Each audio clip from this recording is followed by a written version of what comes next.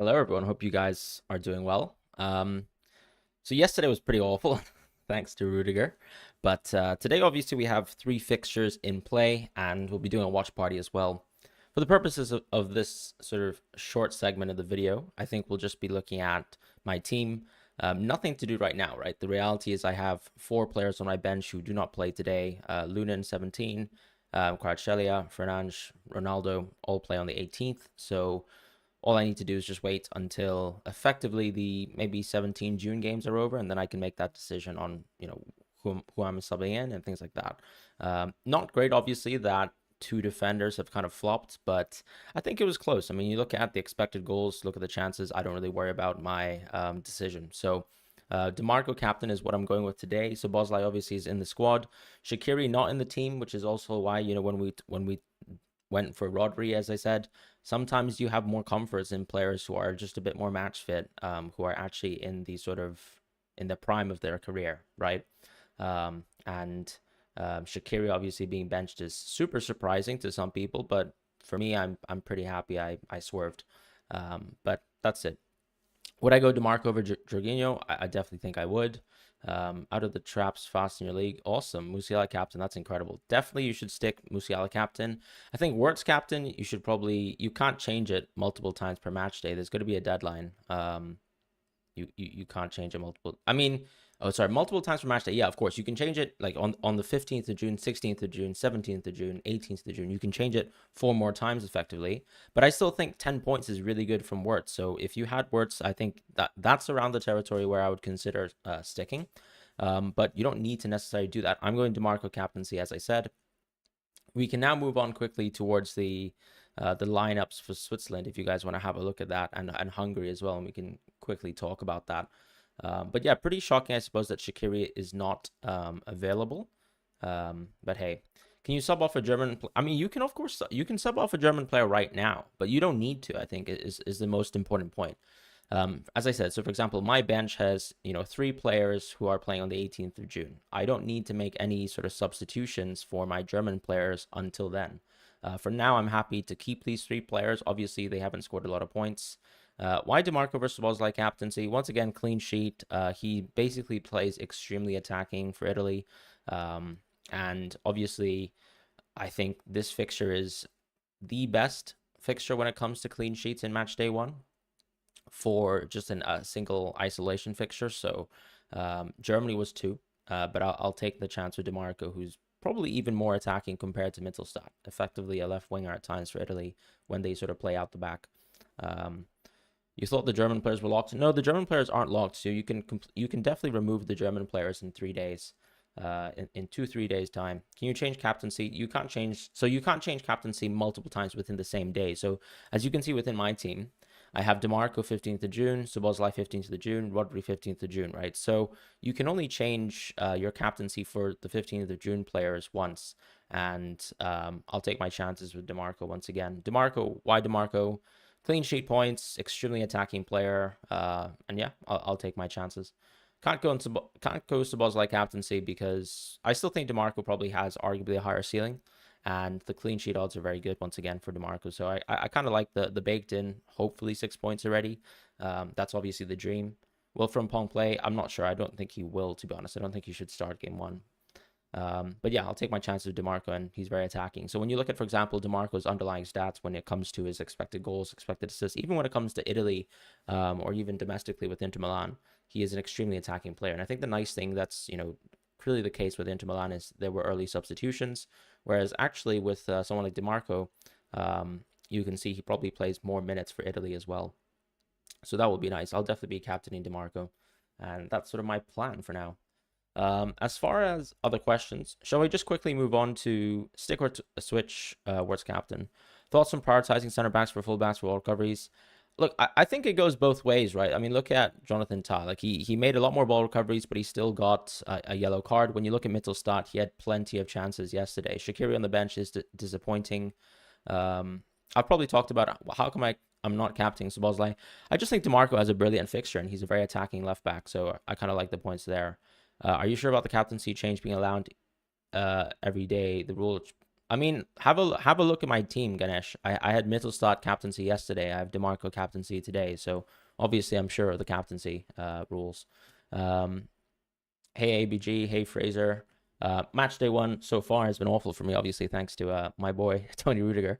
Can you only change captain once every match day? You can change it every day of the match day, not just once. So basically, after tomorrow, if DeMarco fails, I'll just change my captaincy to Trent Alexander-Arnold. Akanji, yep, you have Akanji as a pick. That's good. Widmer as well is playing. So for the people who've been looking at the cheat sheet series, there's Widmer as well who's playing. I thought the German players were locked. They're not locked. Will from Pong play? I don't think so. Would you change Havertz captaincy? I probably would, to be honest. Rodri captain, fair enough. I think, honestly, Rodri, Szoboszlai, and DeMarco are very close options, so I'm not too worried about it. Ahmed's going with the Nico Williams captaincy. Good luck with that. My captain is Musiala. No, look, if you have Musiala, if you have Wirtz, I would keep them. Are we switching defenders? Not today, but we will be switching defenders later on. Do you think Teo Hernandez will play? Honestly, I'm not sure. Were you surprised Havertz took the penalty? Yeah, obviously this makes Havertz more attractive. Was I surprised? Absolutely not. I think I've discussed in my videos previously that I think Gundo and Havertz have similar penalty share. I think the biggest thing is that Gundogan actually, had a pretty big knock, right? So I suppose that impacted his wanting to take the penalty. If you looked at the Musiala chance, right, where Musiala was actually fouled outside the box, it seemed like Gundo was actually going to take that penalty. But obviously, we don't know. Why isn't Shaqiri playing? I don't know. I think it's probably because he's very unfit. And the coach has already mentioned previously that he's not fit, at this stage in his career, unfortunately, to maybe play matches every 4 days. And it seems like maybe he just hasn't been selected, maybe for whatever reason. So, as I said in when I was discussing Shaqiri as well within my own team selection, my transfer videos as well, that I did think that was a pretty big factor with Shaqiri when it comes down to assessing like how fit he is as a player, because yeah, something to look at.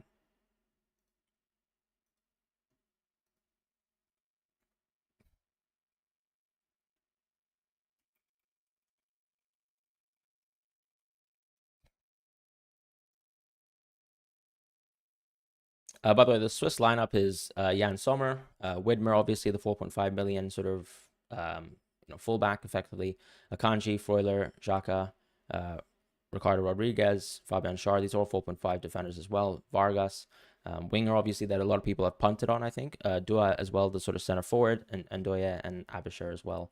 So, if you have, for example, if you're playing some other fantasy games, if you guys want to update your teams there, and you're allowed to, then obviously go for that. All right, so I think that's it in terms of discussing lineups and things like that. I think I'm happy to answer questions in the chat, but I'm just going to quickly change the interface so that it becomes the FOTMob interface as well. So we'll be looking obviously at Hungary, Switzerland. That should be quite an interesting game for us. I'm pretty excited for Szoboszlai to do well. I'm hoping obviously that he can. This is probably the best fixture for Hungary, at least up until match day 3 again, and we'll take our chances. Obviously, hopefully the man of the match can kind of come into fruition. How many points before you stick? I would say bare minimum is around 10 points. Also late. Why DeMarco over Szoboszlai? You told me Rudiger will score yesterday. Yeah, man, that wasn't nice, was it?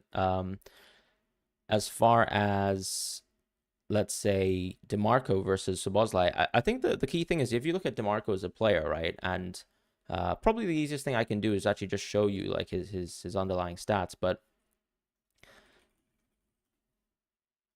so when I go on like a website like FBref and I have a look at a player like DeMarco, for an attacking fullback within the world, this guy is one of the most insane players. So when you look at the expected goals, the percentiles, the expected the combination of non-penalty expected goals plus expected assisted goals, he is one of the best attacking fullbacks in the world. So when it comes down to how strong he is as an attacking player, I think that's set in stone. When you look at, for example, Szoboszlai as well, obviously he's got the tougher fixture. This is Italy's best fixture. So when you look at fixtures like this, it makes more sense. No, DeMarco doesn't need clean sheets to obtain big points, because if you think about it, DeMarco has a lot of attacking share as well. So as one of the best attacking fullbacks in the world, you don't necessarily need him to get a clean sheet. But also when you look at Italy's clean sheet odds, DeMarco has great odds, right? Italy have, I believe, above 50% clean sheet odds for this match versus Albania. So when it comes down to the combination of the attacking aspect of things, he's pretty good at ball recoveries as well, to be honest. And anyone who's obviously watched him play for Inter Milan or watched him play in the Champions League will know he's an extremely attacking player. So the fact that this is Italy's best defensive fixture and potentially the best defensive fixture within most of the group stage matches does mean that I really liked the idea of DeMarco captaincy. So I think Szoboszlai is very close, but you can totally go Szoboszlai, but I'm going DeMarco myself. I have 6 outfield players. Sander J says playing on the same day in match day 2 and both keepers as well. Needs wild card are not a big deal. That's not a big deal. I mean, look, the reality is, for example, think about a game like FPL. You have players that you can't even change with the sub mechanic. So do you suddenly just change your players in FPL? No, right? You don't feel like you need to wild card. I mean, having players playing on the same day is totally fine. So DeMarco or Pedri for today's captain. I'm going DeMarco personally. I think he's got more routes to points than Pedri. But I love the Pedri pick, so good luck with that. I captained anyone who has actually captained Musiala and Wirtz, in my opinion, should be. I think Wirtz, you can argue the sticking aspect, but in my opinion, Musiala, you should be sticking 100%. Excuse me, sorry. You should be sticking Musiala 100%. As far as DeMarco or Fratesi, I think if you're comfortable with the captaincies that you have in the subsequent days, then I think you can obviously just go Fratesi, right? Because he's a big differential. No one owns Fratesi. You have basically landed on a fantastic punt, given that we are expecting Fratesi to start. However, I still think DeMarco is a safer captaincy. You told me Rudiger will score yesterday. Yeah, but I mean, is that supposed to be funny or what? Modric or Perisic? I'd probably go Modric. There was obviously some news about Perisic, right? You've subbed in Mittelstadt for Widmer. I think that's fine. What about Havertz sticker swap? I'd probably swap Havertz, to be honest. A striker getting 2 goals would only take him to 10, doubling to 20 points. However, though, Joseph, as well, just a point. Obviously, if a striker scores 2 goals, I mean, he's got a lot of the match share, right, at that point, too. Mbappe or Lukaku can maybe get a hat trick. I mean, a hat trick obviously is a different situation. Can you captain Szoboszlai first, then DeMarco afterwards? No. So you can only have one captaincy for this day. So you basically have to choose between an Italian player, a Spanish player, or obviously a Hungarian / Swiss player. What's the live stream schedule? We'll try to live stream every day, but obviously when it comes to Monday, I'll be back at work. So yeah. Can I show my current squad? I mean, I can show my current squad. Yeah, of course. I mean, this is my current squad, but I'm not going to change the squad for now. When I changed my captain, I lost points. Do I get them back?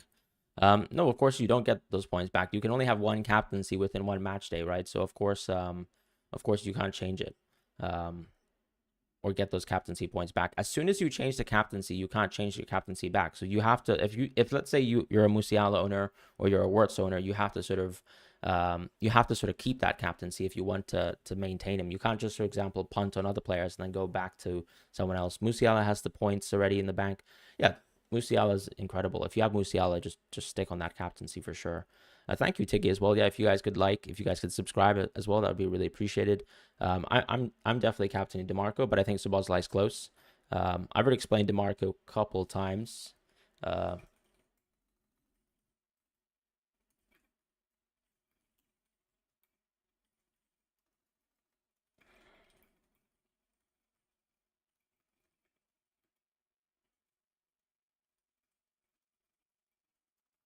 I'm just gonna write a reason for why I'm DeMarco captaining. For me, it's pretty clear. If you've watched DeMarco play football, you'll know he's an extremely attacking player. So that's all I'll say. People will ask, no, I understand that. That's fine. What is my chip strategy? Wildcard 5, limitless match day 3. Why no one has Yamal? I think that Yamal's a brilliant player. Obviously, as a Spaniard, I would love. I'm going to be watching the Spain game today with a lot of love for Yamal, a lot of love for Pedri and Nico Williams as well. But I mean, obviously, it was tougher to kind of put those players in my draft because for me, Rodri is nice because he's a midfielder, whereas with Yamal, you're kind of spoiled for choice with the forwards as well. Where's my Spain shirt? I'll take it out for next game. You captain Havertz yesterday. I think that's around the points where you probably want to consider twisting because you have 4 chances anyways to sort of outscore Havertz, so to speak. So I would probably take that chance. Shaqiri or DeMarco captain. Shaqiri is not even starting, by the way. Shaqiri is not starting.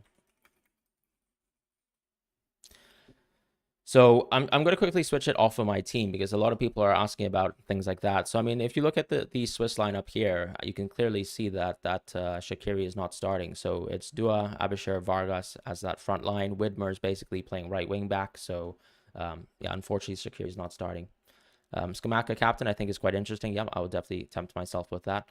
On the cheat sheet, there were a few players which I felt were missing. Yeah, I think Sudakov was definitely missing from the cheat sheet. For me, it's obviously the case that Sudakov unfortunately has a little bit of a small sample size when it comes to domestic football. So sometimes I like to wait a bit more. Clearly, of course, some people will point out that he's played brilliantly for Ukraine, which is correct. So yeah, I think Sudakov obviously was definitely missing. Shaqiri or DeMarco captain? Yeah, answer that one already. Does Limitless Matchday 2 and Wildcard 5 make sense, or are you tripping? I think it does make sense. I have some friends of mine who are going for it. It's probably a less popular strategy, if I'm being completely honest with you, but I can kind of understand why a lot of people have moved on to Limitless Matchday 2, because I know the idea is obviously you target the best English fixtures, the best Portuguese fixtures, and at the same time you can even target Spain as well. So yeah, DeMarco cap reasons are explained at the top of the chat. Shaqiri has been dropped. Yeah, I mean, I did say within some of my videos that I think Shaqiri at this stage of his career is a little bit suspect when it comes to the minutes. So I'm kind of happy that I was right in terms of the reasoning there, logically at least. Knowing the game against Albania will be amazing for a clean sheet. Going for the Italian side, Jorginho, DeMarco captain.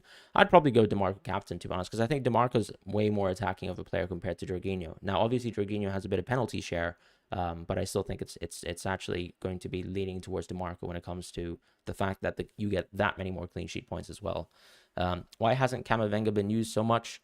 I mean, to be fair, if you've watched classically with the French national team, he just hasn't played too much. However, he could very well play because Tchouaméni, I don't think is ready for Matchday 1.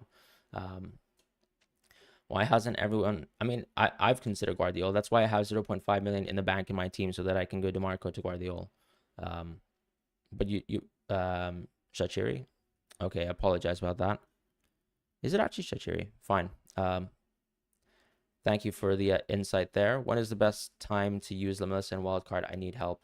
It depends on what you drafted in your Matchday 1 team. If you drafted your team for a specific purpose, you should stick to that specific purpose. I don't think there is a one-size-fits-all formula because, for example, if you, let's say, went for more Spanish players, you might actually be going for a Limitless Matchday 2 strategy, and so on and so forth. DeMarco or Di Lorenzo captain. I'd definitely go DeMarco. Words for Tessie. I mean, I would just keep the Words captaincy personally. Which did you like more, Van Dijk, easier clean sheet, or I think so Van Dijk obviously has quite a lot of attacking threat as well. Personally, I would probably consider Cancelo anyways for just the attacking returns. Who wins the 3 o'clock game? I don't really care, to be honest. I kind of just want to watch Szoboszlai ball out. That's it. So I'd be happy if Hungary or Switzerland win. Obviously, we probably want to go with Hungary winning because that probably means that Szoboszlai gets to win man of the match as well. Have I regretted that I picked Gundo over Florian Musiala? I mean, no. I mean, I don't play fantasy games to really regret too much. Like, I'm comfortable with my decision making. I've played fantasy games a lot. So, if someone doesn't score, that's life and that's football. I can't get everything right. You'll captain Frimpong, but the thing is, Frimpong is not guaranteed to start. Keep Havertz captain. I think you can consider twisting. Around 10 points is where I would say consider not to twist. Because look, the reality is most players, right, are expected to probably have less than 10 points per match. Like that's the reality. Obviously, some players are capable of outscoring 10 points, but when it comes to the odds, it's actually pretty unlikely. Not talk about captain itself, but what do you think Szoboszlai will be able to do in this game? I mean, I hope he can get the 6 ball recoveries that we usually expect from Szoboszlai, and I hope that hopefully he can get 1 goal or 1 assist, and that would make me happy enough. Keep Wirtz captain. Definitely, I think you can consider keeping Wirtz captain. If you're on Musiala captain, for example, at 12 points, I would say keep it. Wirtz is probably around that territory where I would consider changing things about. Top class midfield is all about this fantasy. Szoboszlai, DeMarco. I've gone DeMarco personally. I'm sticking Wirtz until Hey, Fran, I hope Spain go all the way. Thank you, Arte. Hope you're doing well. Haven't seen you around. Maybe I've missed you, but nice to see you around as well. And I hope you're well. You think the upside is higher for Szoboszlai? I mean, why is that specifically? Szoboszlai or DeMarco captain? I'm going DeMarco personally. I just think he's a very attacking fullback. So, people love to talk about ceiling, but the reality is that there are a lot of routes to points for DeMarco as well. Shaqiri not starting. I think probably the manager prioritizes probably as someone who's more fit, unfortunately, the people who've gone for Shaqiri. In terms of switching, should I hold Wirtz until Kane, for example, outscores him? No, I mean you can't change the captaincy like that, Max. So you can't, for example, change the captaincy when Kane's played. You literally have to make a proactive decision to remove the Wirtz captaincy, and then you need to go for Kane, for example, or Mbappe. So you literally have to actively twist, and you would lose the points immediately for Wirtz. You can't go back to the Wirtz points. Did I make any subs? Nope. No subs right now. I mean, my bench is basically 18th. Where will Hungary end in the group? I mean, honestly, I still think they'll come last. I haven't made any subs. Who did you cap in? DeMarco is my captaincy. Fine, I'll just quickly leave it on my team for now. Before the match starts, and we'll just go to FOTMob later. DeMarco with Italy is not the same with Inter. He's more defensive. Yeah, but I mean, like, you can make the same argument for Szoboszlai. He's literally playing for the weaker team within this match, right? And the reality is Italy are versus Albania. They're not versus Spain or Croatia. So when you talk about DeMarco with Italy, it's not the same. That doesn't make any sense, because the whole point is that it's DeMarco with Italy versus Albania. It's not DeMarco in general. I'm just trying to give you a baseline for what DeMarco is on a domestic level and what he can produce. The reality is, if you're playing for even a more defensive Italian team or a less attacking Italian team, that threshold is going to be completely burst open by the fact that you're playing Albania, a much weaker team. If Rodri does bad, you're changing him and Mit, Saquara, and Fernandes. But then what you got to do with Ronaldo? I don't really understand what you're saying, Liam, because you can just change the formation. Because best possible scenario with DeMarco is a goal contribution clean sheet, where Szoboszlai will be all out trying to be. I don't really understand what that means, Yaz. If DeMarco gets an attacking return and a clean sheet, he could very well get man of the match, which is probably going to, let's say if you get 3 points for an assist, right? Bare minimum, 3 points for man of the match, 6 points, and then 4 points clean sheet. Like, that's already a lot of points from DeMarco. Whereas obviously Szoboszlai, you're expecting a player who has. Look, the reality for Szoboszlai is that the goal and assist production for the odds, right, is going to be less than 1 per match. So, in a nice theoretical situation, if Szoboszlai gets, let's say, a goal and an assist, which I think is already very kind, right? But possible, of course, if he gets a goal and assist, for example, you're looking at Szoboszlai with 8 points plus man of the match, 11 points. It's pretty close in terms of points. But even getting 1 goal and assist is already very tough, because obviously, as I said, Hungary aren't necessarily favored. I want Hungary to win, but they're not expected to win, and that's the reality. You're basically saying if Rodri does bad. I mean, if Rodri does bad, it doesn't change how Ronaldo works. I can bench Rodri for sure, but the formation can easily be a 3-4-3. It could suddenly be, of course, maybe a 3-5-2 as well. It just really depends. Don't know if you talked already, but will I sub out? I mean, there's no point of talking about substitutions, guys, up until the next day. So all the Portuguese players and Kvaratskhelia play on the 18th of June. I need to see what happens to all my midfielders and all my defenders before I make any other substitutions. Obviously, I need 3 defenders for the formation, but you can play any 3-back formation anyways. Is Lunin a sure starter? I believe the coach has already mentioned that he'll play Matchday 1, Matchday 2. I didn't say that I have doubts about Szoboszlai. I don't understand the point, Fraser. I'm just trying to defend my captaincy. So I hope you just understand that. When it comes to projections, there's a lot of things going more in DeMarco's favor. DeMarco probably has the best Matchday 1 fixture. So that's the only reason why I have DeMarco captaincy. So I have Szoboszlai because I still have a lot of confidence in him. And that's why we've gone for Szoboszlai. The point is about captaincy, not my team selection. Pellegrini or DeMarco? I would still go DeMarco personally. Widmer captain, that could be quite interesting, to be honest, if you want to go differential. But keep in mind, of course, that I'd probably still prefer, let's say, like an Italian pick for a sort of captaincy, or I'd still prefer Szoboszlai, to be honest, over, let's say, Widmer, if you have him. I mean, if DeMarco isn't getting a goal or assist, why am I getting him at all? I mean, you can do whatever you want, Roman. I respect how well you deal with answering the same questions over and over. I mean, I can understand like people asking the question. I'm happy to sort of give my decision making. Um,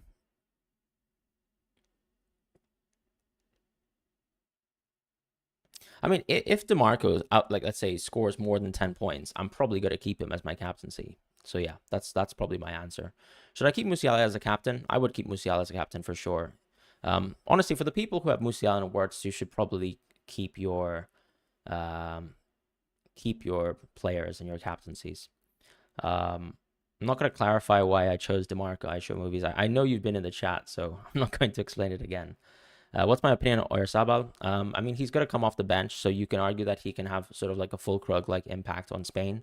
But honestly, because the tough fixtures are tough for match day 1 and match day 2, I don't think he's that interesting. Oyarzabal, that is. But however, when you look at actually the sort of markets, it seems like he's pretty high in terms of goal share and assist share for Spain. So clearly, they think that he's going to do well as an assist as sort of a producing option for Spain. Am I going live every day this month? No, unfortunately, I'll have to go to the office, and tomorrow I'll have to just I'll be spending some time with my wife, so I won't be able to stream tomorrow. So I'll stream when I can. For new members, I mean, DeMarco, as I said, look, very attacking fixture versus the weakest. You know, I think Italy versus Albania is a pretty one-sided matchup. So when you look at, for example, outside of all the games that weren't Germany and Scotland, when it came to sort of betting odds, I believe Italy was looking great. I've been interrogated hard. I mean, a lot of people are going DeMarco captaincy anyway. So I think it comes down to people who might not have necessarily watched DeMarco or obviously have slightly higher expectations for Albania. Ben Shaqiri is dope. Yeah, I can't lie. I'm pretty happy about Shaqiri benching. Hey mate, would you stick or twist Wirtz? I'd probably stick. As an Inter fan, I do know DeMarco's wicked long shot. I mean, DeMarco has so much going for him as well. I mean, if you guys think about it too, like this is a guy who even, you know, gets into actions into the box and he can even score a header. Like that's how attacking his sort of position is. You don't think Mbappe/Coin will score more than 10 points? Is that really a risk? Yeah, I think so, EY. If you look at, for example, the betting odds for Kane and Mbappe, the reality is if you kind of add the odds up, it's actually very unlikely that they score more than 10 points on an average situation. Obviously, they can, and they're world-class players, but it's actually not as simple as that. Should I keep Havertz as the captain? I think it's close. I think Szoboszlai is more exciting to captain, but DeMarco makes more sense. I just think DeMarco is an extremely attacking fullback, so I have no worries about that. What is the symbol next to Szoboszlai on the graphic? I think that's just day 2. I think that just says day 2. How many times can I change your captain match day 1? You can change it every day. So for example, yeah, today we have 15th of June. We have Szoboszlai, we have Rodri, we have DeMarco as options. And then tomorrow we just move on to an English captain. You missed the deadline to make the team yesterday. Can you still make one team just without the players who've already played? Yusuf, I think I'm not sure, to be honest. I think you can try. I really don't know what the rules are when it comes to that, but you can give it a try. Am I making both transfers next week? I'll have a look at my team. Obviously, I need to reassess when all the fixtures are over. What's the minimum points to stick with the captaincy? In my opinion, 10. You can't make a team, Yas? Okay, so I guess you have to start from match day 2, but that's not really fun, is it? First player to score in the first match. Look, I have Szoboszlai on my team, so why don't we just say Szoboszlai? The Hall of Fame is just people who've subscribed to the channel as a member, or joined the channel as a member. So, yeah. Can you captain Szoboszlai first, then DeMarco? You can't do that, EY. You can only go. You can only have one captain for the 15th of June. Would you captain Scamacca if you captain Wirtz? I'd probably consider going Wirtz. You going Lukaku captain or Mbappe? I think I'll just go Mbappe, to be honest. Captain DeMarco, keep Wirtz. I'd probably keep Wirtz, to be honest. Can I make transfers after match day 1 is finished? You need to make transfers before the match day 2 deadline. Yeah, we were pretty unlucky yesterday with Rudiger. I mean, Scotland had 0 XG, right? So that's pretty tough. Lazar, you said, who's a better captain pick, DeMarco or Scamacca? I'd probably actually say DeMarco still.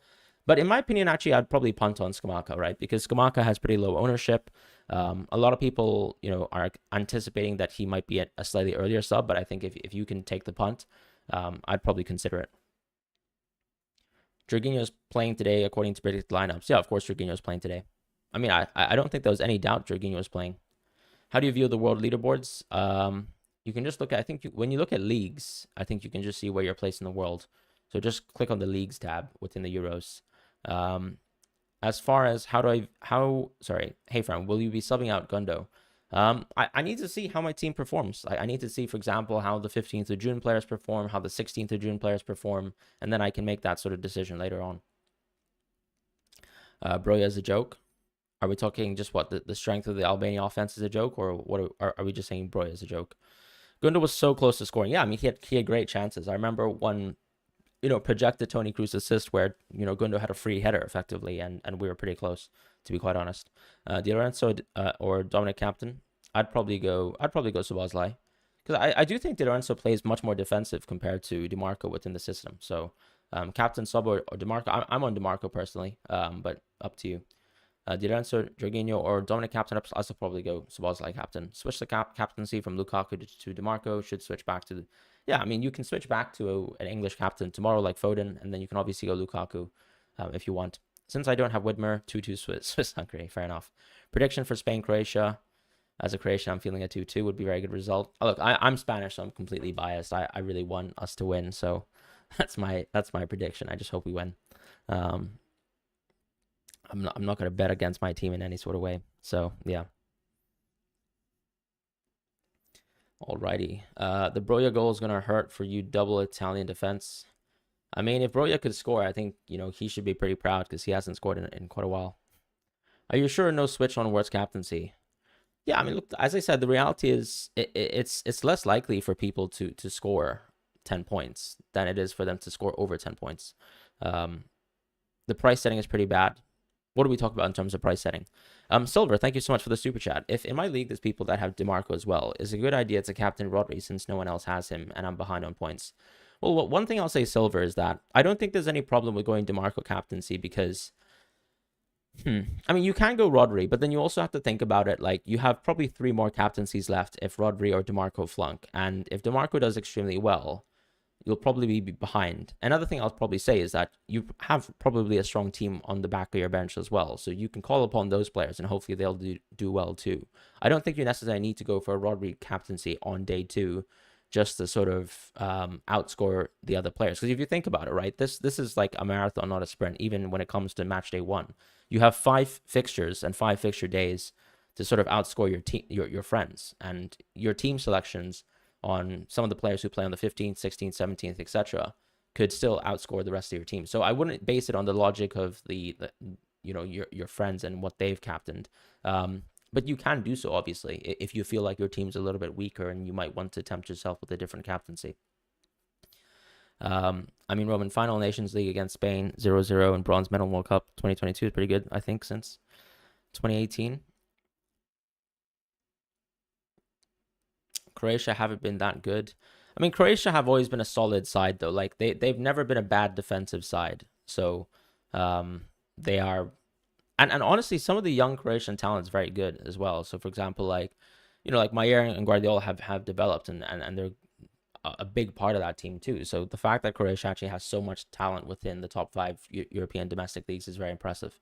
You'd go for Musiala after yesterday's performance. Yeah, but I mean, fantasy games isn't just about chasing points. Or obviously he looked brilliant, and I mean, anyone who's watched Musiala play football before can say that he's a world-class dribbler even before the match started. So, we make decisions before people do well, and I'm not gonna overreact because nothing. I learned nothing yesterday other than Havertz took a penalty basically, and that's it. Rodri or Szoboszlai captaincy. I'd probably still go. I'd probably still go Szoboszlai personally, but I can understand going for Rodri if you want to go for Rodri. I think they're pretty close. Why is Shaqiri benched? Well, as I said, I think he is at a different stage in his career. He's probably less fit than he ever was, and maybe the manager has decided to bench him for that reason. Thank you, Svein. Why is Shaqiri benched? Yeah, exactly. Any word on the Mbappe injury rumors? I believe he trained like in the afternoon training yesterday, so I don't think there's too much worries. And Giroud also confirmed that he should be ready to play match day 1. Early thoughts on Trent versus Saka captain tomorrow? You swapped from the Musiala captaincy? Oh no. Well, I still hope you can find a captaincy that does well. LBJ, hope you're doing well. Do you think Havertz took a pen? I do think Havertz took the pen because Gundo got hurt a little bit in the moment, and it probably made less sense for him to take it. But I mean, the reality now is that the penalties are pretty wide open. Why DeMarco? Just look at the pin comment. Mbappe trained by himself. Yeah, but I think that's already an improvement compared to the previous day, right? And Giroud said that he should be ready by match day 1. Why haven't I captained DeMarco? I have captained DeMarco. Gundogan's tackle almost got snapped. Yeah, that was a pretty brutal tackle, to be honest. It's more of a tackle that's like, I think, given that he wasn't, subbed off, it's probably one that was much more painful than anything. So makes sense. You have Xhaka, but you think Amdouni would score first? You think Amdouni's going to score from the bench, or I'm kind of confused.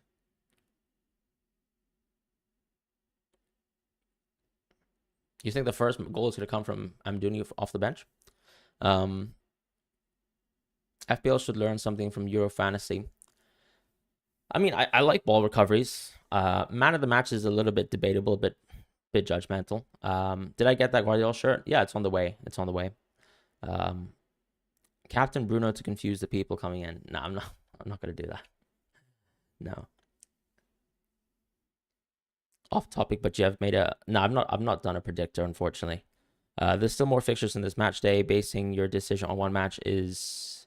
I mean, we don't need to start calling people morons. But yeah, making decisions based on one match is not really how you should make educated footballing decisions, in my opinion. Hat-trick from Szoboszlai, that would be nice.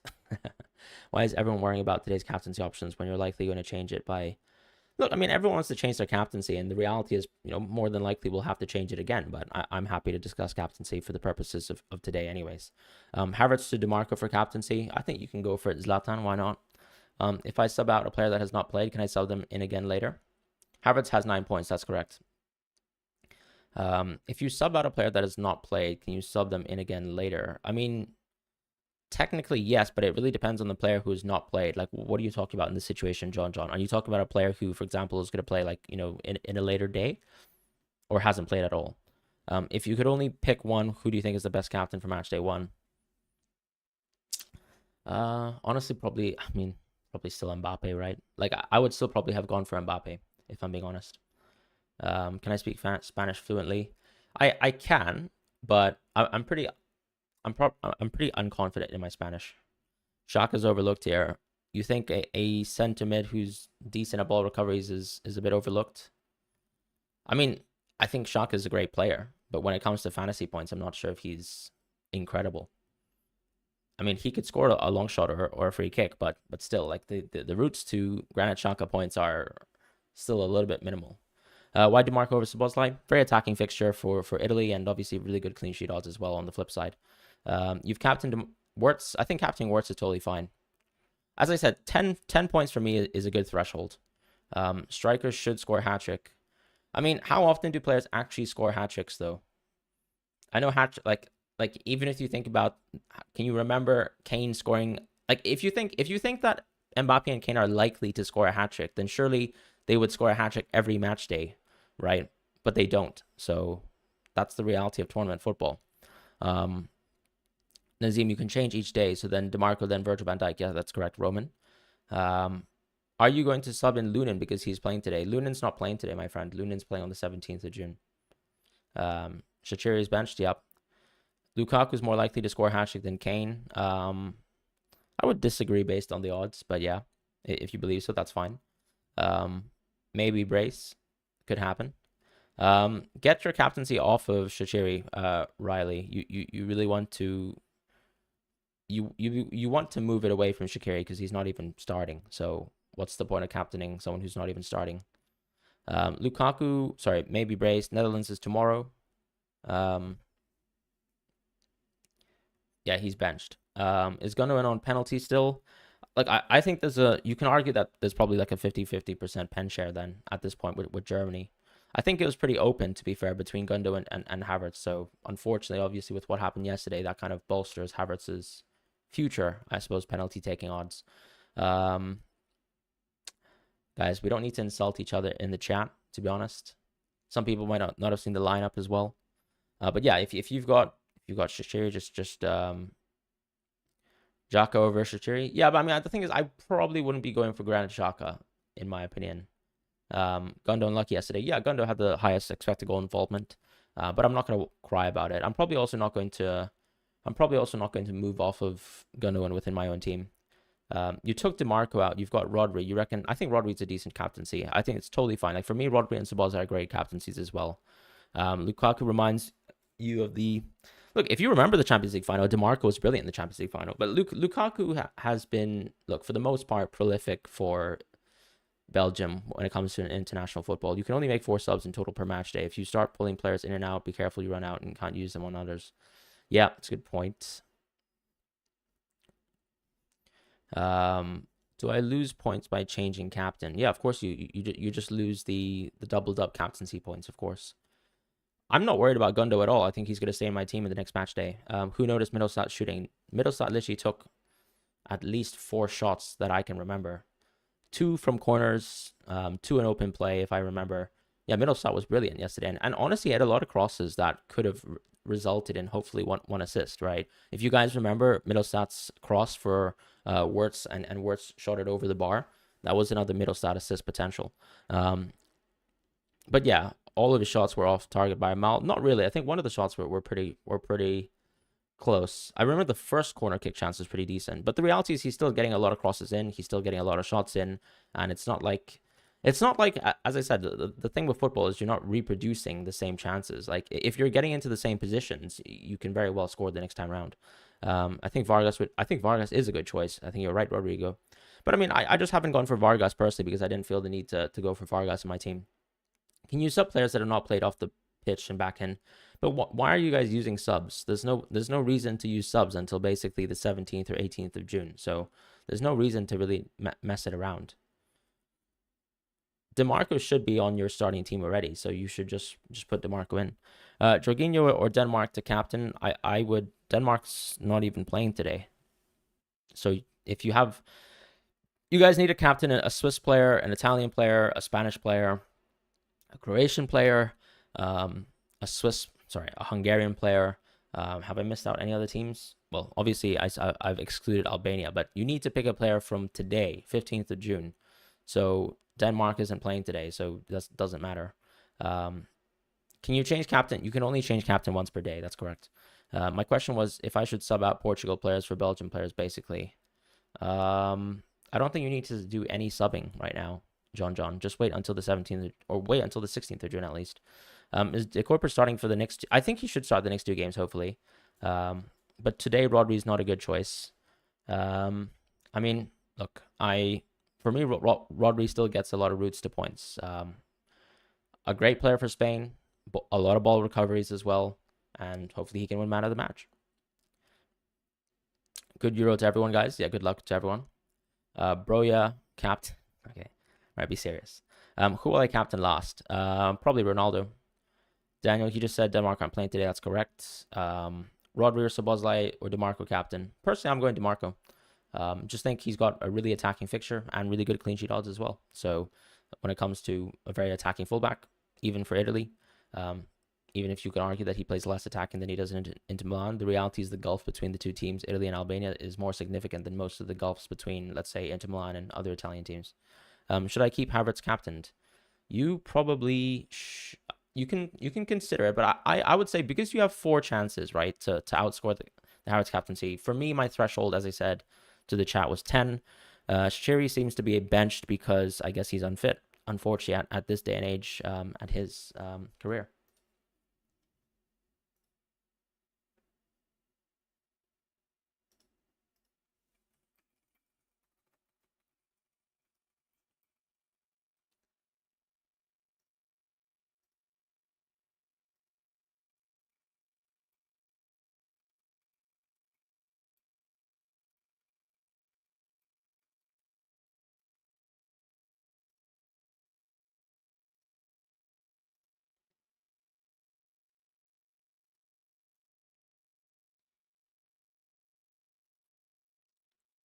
Chiesa or DeMarco? I actually think I'd go Chiesa, right? Because he's pretty sure to be a really low owned pick, and obviously, like, if you own Chiesa, if you own Fratesi, if you own Scamacca, like, really good attacking fixture for Italy, and I kind of like the opportunity. You're only allowed 4 subs per match week. Yeah, exactly. So stop sort of playing around with the substitutions, in my opinion. If DeMarco gets 12 points, I'm absolutely sticking, my friend. Jorginho versus DeMarco captain, I'll go DeMarco personally. I think it means that he accidentally put players that play on the 18th in his starting lineup. I think, but if you put players who play on the 18th in the starting lineup, I think you should just wait until at least the 17th to sub in some other players. Or look, if you have, let's say, a player today, then fine, you have to sub them in. Yeah, you do. Who would you captain for tomorrow? I think within the context of my own team, I really only have Trent.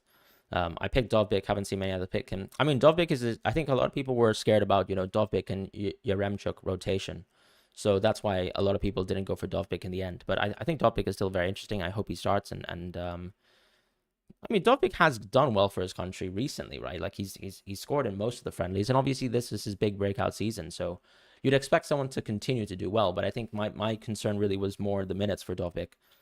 Because there's a lot of options within Ukrainian's front line. You're Riley, probably 60th. What was the question there? Hey, Yossi, I hope you're doing good, my man. Nice to see you around. I hope you're cooking better than me. I'm sure Fran would like a thumbs up, VVMMUU. Thank you so much. Yeah, I would appreciate a thumbs up. And let's start watching the football soon. You captain Szoboszlai over DeMarco, that's fine. It's still guys, I'm telling you, like I don't tend to pick players that I think will do bad, right? If I have Szoboszlai, Rodri, DeMarco, my team, I think they can do well. So obviously, if you want to captain those players, that's fine.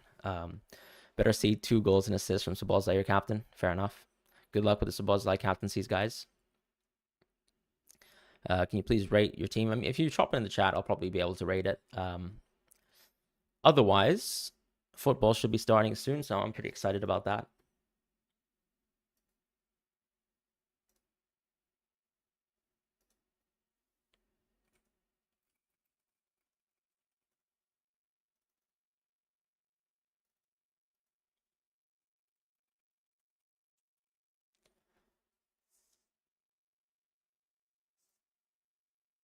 I think I'll be on a little bit of a delay just to let everyone know. So you guys can spoil me the goal scores and things like that. But I'm already happy, like, Shaqiri's benched, so that's one major threat gone. Alrighty, so we're just gonna quickly switch to the FOT mob layout, and then we'll be watching the match. All right, guys, great spoilers.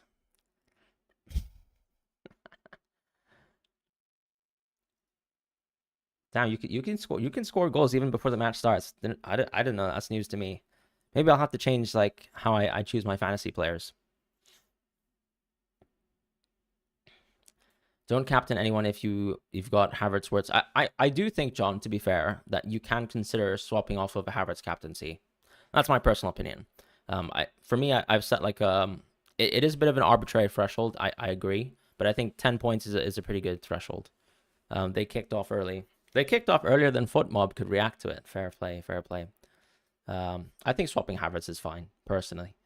Because you have to think about it. You have 4 goes at the lottery, right? If DeMarco has a clean sheet and assists, it is absolutely worth it to say, look, if DeMarco does any attacking return and gets a clean sheet, he's staying. Are you going to be stressing it from Bong starts? Not really. I mean, why would I be stressed? You can do better than a goal and assist. Fair play, Super Jacked. I've got no goals and no assists in my own team. What if I was to do Szoboszlai then switch to DeMarco? Is that possible, or are you bugging? You can't do that, Riley. You can only change the captaincy once per day. So, for example, on the 15th of June, you can only select one captaincy option from then. And then tomorrow, one option from the 16th of June players. All right, shall we refresh this page? Where's the Shaka goal you guys are talking about, man? Damn. Can't see it. I had Havertz and Wirtz, so you're pretty happy. That's pretty awesome, Super Jacked. Well done. So Amdouni's dropped to the bench for whoever wanted to Amdouni captain for whatever reason. Thoughts? Verbruggen, Lunin. Can you just tell me what your chip strategy is, Fraser? Oh, yeah, I had Middlestat and Jonathan Tah. So Scotland had zero shots on target, and we had one own goal, and that was pretty depressing. Oh, right, Riley, yeah. Does it kind of straddle between your days? Ooh, pretty close chance already.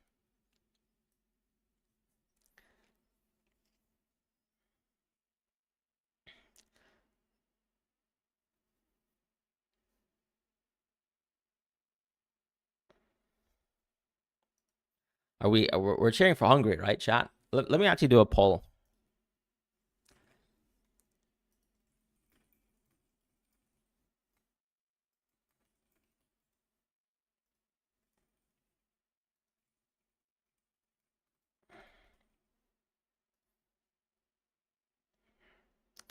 Um, 11 to 12 points is the minimum. I mean, for me, the minimum is around 10 points. But yeah, look, I mean, I don't think it's the minimum. I think it is hard to expect players to actually, perform that much. Because as some people have rightly mentioned, for the forwards especially, like if you look at Mbappe and Kane, right? If Mbappe and Kane, for example, score a brace, that's double 4 points, 8, and then obviously, you play, so 10 points, you're very likely to get man of the match. Fine, that's 13. But then also a brace is actually tough to actually expect. Is your stream oh, you want to sync them? I can tell you what time I'm on, I suppose. I can just say it right now.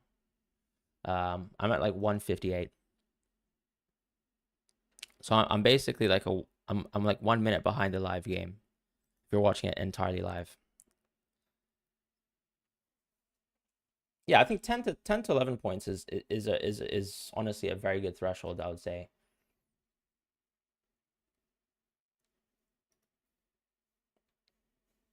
You captain Saboza over Harvard and DeMarco, you better perform. Good luck, Zeki.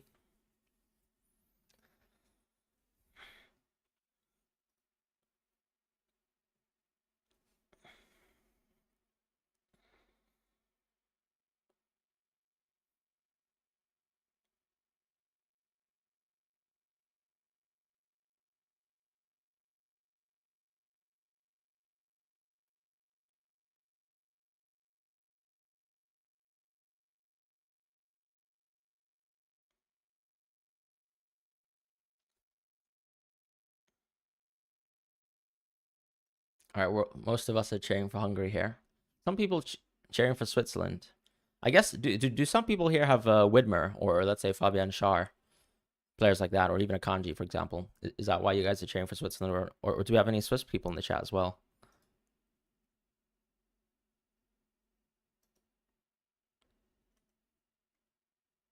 Oh my God, Widmer already has a yellow card. I'm sorry about that. I'm sorry about that, Brubar. Vargas as well. Ah, fair. Yeah, a lot of people did go for Vargas in the end. That's true. It's funny because there's a Varga and there's a Vargas, right? So, um,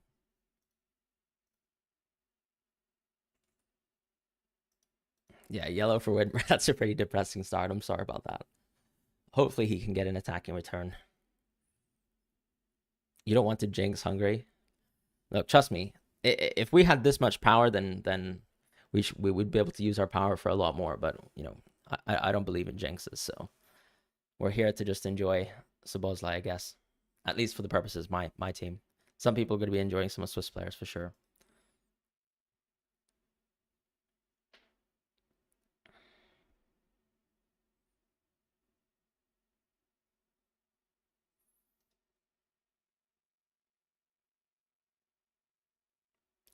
Milos Kerkez as well join the file. Lovely.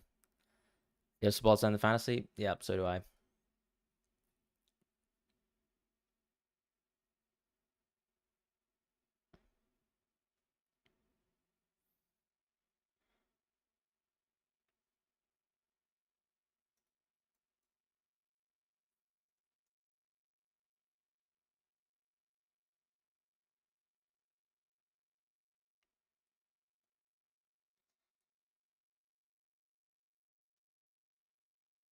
You're at the 3rd minute. I'm at minute 5. Please could you rate the team below? Pickford, Lunan, Trent, Ways, Frimpong. To be honest, I really like that team, but I still think that Frimpong isn't it isn't exactly great because I don't think he'll start. But if he starts, that's a huge punt that's gone super well in your favor. But I probably wouldn't have been so daring. But I hope he does start for you and for your team. Sorry, my lighting has gone off, so let me just try and get that fixed.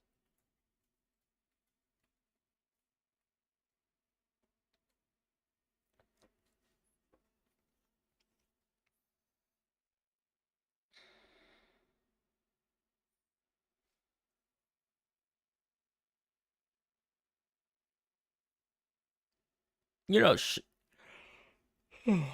me, sorry. Shaqiri could still do well off the bench, right? So that could be pretty interesting. You'd love to have a Swiss attacking slash midfield, but there's only so many players you can choose. I mean, absolutely. There's probably like 15 to 20 midfielders that's really good. What happened to Simons? Yeah, I think Simons could very well start over Frimpong, which is an issue, isn't it? You have Nico Williams. Awesome. Good luck to that. I think Nico Williams is a nice pun. I would have really wished that Yamal was a midfielder in the game. I probably would have actually considered going for Yamal as a Spaniard. Um, but yeah, I think Nico Williams, a lot of people I can see have gone for him, and I hope he does well. I'm Spanish, so I'll be watching and cheering them on. So Italy and well, Italy's obviously in our group, but for the purposes of Italy and Hungary, I'm just gonna be watching them for purely fantasy purposes, and enjoying the football, as it is. Obviously, if other people score, that's fine. But for Spain, I don't care about fantasy for Spain, so we'll be cheering everything on. If it's a Pedri hat trick, we will be there. What minute do you reckon Shaqiri might come on? I mean, probably 60, I suppose, 65. I'm not sure. It really depends on the state of the game, of course. I can't really make that decision now at 7 minutes.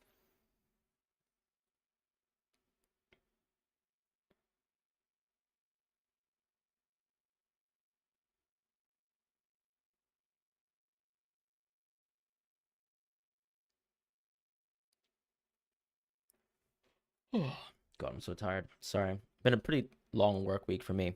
So sleep schedule has been awful. Yeah, Doku being listed as a forward is so strange. So strange. But that's the issue with the UEFA games, right? You're kind of limited for options in the forward positions.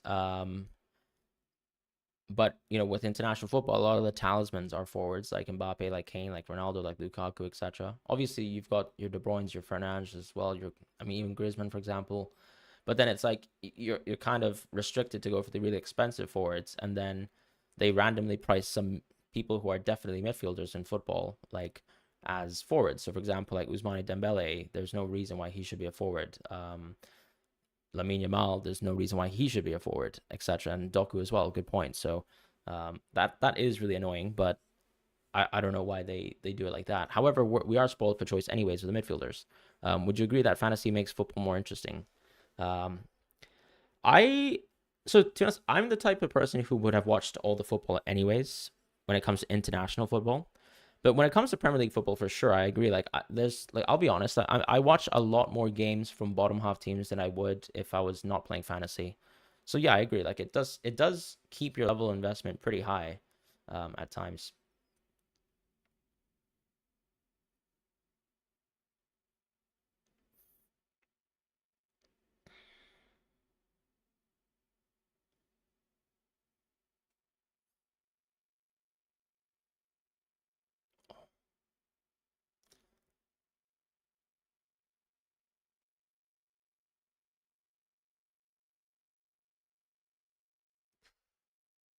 That was a pretty awful shot from Salah, but a good chance. Do I ever bet? Yeah, but I mean, I'm not going to talk about it on stream. I don't really want to condone betting or advertise it. Akanji, your man, 2 ball recoveries. Lovely. Since the teams are both dominantly red, it basically rules out players like Dembele. Yeah, exactly. It's weird. I mean, that's the issue with the French national team. Like, everyone's a forward in France. So you're telling me France have no attacking midfielders? Like, when it comes to a fantasy game, like, it's just ridiculous, isn't it? Because it's like Giroud's forward, Griezmann's a forward, Dembele's a forward, and I don't know. I think even Coman is a forward, or maybe I'm wrong, but um,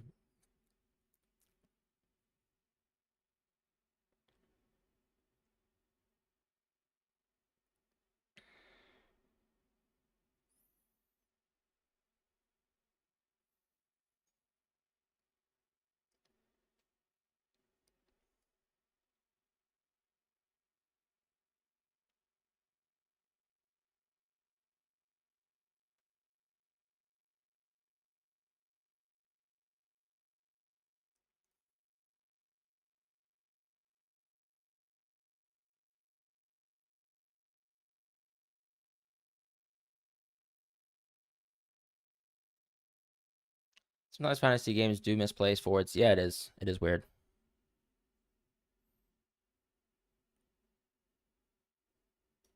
Jacques a goal. Is that true?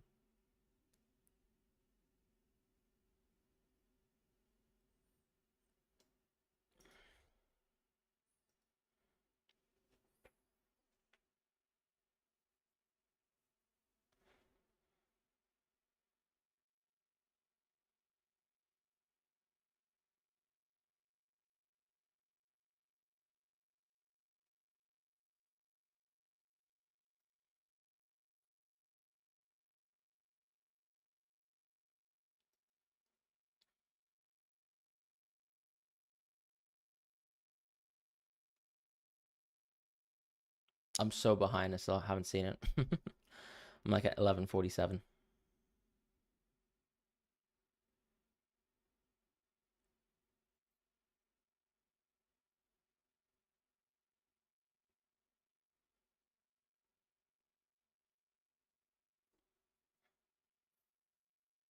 Was it actually offside? Yeah, that actually looked like a goal, didn't it? Yeah, looked onside to me.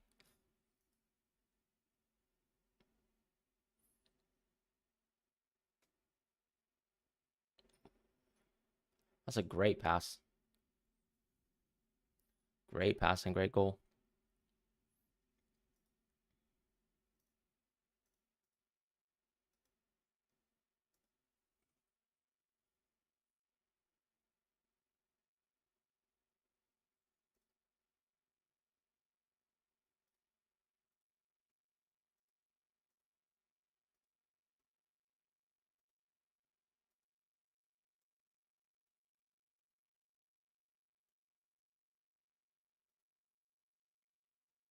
That's incredible.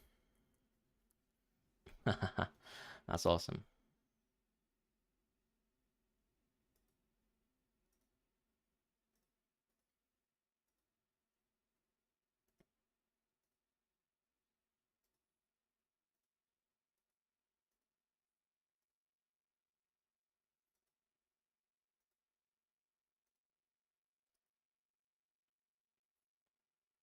Well, where was the Granite Xhaka goal that I was promised?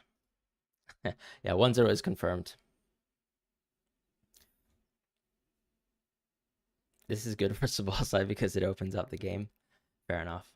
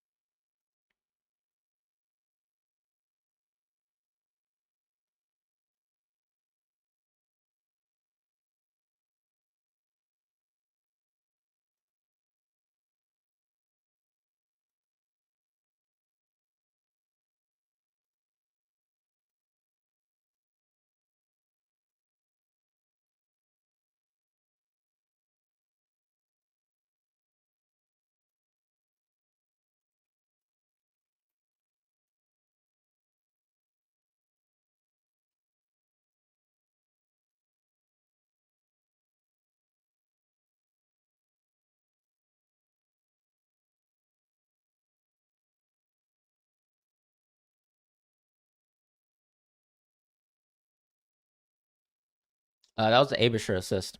Yeah. So Bosley, he does play deep at times, but he's also, I mean, the coach has mentioned that he plays a deep, like he plays a free role within the system. So you'll see him pop deep, but you'll also see him pop forward. So I wouldn't be too worried about necessarily his role. Goulash better than a fondue. All right.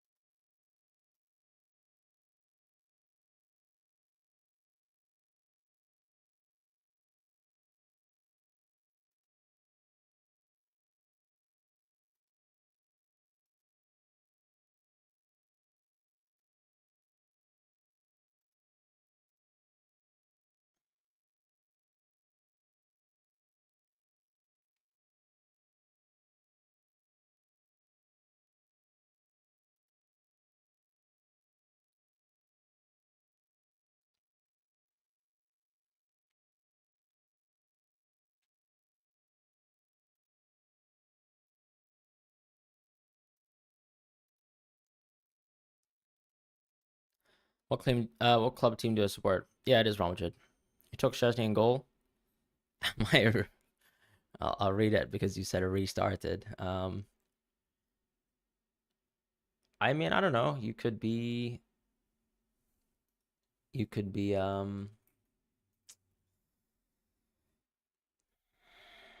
a big fan of him, maybe. I don't know.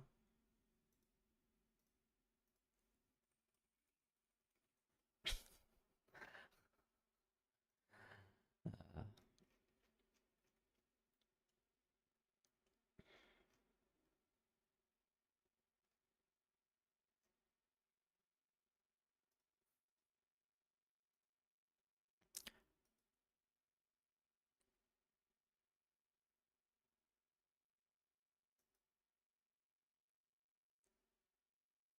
yeah, Shaqiri didn't start. Although the selections for the Swiss coaches already have done really well, right? Um, like Avisher starting and Dua as well, who wasn't always confirmed to start in the forward position. That's pretty huge, to be honest.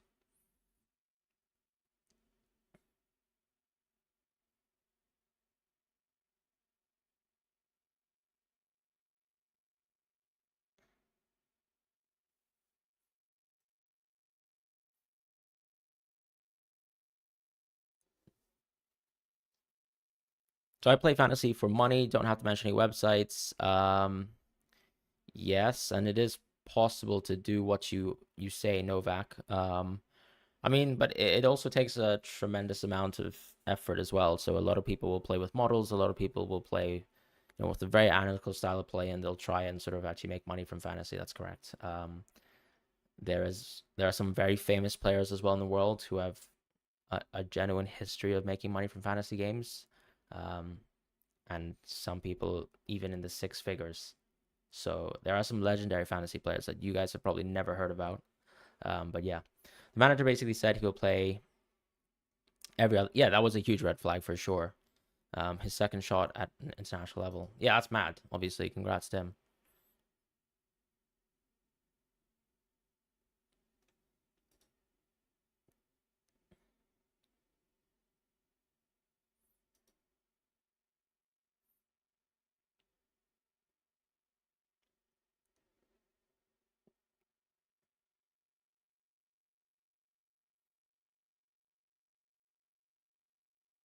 I mean, another thing too is I think a lot of people overreacted to Shaqiri scoring a goal, right? Like within one of the friendlies, and that was also a different level of opposition as well. So sometimes people overreact to that and just think that okay, this player will suddenly just play all the matches because they've done well in a friendly or scored in a friendly, for example.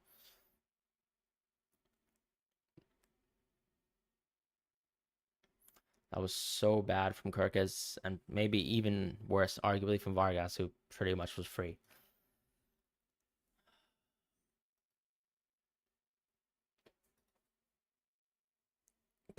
That was horrific from Kirkis. Sobo has done nothing so far.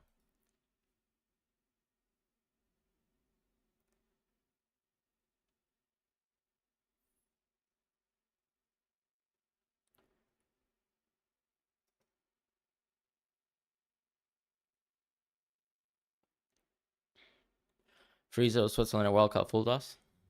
I mean, Switzerland is still a very good team.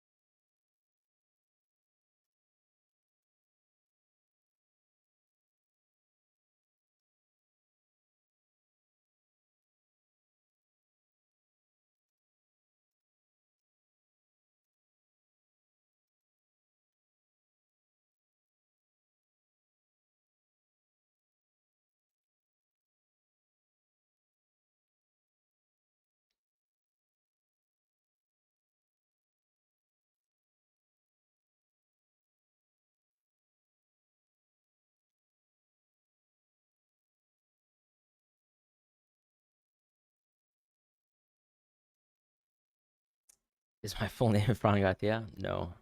Xhaka should do something. He's playing well, but as I said, not that advanced as we usually expect. This isn't fair. Their flag is the plus. Brother hasn't stopped streaming since yesterday. That's true, Chai. We're still here. I haven't even slept, to be honest. I was watching a little bit of basketball last night in the NBA Finals.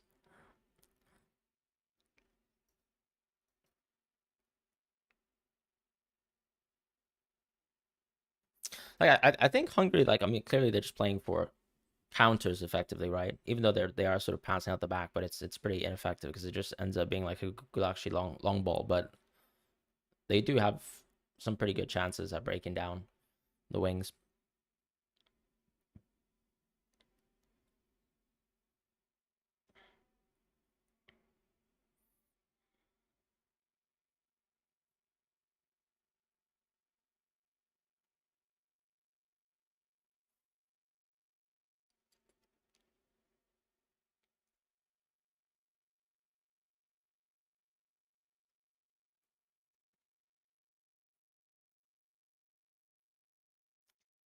I'm cheering for Dallas because I'm a Luka fan because he's a Madridista, so yeah, been a pretty big fan of Luka for a while now, so just want him to do well and not get slandered by Brian Windhorse.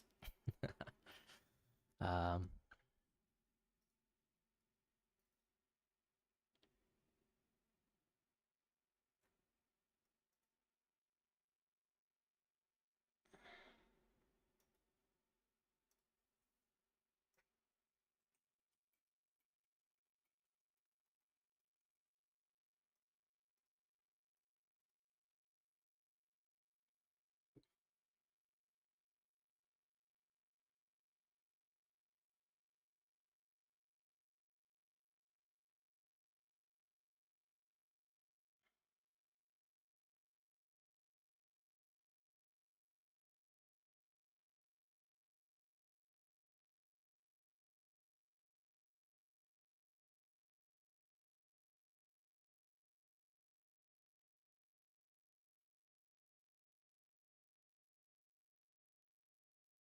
oh, we're so close to a solo ball recovery there. It's a shame. Boston weren't bad. Tatum goat. Did I? Fine, fine. All respects to Boston, I just can't cheer for them. Um,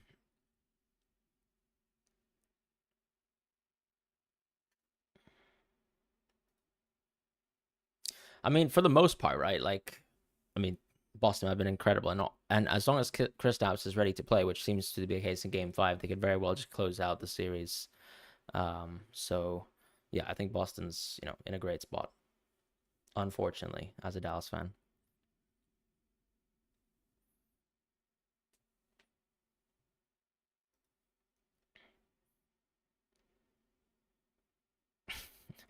Tenebris. Yeah, Sabozai should just take the ball and score. I love how when we watch fantasy football games, it's like your perception of the game is so different. Like when you're not watching fantasy, you just watch everything. You watch like off the ball, you watch everything. When you're watching a fantasy game, you're just looking at Sabozai and you're like, yeah, why doesn't this guy just score from Mars? Um, exactly, yeah, just score. It's that easy. That's what I'm saying. Me when I pick a center back in FPL and they don't score from 10,000 miles away.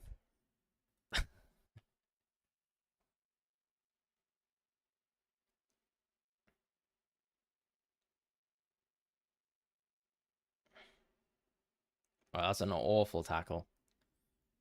Not a tackle, even a foul. You find that off-putting about fantasy? Yeah, I think it does change the way you I mean, it does change the way you like kind of watch the game, and it could be unhealthy as well, to be honest. Scoring, Solo scoring 6 goals in 6 minutes. Yeah,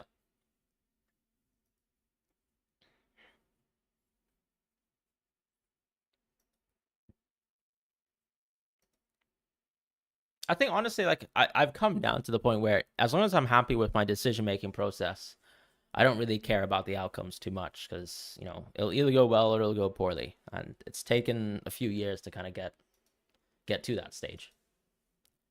Where is Shiri? He's on the bench, my friend Henry. Yeah, it's the reason my friend doesn't play fantasy. He just wants to enjoy the football. Yeah, I think that's fine, and not be worried about why his Albanian striker ain't scoring a hat trick. Yeah, confirm that Calafiori will start. Yeah, that's what we said yesterday on the deadline stream. It seemed like he was predicted to start. Um, is it because the whole Italian team's leaked, or how do you know this?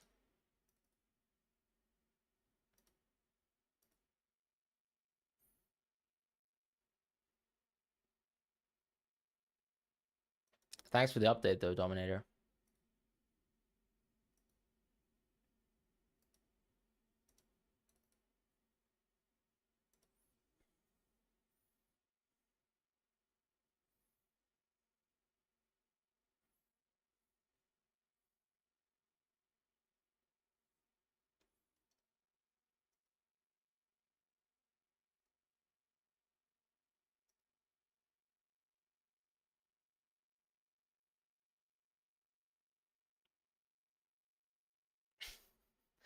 Kirkis makes me pretty nervous.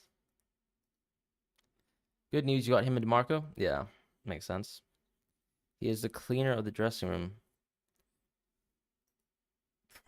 Okay. Um, I mean, Switzerland were expected to play better than Hungary for sure, right? Like Hungary is expected to come out of this group probably fourth, or third, at best. So I don't think we should have crazy expectations for Hungary to like dominate the ball and things like that. But they definitely still have competent players, and they have players who are still in the top flight. So it's not like it's completely shut out of expectation. And another thing too with fantasy games is, you're not always just picking players from teams who will win. You're trying to pick players who are. Um, why did you guys even take? Okay, I'm not even sure if that's serious. How many people are changing out to Bosley? Scotland was always finishing fourth. I'm not going to change to Bosley, to be honest. Well, we'll see, of course, if I have room for a transfer, but I don't really feel the need to do it.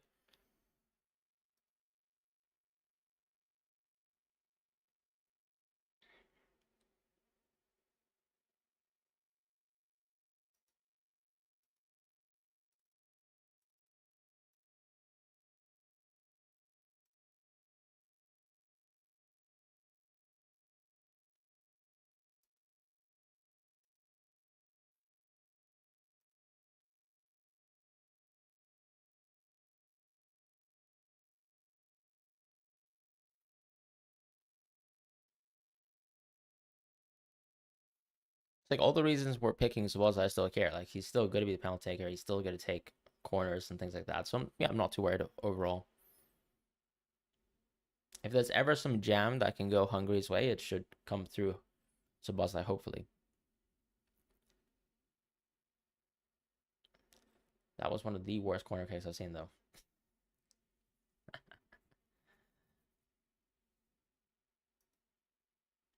Switzerland wins. Yeah, I think they're likely to win. I'll close the poll though, actually, because there's no reason to keep that on. Um,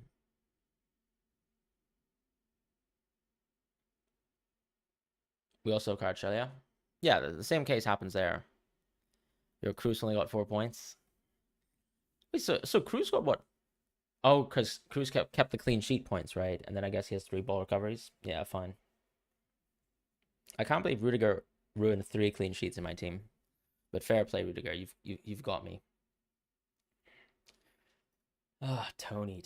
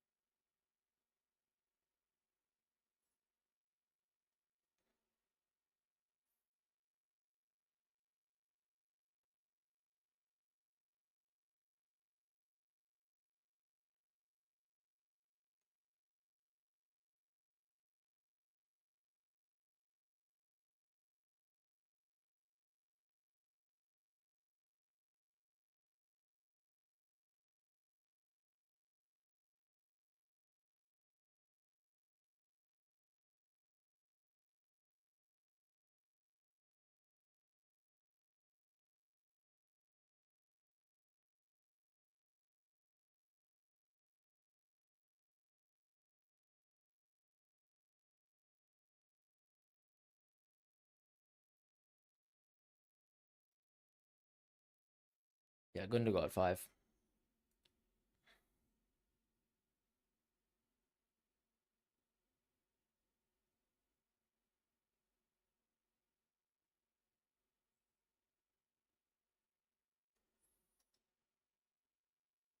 Musiala was brilliant yesterday. I mean, Musiala has always been an excellent dribbler, right? But then that finish was beautiful as well, like genuinely. Real Madrid's worst center back. Well, we're talking about Rudiger, Henry. I don't think so. We're running out of center backs though, Real Madrid. It looks like it's picking Sudakov over Swaza could become a good decision. I mean, only 33 minutes of the match have been played, so I don't think we need to overreact.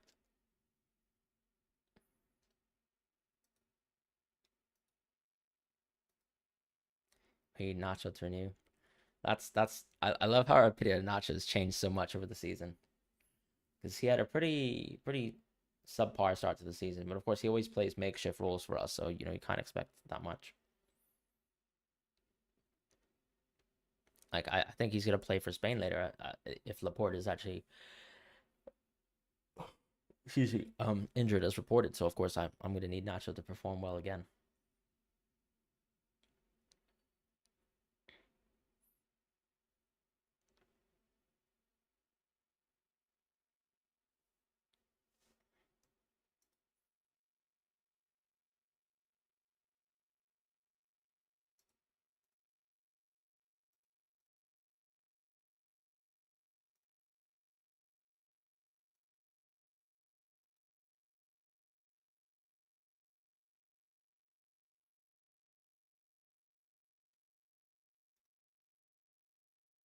Pedri man of the match tonight is locked. I hope so. As long as Spain wins, I'm gonna be a happy man.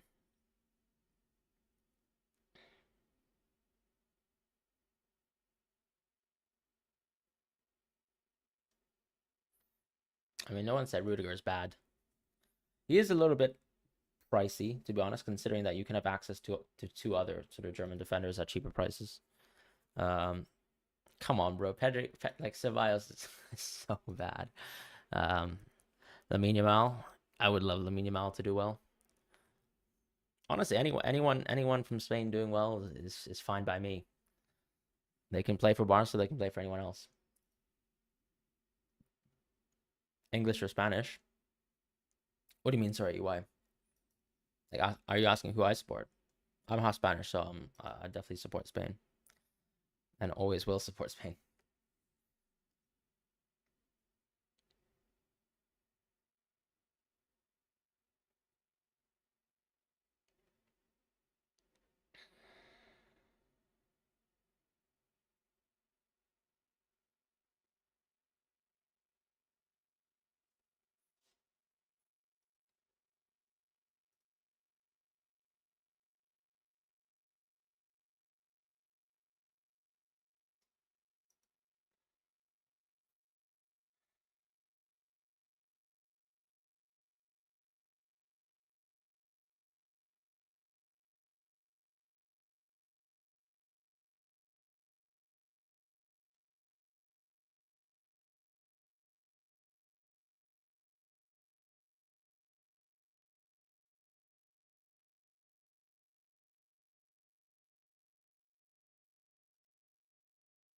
Pedro Rodri. Fantasy or football? Fantasy or football is the question I'd ask when it comes to Pedri versus Rodri. Why Spain is all Barca? I mean, the reality is Real Madrid just haven't produced too many great Spanish talents that are good enough to play in the national team. And to be honest, a lot of the side comes from teams outside of Barcelona, right? You have Nico Williams, who's from Athletic. Morata's from. I mean, he's a Real Madrid sort of academy prospect, right? Um, Morata, of course, who plays for Atleti for now, but he's probably going to leave them. Um, Obviously, Amal from Barcelona. In the midfield, of course, it's Barca and then one and Atleti talent from Rodri, who now plays for City. Fabian Ruiz, who plays now for PSG. The back line is going to be a Real Madrid player. Left back is probably going to be. I actually think it's Cucurella, but I'll see whether it's Grimaldo today because that would be interesting to me. I think it's a bit of a 50-50 that sort of position to me, so I'm not really sure. But we'll see what happens. Um, Not neither player there is from Barcelona. Our center back is Lenormand as well, who's Real Sociedad, and then right back is Dani Carvajal. So actually, when you think about the actual Barcelona, I mean, there's two starting Barca players, right, and two starting Real Madrid players. It's not that different.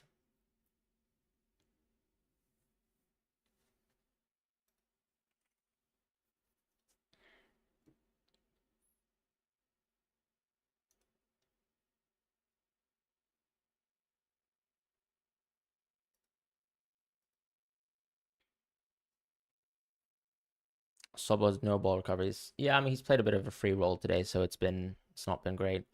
If Spain wanted to win something, they'd utilize Lucas's crosses. Yeah. I mean, I can understand why Lucas is not on the team, unfortunately. We already have Carvajal, and as long as Carvajal can stay fit, we should be fine. And at the same time with Joselu, I mean, Joselu's probably better off used as a sub. I mean, it's not like Joselu starts for Real Madrid. Um, Croatia won against Portugal, yeah, in the friendly, but obviously friendlies are friendlies. We don't need to overreact to them. That Portugal team was also not their best team, if that makes sense. I mean, I don't think Lucas has necessarily done anything this season to say that he should deserve a spot over Jesus Navas. To be quite honest.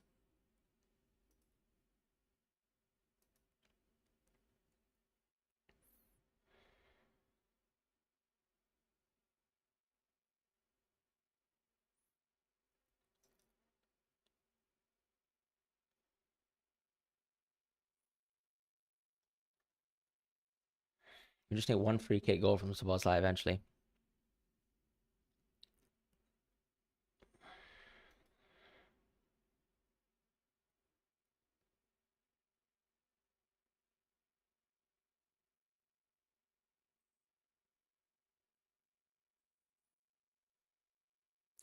Oh man, that could have been a Szoboszlai assist.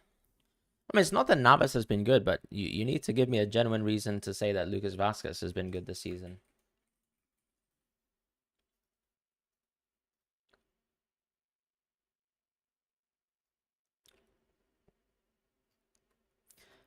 Because I think obviously it's nice for Vazquez because he plays maybe 1,500 minutes for us in the season, and he's done brilliant. So when you look at, for example, like the profile of Lucas Vazquez as a fullback, it's very nice, right? Like the assisting numbers are great, the crosses are great, but at the same time, it's also about how often you play. And Lucas Vazquez probably hasn't played that much um, to really sort of be considered. And another thing too is Sevilla is just awful, right? Um, yeah, Porro was definitely overlooked. I agree. I think Porro should have been called up over Jesus Navas. But I think sometimes you bring players in because experience, right? And when I go back to think about Llorente as well, like I don't think he's overlooked because what kind of role can he play for Spain? Like most of the midfield spots are taken. We don't really play with a right wing, right midfielder of his profile. We prefer someone who can sort of hold the ball like Yamal, and actually sort of dribble against players as opposed to just run down the byline. And then when it comes to the right back position, once again, as I said, like Carvajal has locked down that position. But then we probably kept Navas because he is someone who we just see as someone who has a lot of experience, and hasn't really been poor for the team at all when it comes to historic sort of performances. And I kind of get that. Um, like for example, if Lucas Vazquez was a extremely young player, right? Um, and he was a young prospect, I can kind of understand people getting upset. But at the same time, you also have to look at Barca, like Kubarsi wasn't called up as well.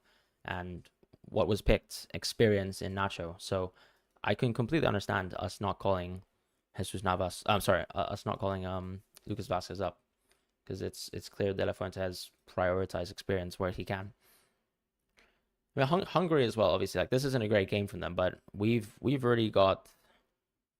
I mean, Poro's. I don't think Poro's form dropped off. Keep in mind he got injured a couple games, right? So, and then scored 2 goals at the end of the season, which I owned, which is lovely. So thank you, Poro, for doing that.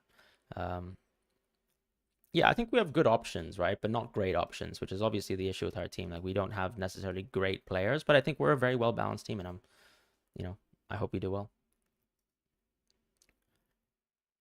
In theory, Porro and Grimaldo as wingbacks could cook, but then yeah, I mean, once again, we're not a team that traditionally plays like a back three. We don't have a coach that plays a back three, so like in theory it's great, but then also it's tough. I also think that Frimpong is so different to Porro because Porro is not someone who can necessarily run outside his defender, right? So the balance when you have Leverkusen, for example, is Grimaldo is definitely the slower player, and he plays much more advanced. So just in a natural position, he plays almost like a left winger, and Hincapie plays like a left back. But then when you look at Frimpong, like he can start deeper, but he can also beat his defender very, very easily by just sort of running around the outside, which I don't think Porro can do. So in terms of the profiles as well, I don't think it's nearly as good as what Leverkusen have on the table.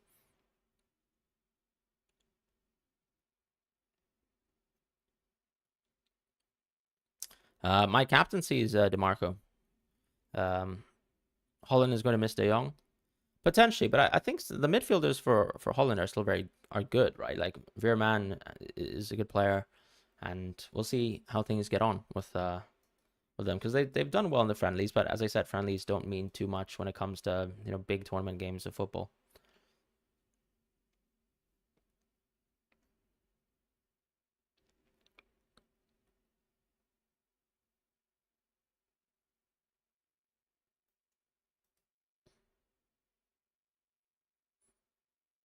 Oh, we have another goal, and it's Abisher again with another production. Oof.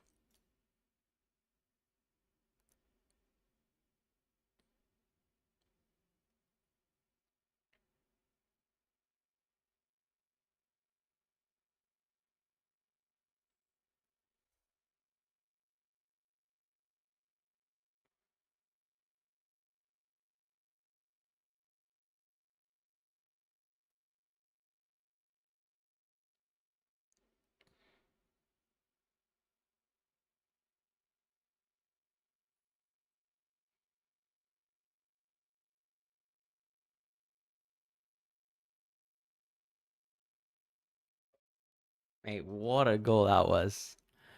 But yeah, awful defending sort of in terms of when Hungary have the ball and their center back or left back is taking a touch of the ball, like you they need to just get that ball out of the box because it's very clear that they're not comfortable enough to pass out the back. But my God, that's a great goal. Fabian Sharp plays for Newcastle. I think the assist came from Freuler, right? Or am I wrong? Hungary. Sorry, what do you mean by Hungary versus Scotland? You mean Czech Republic?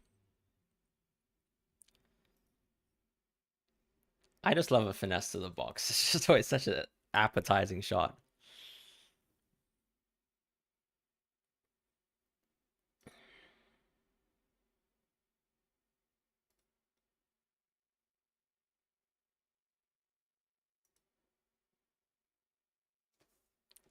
That's awesome. Great goal.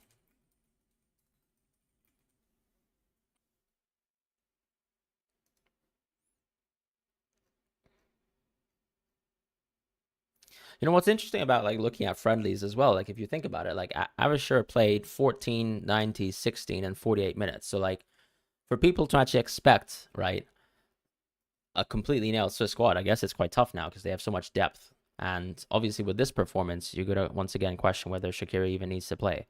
Um, so Bali's not he's not done nothing. He's got I think he's had 3 or 4 set pieces, and actually he was pretty close to actually getting an assist on one of the free kicks.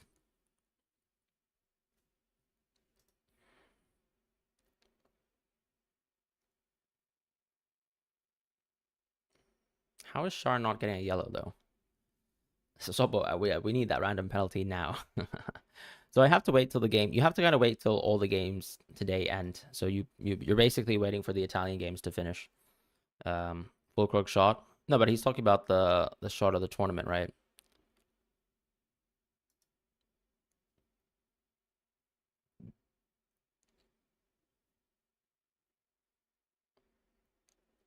I think that the tough thing with games like this, right, is Thiago Alcantara. There's no chance he's gonna get called up for Spain. Thiago Alcantara has produced nothing for the Spanish national team in his entire career.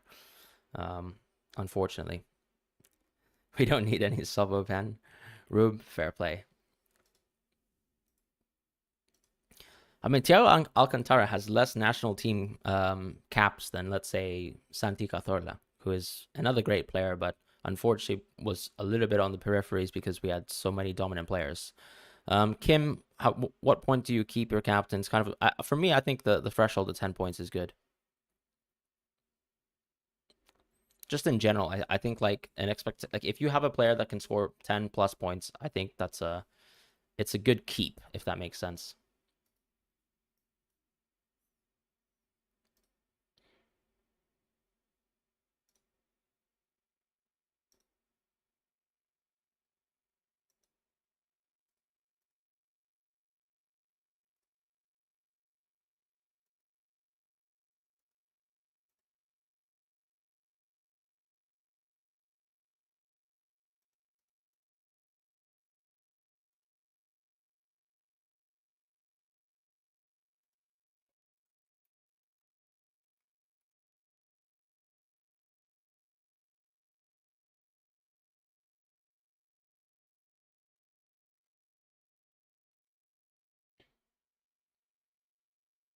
Are we using limitless the next match day? I don't think so. I'm so happy because I kept Havertz as captain. I mean, you can roll the captaincy still. Like there's so many good games to go. Um, can't wait for Spain to play. Awesome, Atomic. I took out De Bruyne for Ericsson and Sobo. We regret that so far. Yeah, but still 45 minutes of football to go, and you'll still have spots like match day 2. You always try to get 2 midfielders with guaranteed points. You think those are two are Bruno and KDB. I think that's fair. Pedri captain today. He'll bang a brace. I hope so, just because I'm Spanish. um, Sobo has to step up in the second. I mean, as long as he continues to get some set pieces, we'll get some action, and they'll be nice. –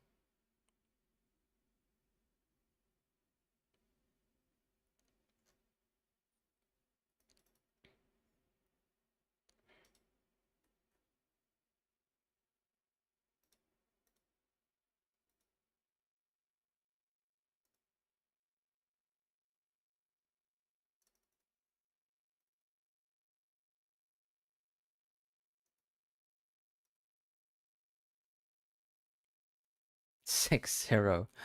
Guardiola hat trick. Okay, don't do that to me. Vargas to Shaqiri soon. I don't think Vargas has been good first half. I mean, it could happen, obviously. Is that just, but Vargas actually, I mean, I think Vargas also offers something quite different, right? Like the dynamicism, the pace as well. That's very different. Like he basically had a shot 1-on-1, and it's not like Shaqiri will finish that chance because he can't even get into that position at this moment in time.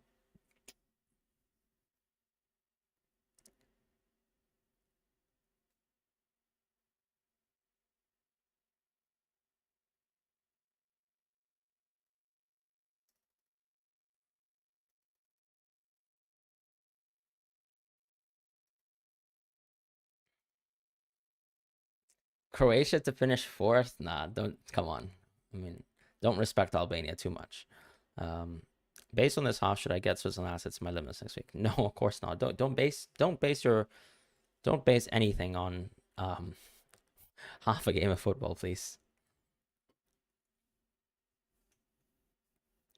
I always try to get 2 midfielders guaranteed points to do. Yep, makes sense. Sorry, I've read that already. Croatia second. I think Croatia could very well finish second. Um, as long as Spain finish first, I'm happy.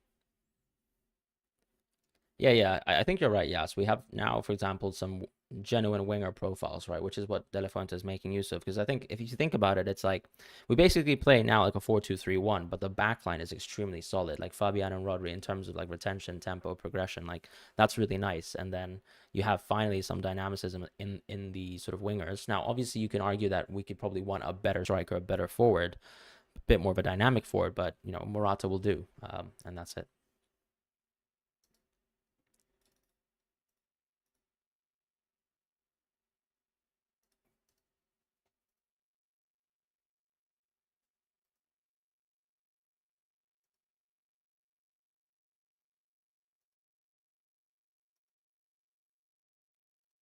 Yep, I'm going Guardiola Matchday 2 as well.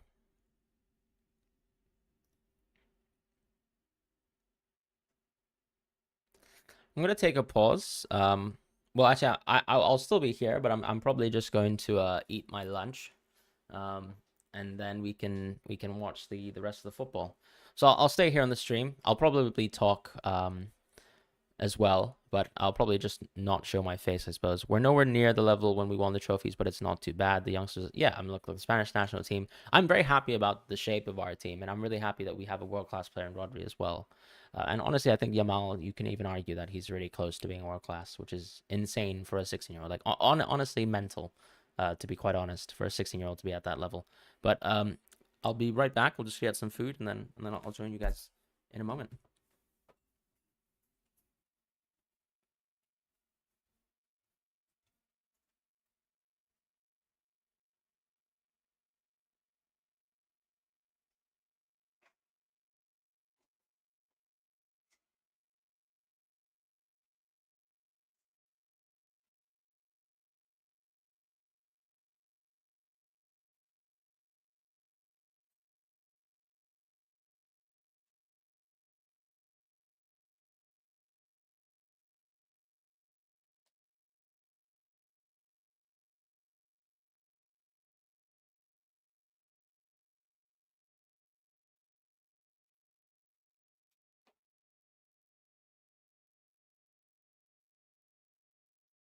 Just gonna update my. I'm just gonna move a setup so I can get my fan on.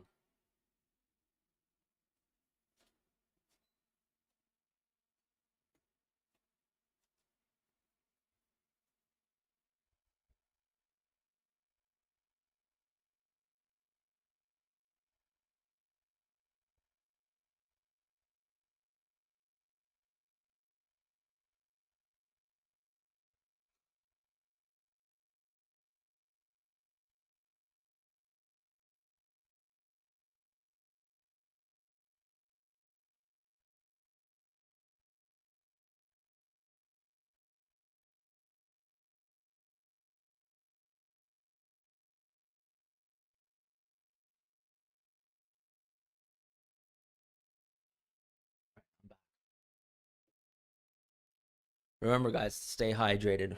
When you're thirsting for a Sabozlai goal or an assist or anything to be worthy of note, just remember to drink some water. What should I do with Sabozlai? Don't overreact to 45 minutes of football. I still think that Sabozlai is a good pick. And look, I mean, when you actually reevaluate the 45 minutes of Sabozlai anyways, he had one free kick where he could very easily just got an assist already so far. So I wouldn't be too worried about Sabozlai so far.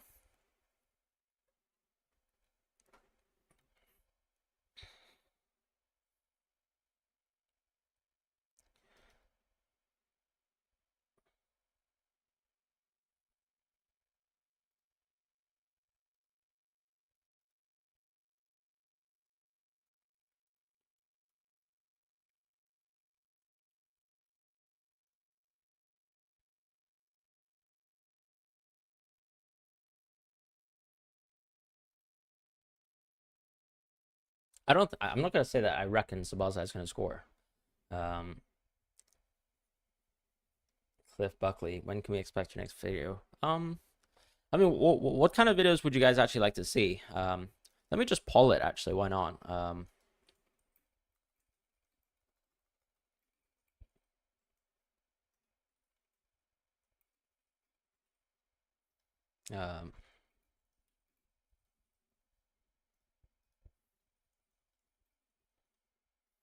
so if you guys can vote on the poll, I'm just gonna get my food. You think dropping Sobo for mayor for match eight? Yeah, oh Maya, right from Croatia. I mean, let's just watch Sobo's live for the second half, and and we can overreact later. Um,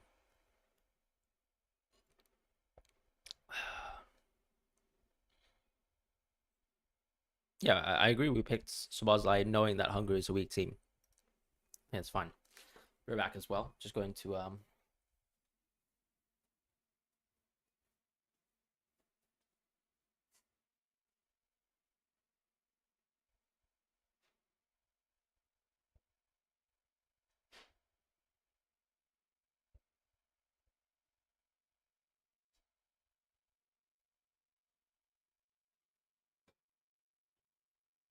All right, back. Let's see. Can I not sub in any player after captaincy deadline at first kickoff? Um, no, what do you mean? You can definitely you can sub in players before every day's deadline. So, for example, before the 14th of June, before the 15th of June, before the 16th of June, there's a deadline, right? And the deadline is the first match of the day. So you can make all your changes, your substitutions, your changes of captaincies before that day's deadline. Now, obviously, if you logged on after, you can't sub in an Italian player now, no. So you've already kind of, unfortunately, missed the chance to do so. But guys, just a piece of advice, right? I'm gonna quickly switch it back to my fantasy panel. Um, right, but if you need to make sure that you press, there's usually a filter here for the dates of your players, right? Right now it's locked, so I can't really, maybe I can make transfers and I can show you. But in general, right, lay out your team in the order of the dates, okay? In the order of the dates that they play. So for example, with my team here, what I should be doing is basically putting, well, actually, my team's already fine because, to be honest, these are all players who play on the 22nd of June. What I probably want to do, of course, is just put my Portuguese players there because I think the player that I'd be most happy to bench is probably De Kuiper and Kvaratskhelia. But going back to the point, you should always try to lay out your team in terms of order of play when it comes to the days, right? So when I look at match day 1, I can tell you now because I can just remember. But for example, like Pickford and Trent play on the 16th of June, so they're on my team. Obviously, German players are already there. DeMarco's here. Rodri and Szoboszlai play today. Lukaku, De Kuiper, Mbappe play on one day, which is the 17th. And then on the 18th of June, I have Kvaratskhelia, Bruno Fernandes, and Ronaldo. That's why my bench, despite, obviously, when you look at a fantasy team, it doesn't make sense that Kvaratskhelia or Bruno or Ronaldo are on the bench. But the reason why they're on the bench is simply because they play last. So when you set up your team for match day 2, try to make sure that the order is set up in the order of play. So, for example, as you can see, once again, it's the players who play last for me. But the only change that I'll probably make is because I actually like obviously, if there's a situation where I don't plan to sub players, I want to have my weakest players on the 22nd of June on my bench, and that's the only change I'd suggest you to make. But that's it.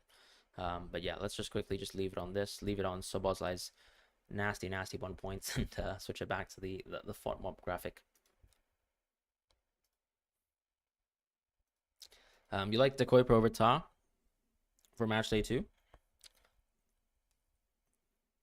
I mean, I've already got De Kuiper right. Vertonghen is almost 100% nailed according to fellow players, the Red Devils. What do you mean, like in terms of starting match day 2? Or do you mean even in terms of starting match day 1? Oh, no problem, Joey. I was just trying to respond to you, just in case you did, and I was just a response to the proverbial you, not just you. What happens if you make your 2 free transfers and then immediately play Limitless the same match day? So you don't get to keep the 2 new players. Your Limitless just overrides the 2 free transfers. All right, guys, we're going to eat on stream before the game's live again.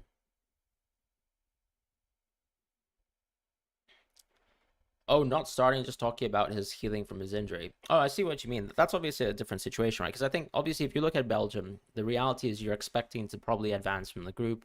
You probably want a fully fit Vertonghen, right? When it comes to, the last game. So maybe if you can get Vertonghen on the field starting for match day 3, I think that's probably the most ideal situation, as a Belgian supporter and obviously just someone thinking about the team as well. Well, it actually depends as well. I think some Belgian supporters actually don't like Vertonghen because obviously he is quite slow at his not so young age. But hey, there's that. Hungary can't get the ball. Yeah, I mean, obviously there's a lot of control from Switzerland, particularly like Granit Xhaka has been playing brilliantly. But once again, it goes back to Granit Xhaka is not really a fantasy player. Obviously, Abisher's had a great game, so congrats to him.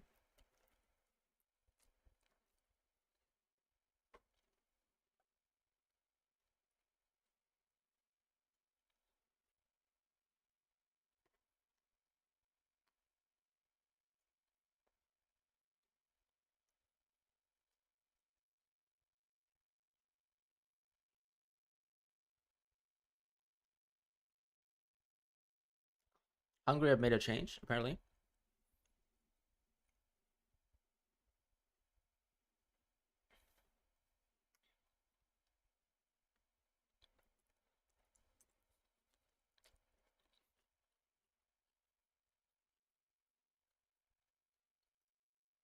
That'll be nice. I'm a Belgian, so just want to tell what I hear on television. No, I really appreciate that, Kim. So thank you about that. Um, I don't know who's gonna start next to FaZe because Witzel also has an injury. Yeah, exactly. Looks like you're hungry right now. That's funny.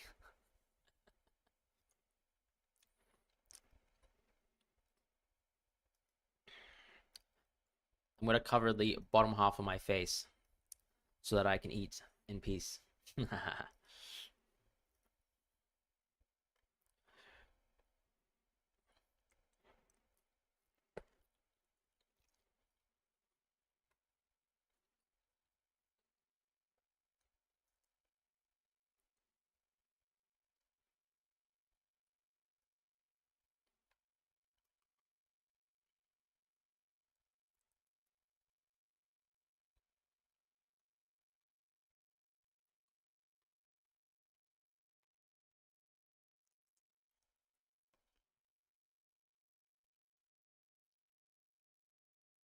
If you had a poor match day one, would you wildcard? In my opinion, no. I mean, it depends on the players you have. Like, if you're really unconfident about them, that's fine. But for example, if I want to make like an analytical comment, right? If you look at Gundogan, for example, if you look at Gundo, and he played in some great positions yesterday. So even though he didn't take a penalty, he had the most expected goal involvement. It just suggests that he's continuously getting into good spots. So would I replace Gundo for matchday 2? No.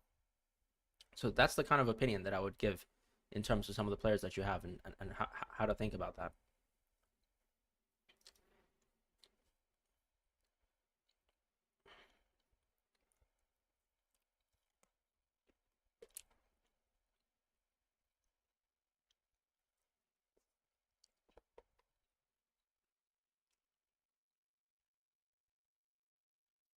I think for Tess, he's a brilliant punt. Um, Iskander, I think you can't change your captain until tomorrow, so you can only change your captain to a 16th of June captaincy at the end of today.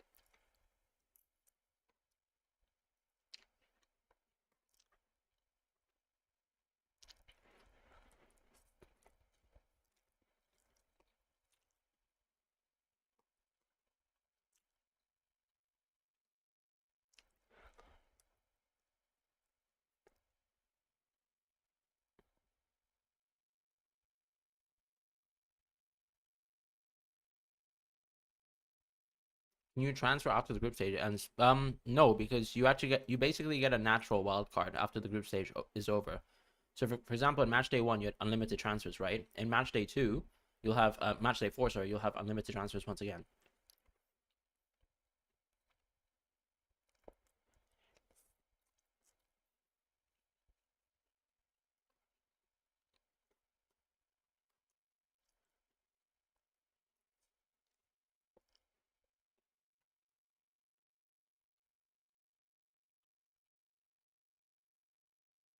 I'm watching the game, Bencisla. Sorry. I'm watching the game basically on the left-hand side of my screen. I've got the FOT mod update on the right, but I'm not actually reading it. I'm keeping the FOT mod update for you guys, for the people who are watching live. And I'm watching it myself on the left-hand side.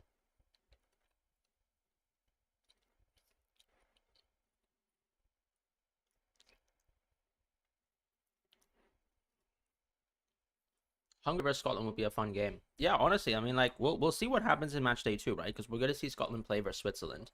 Maybe Scotland will play well versus Switzerland, but then we'll obviously know better who to target when we go limitless match day 3.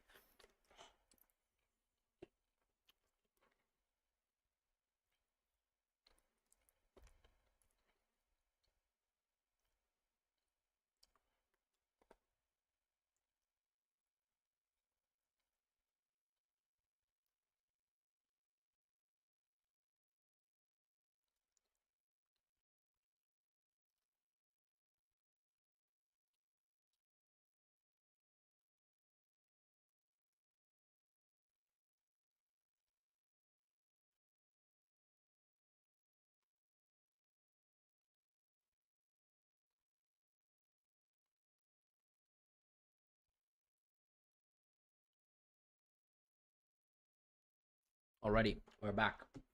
We're done with eating.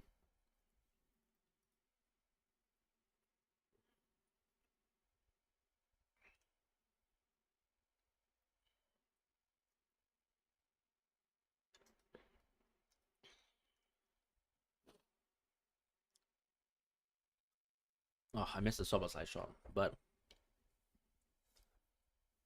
it was offside anyways, right?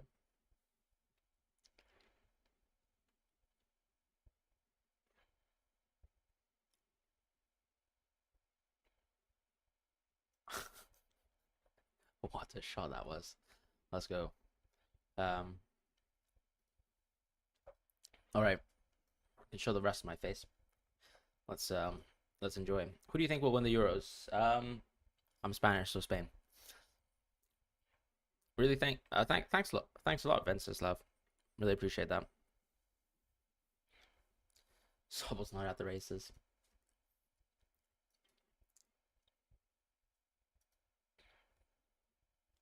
Well, it's good to know that he's actually gotten an open play shot because that's already an improvement on the first half, right?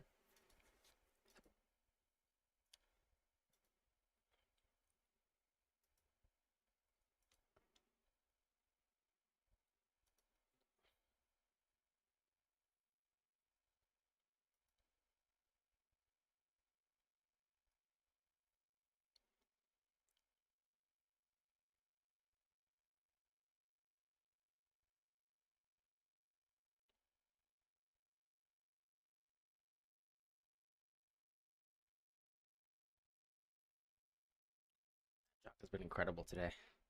So good. I wonder if Xhaka could actually win man of the match.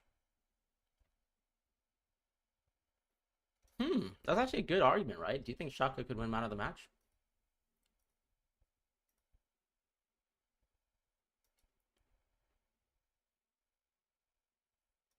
Hmm. Chilling eating hot dogs.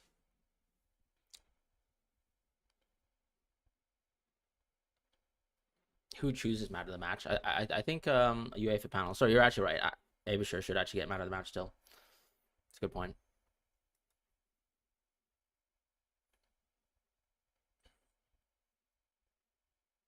But I do think Jacques has been brilliant, right? So, for example, a good example yesterday is like, let's say Havertz, he got one goal and assist, but it was pretty obvious that he wasn't going to get man of the match because Musiala basically played a much better game overall. Surprise team winning.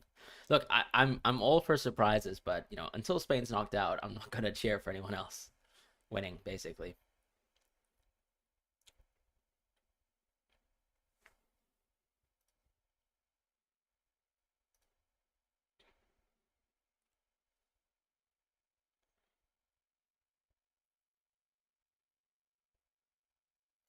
Oh my God, Jacques is playing so well. It's actually kind of nasty.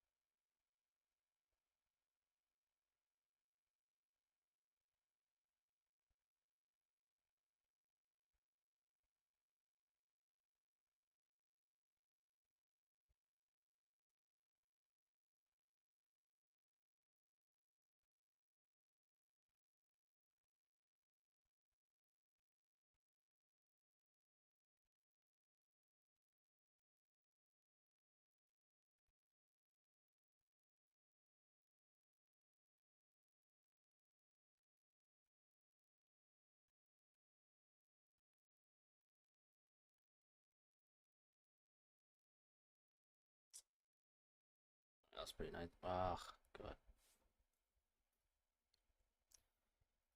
Who got man of the match yesterday? Musiala did. It blows my mind that England were being said to be favorites. I think they're still top two, right? I mean, I'm not really sure their defense is a shambles. I know obviously like it doesn't look like a good backline, but in reality, I mean, the team top to bottom is still very strong.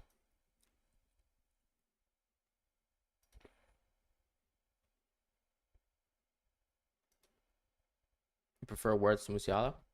I mean, there's a price difference as well, right? It's like a 1 million price difference too.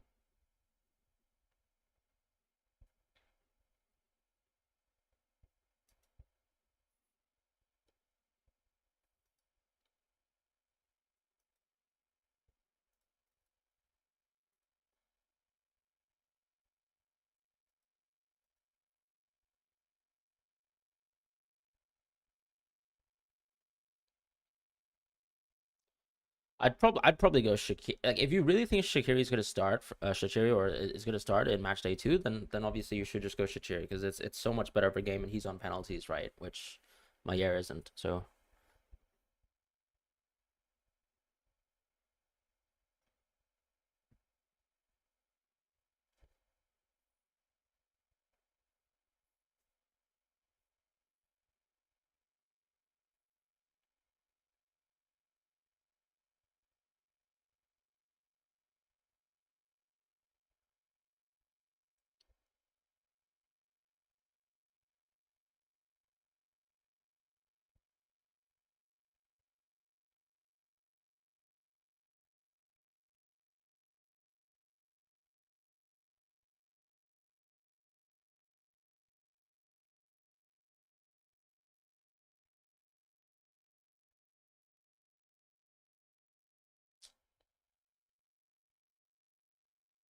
your screen is still in halftime. Oh, sorry. Let me just refresh that. I don't know why that is. Is it? No, I think it's still fine.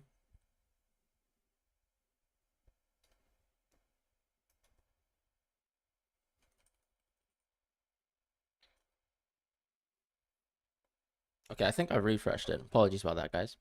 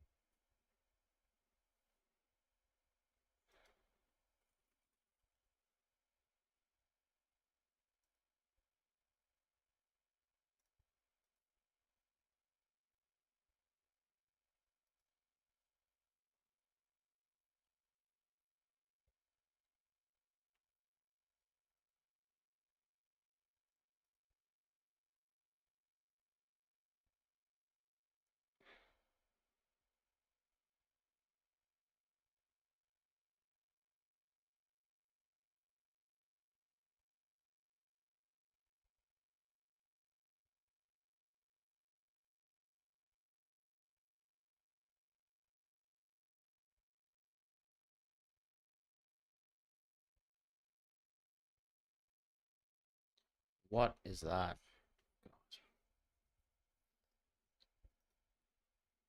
100 likes. Awesome.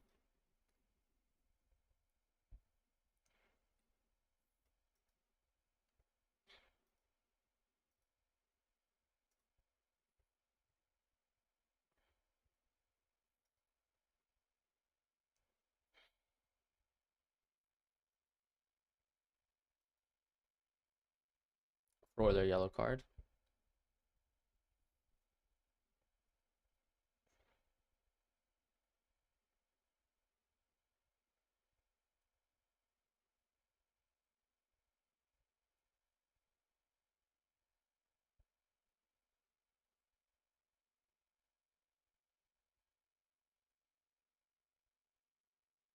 Oh, what a touch from Sobo. That's beautiful. Oh, that nutmeg touch is so nice. Um, I'm not going limitless match day 2, but I'm happy to make a draw for people who are.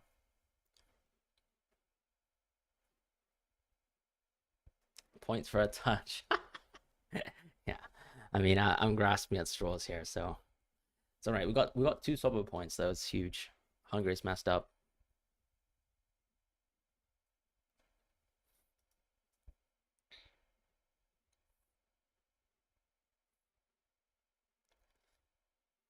They're good set pieces though. Good set pieces from Szoboszlai still. Yeah, I didn't really want to captain Szoboszlai, but I mean I still have hope. Still have 30 minutes of football.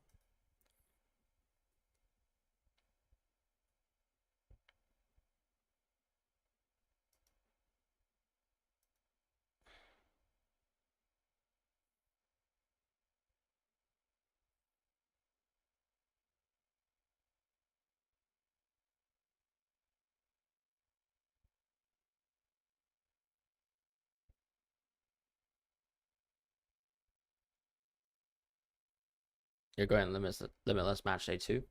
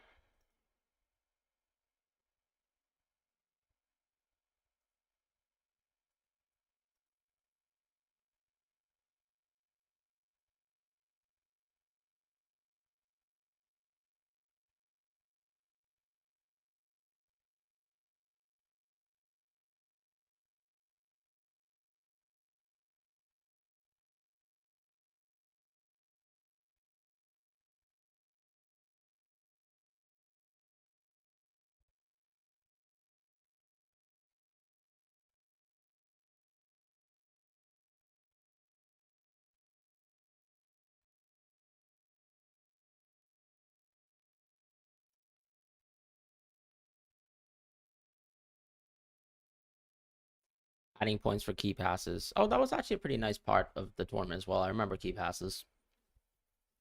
It really helps with, like, with, for example, like, you know, when you're picking players like Di Maria or you know, like, I don't know, even like, for example, like clearly a Messi, but okay, that was so silly. But yeah, like when you're looking at stuff like that, it was actually really fun to see that in action, because you could just start to pick players who are sometimes maybe not going to get completely involved in a play. So, for example, Di Maria can have a great game, but he could maybe not score an assist, right? And so it feels pretty rewarding to be able to pick like advanced tens who always make these kind of key passes. The same with, like, for example, Bruno Fernandes, right? When he plays for United, unfortunately.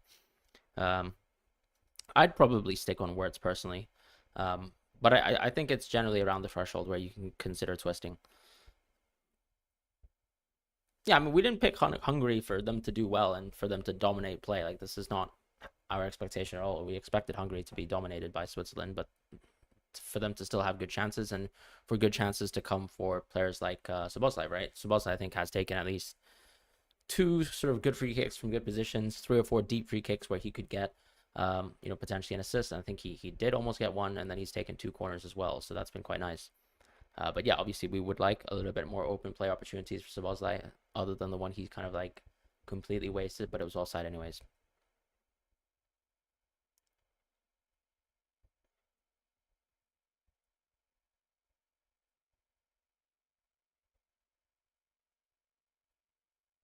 Oof. I mean, Hungary was so close to just scoring there on the 62nd minute. That was a great chance. That was really good. Looks like markets. I mean, markets are usually right in general. I mean, to be better than the market takes a lot of effort, right? I'm going wild card, Matchday 2 limitless. Yeah, makes sense. I can pick cheap and different strikers for Matchday 2. Can Mbappe hard games. Yeah, you know what? I'll probably give like a wild card draft, like a budget draft, and then like a non-budget draft for the video when I'm gonna create that, because obviously it depends whether you go limitless or match like or wild card, right?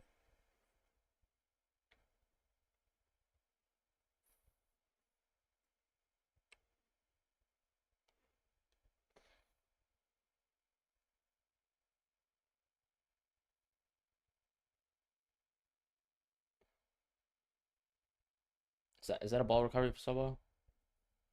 One ball recovery? Mate, we are in business. We're in business.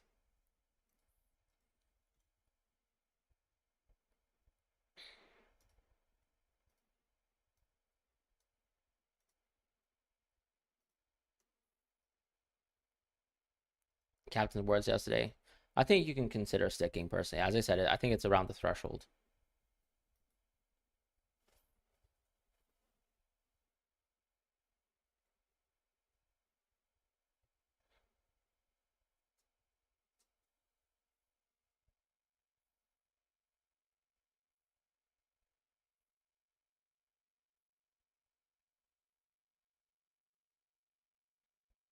You switch from words, that's fine. I feel like Saul will get a yellow soon. Would you consider making regular Champions League fantasy content as well? It's tough because I think a lot of the people who watch my FPL videos unfortunately don't like seeing. Is there a goal? Solo assist? Oh, okay. I'm gonna wait. I'm gonna enjoy that. So I'll wait for like 10, 15. Give me 50 seconds so I can react to it, guys. Like it's live. Go on, Sobo. Are you guys serious? For real, Sobo? Assist? Okay, I'm excited. Okay, okay.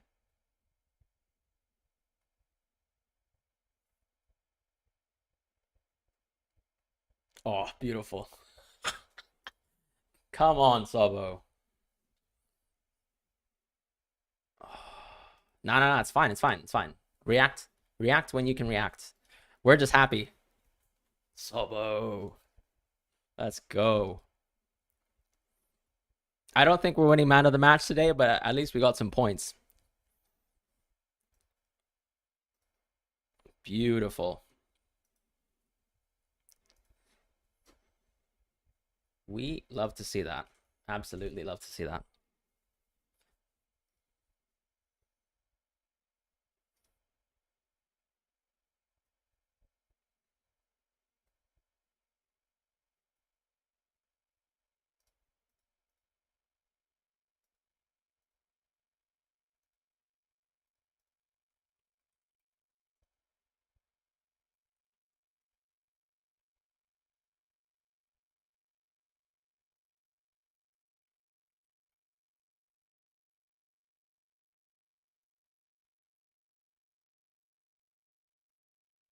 That's what we like to see. Don't tell Fran when there's a goal.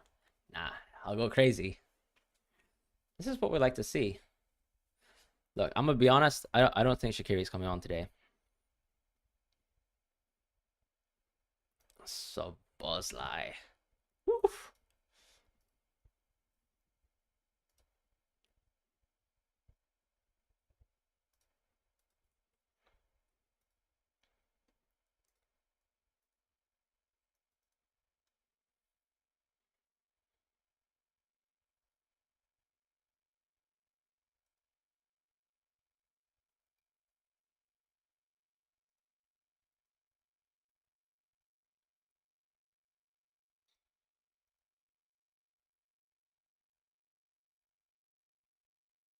Mr. Dominic Soboslai I think is he staying in the team, guys? Because we're reacting to one game.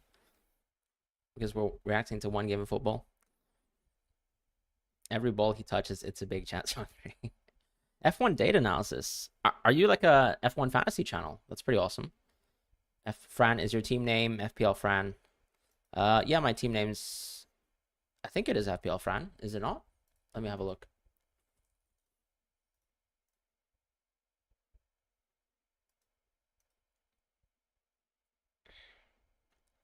Um,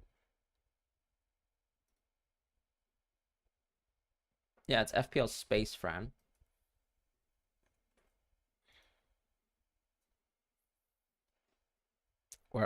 We are now happy men because we have an assist. This game is gonna get interesting now. Yeah, absolutely. Salah just got a yellow card. Why doesn't he score just a couple more? Yeah, that's what I'm thinking as well. Where's the Sobo brace? Still waiting for it.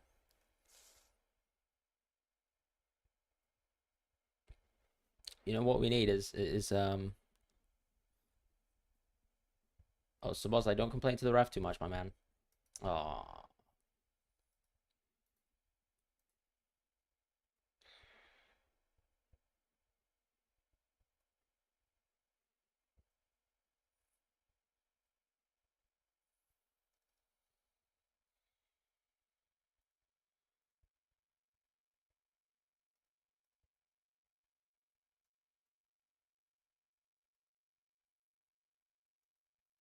you didn't finish your sentence for the UCL fantasy. Oh, sorry. No, as I said, people unfortunately, people don't like the people who watch my FPL videos don't like the fact that I do European Champions League content, and unfortunately, it has a clash, right? So if some of my viewers only watch me for FPL and they don't like the European Champions League content, I can't make Euro Champions League content. Another thing too is, unfortunately, this is not my full-time job, so I just don't have the time. Different channel. I've thought about it. If I'm able to go full time in the next 2 years, I'll definitely make a different channel for Champions League Fantasy, and you'll definitely see me make Champions League Fantasy videos as well. Um, but yeah, unfortunately, right now I can't do it, so I apologize. But I do love Champions League Fantasy. I have to admit that I don't take it very seriously right now, but obviously, if I started to create content and I was serious about it, you would see that I would stop making team selections with basically a lot of Real Madrid players, even though it's a bit nonsensical. What industry is my job? I work in accounting basically and audit and accounting effectively. I show movies. Do I play it? Yeah, but I don't play it to win. Basically, I just pick some Real Madrid players and I enjoy my life. But yeah, I play FPL to try my best. That's the game I definitely take very very seriously, I would say. But Champions League Fantasy is something I like more because I just like to watch Real Madrid play football. So and then I watch most of the games. So that's it. But as I said, like if I make content for something, I have to put my name behind it. So obviously I'll take it seriously, as I do any game, because I'm just unfortunately an addict. 100K subs full time job. I think if I can get to 80K subs, I think I'll definitely consider it. Um, but for now, it's not really possible.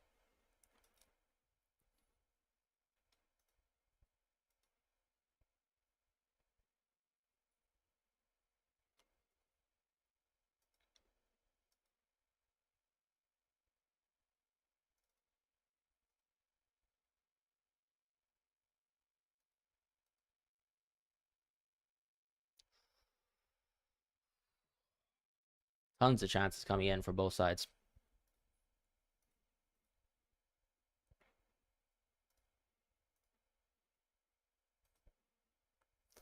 So you want Modric to score? Nah, I'm a Real Madrid fan, but when it comes to international football, I'm Spain all the time first. I don't want Modric to do anything today. He can relax.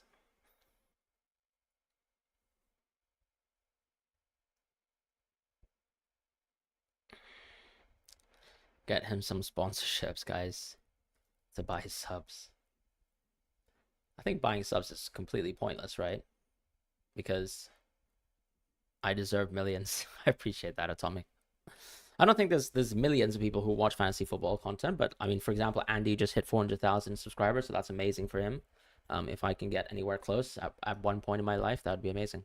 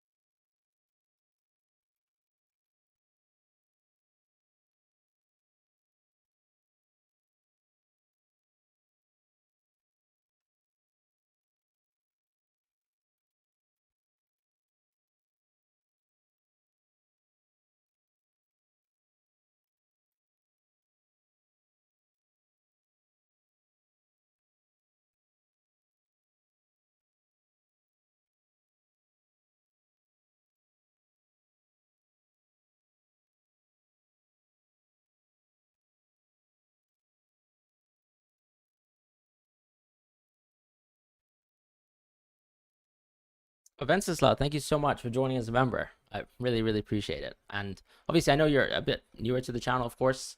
Um, but yeah, really appreciate you joining the channel. Really glad that you're sticking around, and I appreciate you being around and hope you enjoy your stay as well. So appreciate that once again.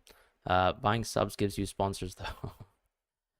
No, I think sponsors can tell from the views that I get from videos. I'm not that keen into looking for sponsors. For example, I've I've been given sponsorship opportunities, but I'm not going to take every single sponsorship opportunity. Like I'm not going to do gambling and crypto for now, because it doesn't make sense and it's very volatile, and that's that. But obviously there are some sponsorships that I'm keen. No, look, I'm just explaining the reasoning, right? Because obviously I can take the deals that I can, and things like that.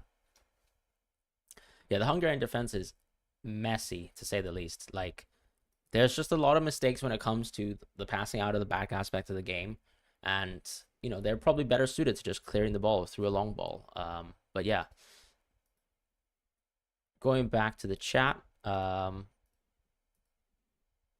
Yagi says my Whitmer and Shaqiri punts didn't work out so well. Hungary scoring right before Whitmer gets subbed off. Is betting legal? I mean, it depends where you are in the world, right? But also, I also have to think about the fact that some of my viewers might be underage, and I don't really want to promote that sort of content, if that makes sense.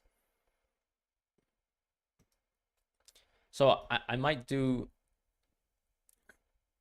some sharing of for example, like, I mean, I probably wouldn't put it on YouTube, but I could maybe do a deal with Sorare on Twitter, but I'll keep it to that. I'm not gonna do like on my YouTube videos. It's where I take my sort of representation of things most seriously, and you'll only see me do sponsorships with brands that I think are legitimate, ethical, etc. Who are you going to captain today? I've already captained DeMarco, so we have to wait a little bit later in the day for them. But I'm most excited actually to watch my country play, so Spain.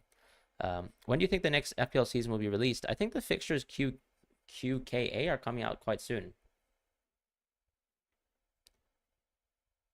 Listen, Hungary have been so much more dominant this half, but yeah, give me a Szoboszlai goal. You guys will spoil it for me anyways, but give me a Szobo goal.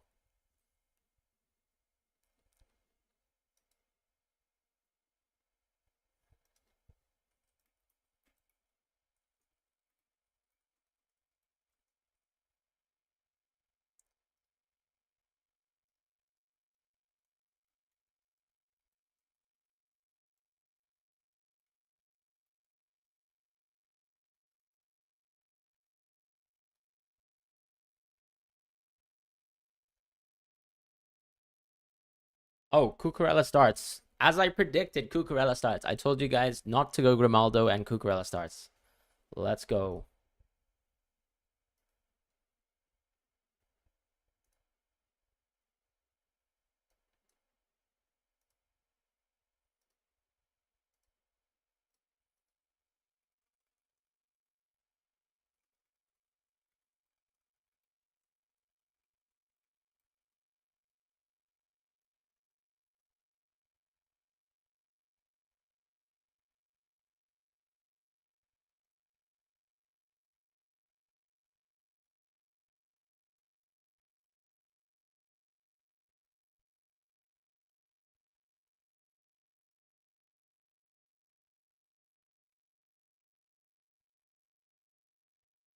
Top 1K finish target next season. Nah, look, once again, doing best decision, see where we land. I do pretty well gambling a lot personally, but the prevalence gambling out today disgusts me. Gambling really, look, I've had bad experiences with gambling in my own life, and I'm not going to recommend gambling to anyone. So, um, do I play football? Am I good at it? I think I'm decent at football. I'm pretty out of shape, and I have like a meniscus tear. But maybe if I'm in shape, I think I could play pretty well. Obviously, nowhere near professional, and not even close, as I said. So, yeah.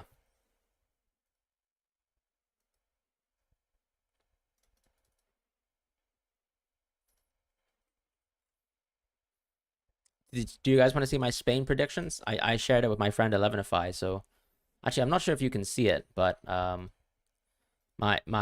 starting XI prediction is here. I hope you guys can see it. Let me have a look. Yeah, so this was my prediction. I said Unai Simon, Carvajal, Lenormand, Nacho, Rodri, Fabian, Pedri, Morata, Williams, Yamal, Cucurella. This was predicted obviously before yesterday or before today, and it seems like Cucurella is going to start. So I'm pretty happy to see that happen.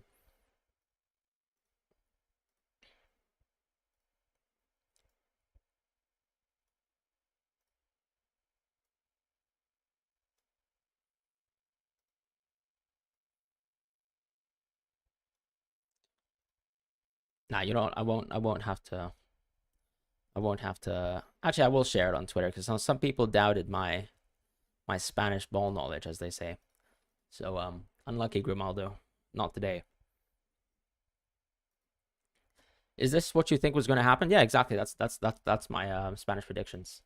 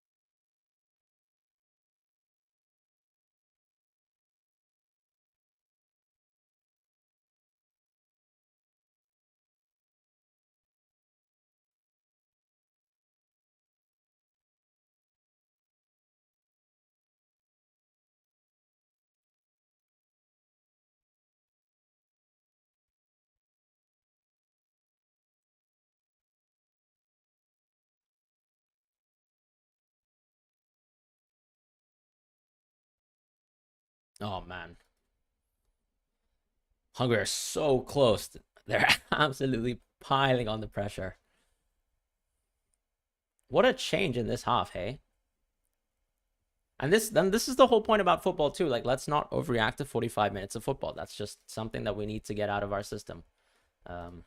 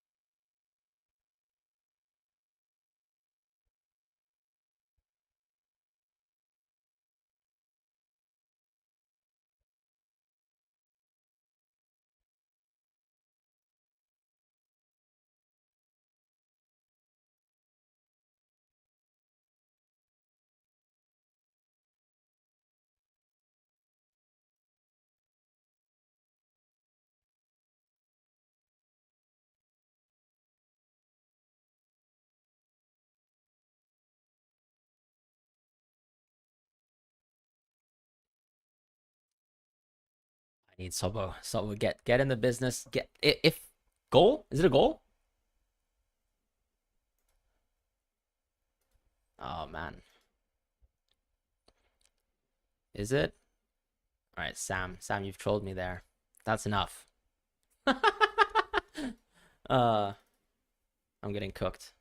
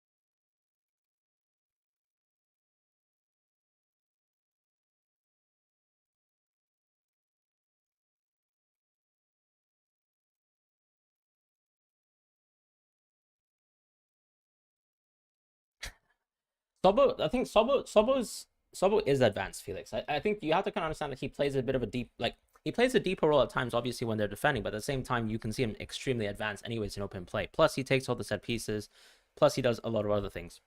So you have Musiala captain. Please stick on Musiala captain, please. I mean, as long as Switzerland win, I think Abisher should win man of the match.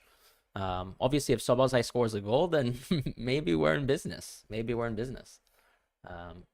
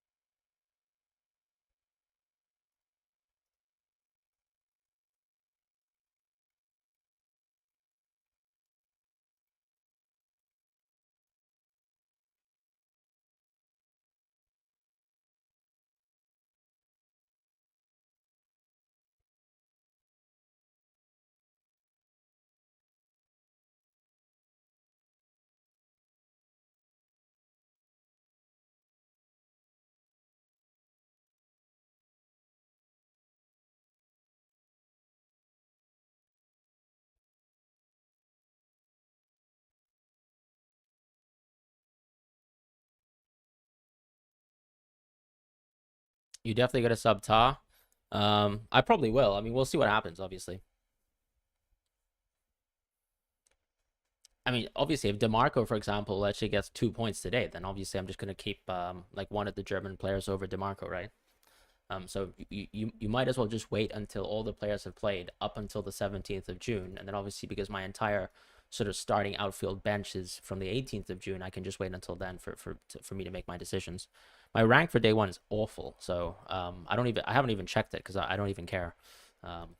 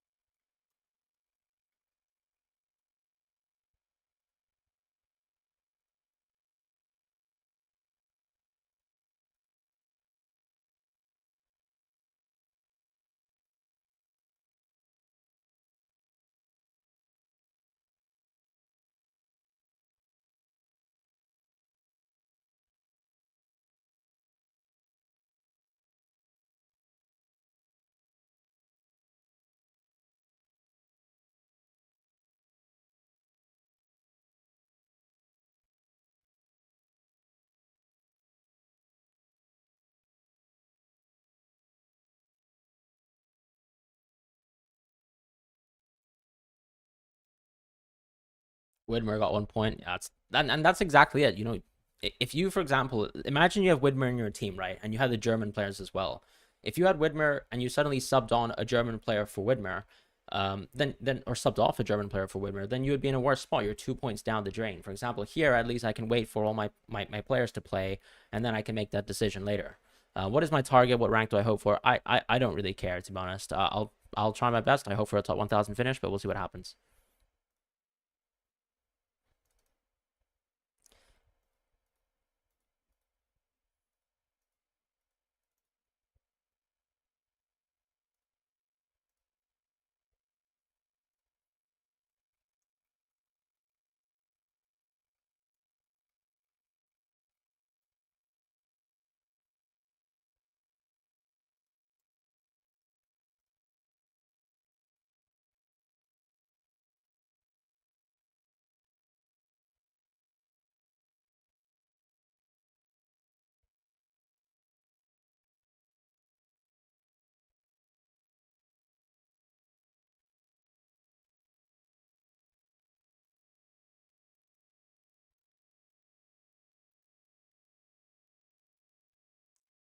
Why do Hungary look good now? How do substitutions work? You can sub basically after the full day of play is over and other the score calculations over.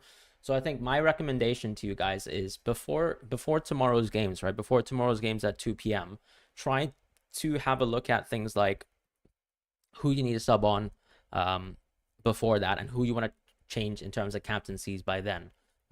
Because there's going to be a kind of points calculation, which is exactly what happened last night, right? The German points calculation took a long time. So you weren't even able to change captaincy up until basically like, I don't know, 2 hours before kickoff or something like that. Um,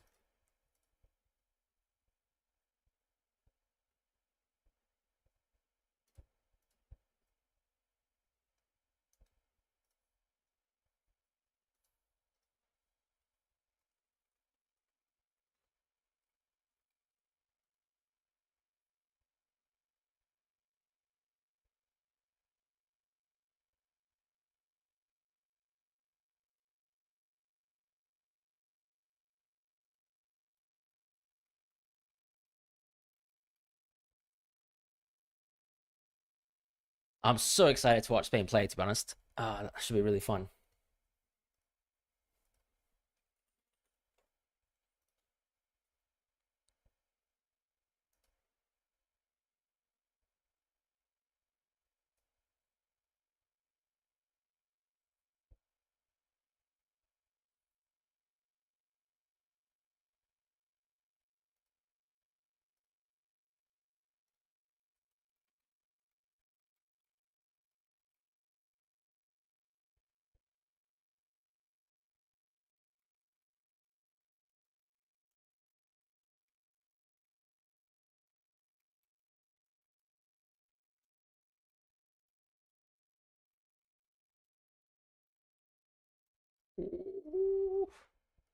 Whoa.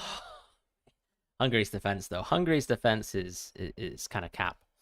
Spain lineups, Fran. The Spain lineups is the Spanish lineup is already confirmed, isn't it? It's Carvajal, it's Lenormand, Nacho because Laporte is injured, Unai Simon, Cucurella who definitely starts, and in the midfield we have Fabian, Pedri, Rodri. In the attacking positions we have Lamine Yamal, Nico Williams, and Mr. Morata.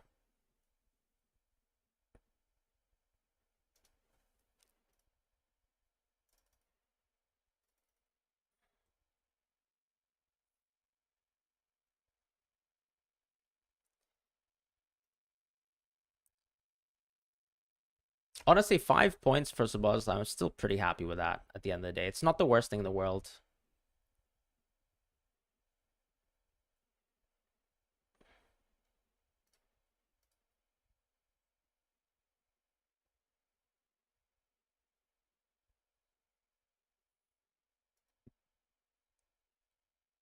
Is there a goal? Or are you guys just trolling me? 1-3. Is man of the no, man of the match is just voted by UEFA, I think.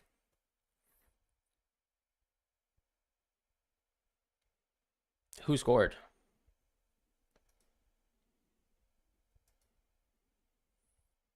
All right, I'll find out. I'll find out in a minute. Ooh, is it Embolo?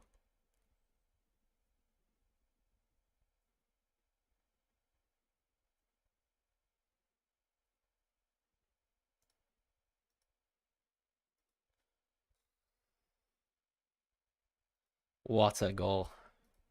Awful own goal.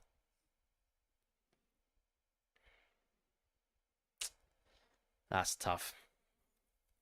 That is so tough.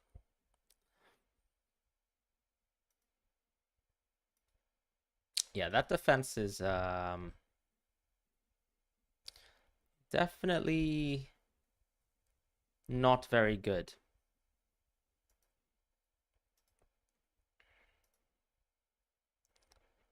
As I said, it's just like why are you doing like I don't know. I don't like being an armchair analyst. I don't like commentating from that, but it's just like just get it out. Get it out of play and get it out of the box, and it's just ridiculous. But anyways, that's life. I'm not. I'm watching on ITV on my PC, which is like a minute slower, unfortunately. So I don't really have a choice.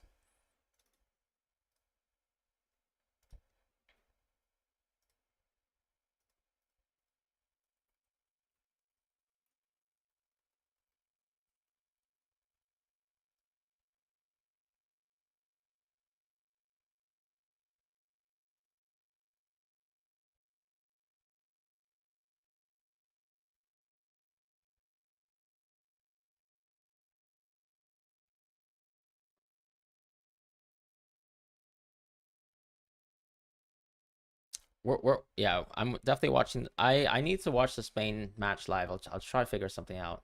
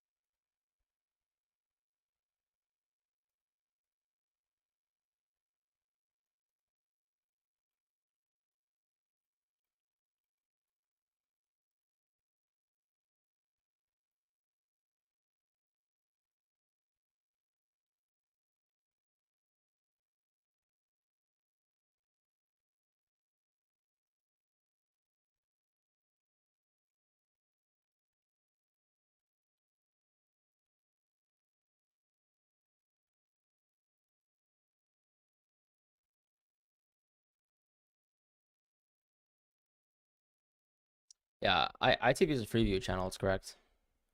Put a little delay on the chat so you're on the same time. Oh, that's actually a good idea. Um, can I do that actually? I'm so awful at this stuff.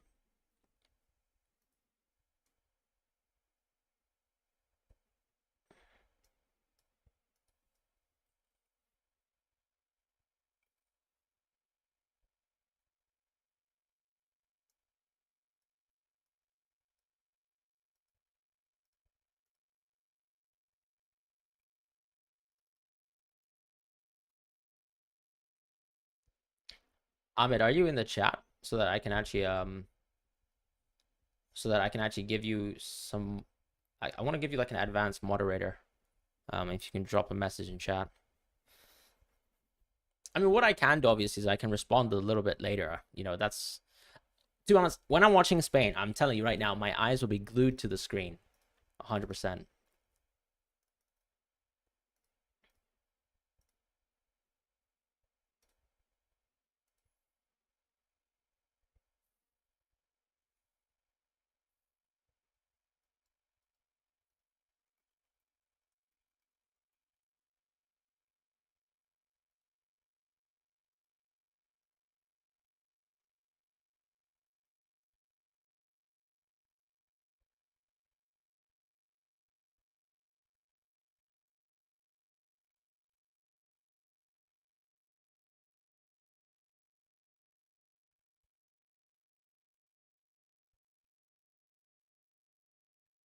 Good game.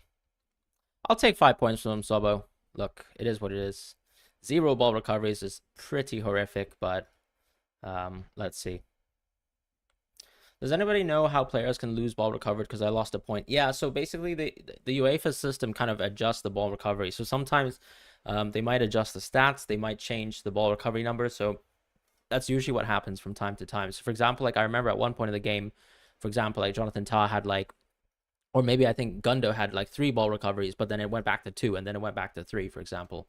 Um, I mean, look, I don't think he was necessarily ghosting, because this is how you have to imagine how Hungary have to get points through Sobo, right? Like, he will get set pieces. He almost got another assist from set pieces. And okay, they didn't have any chances in open play, really, but he created the one chance in open play, if we're being honest. So, yeah, like, I mean, we're not expecting him to kind of like, we're not expecting Hungary to dominate the ball and for him to get points through that sort of regular type of way. Like, for example, like a Phil Foden does, right? The way Sobo is going to get points is like corner assist, free kick, direct goals, set pieces as well, where he can get assists as well. So that's usually where you expect a lot of the points to come from. And obviously, if Hungary are able to kind of put together a decent performance and maybe win, like, he could get man of the match and things like that too.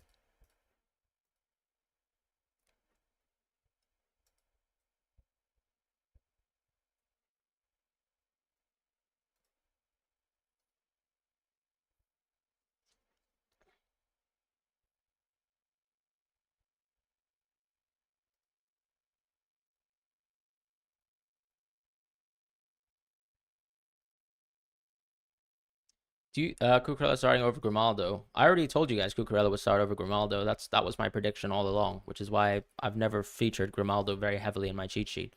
Um, and I think also you have to think about Spain play a back four. Cucurella's might actually be better for a back four than Grimaldo. It's not like Grimaldo is amazing as a left back. He's much better as a left wing back. Who are you going to sub on from your bench, and who will you take off? I mean, Sam, as I said, there's no point in even thinking about it for me from up until at least the 17th of June games are finished. Because right now, for example, I don't know whether, De Kuyper or Trent or DeMarco is going to do super well in defense.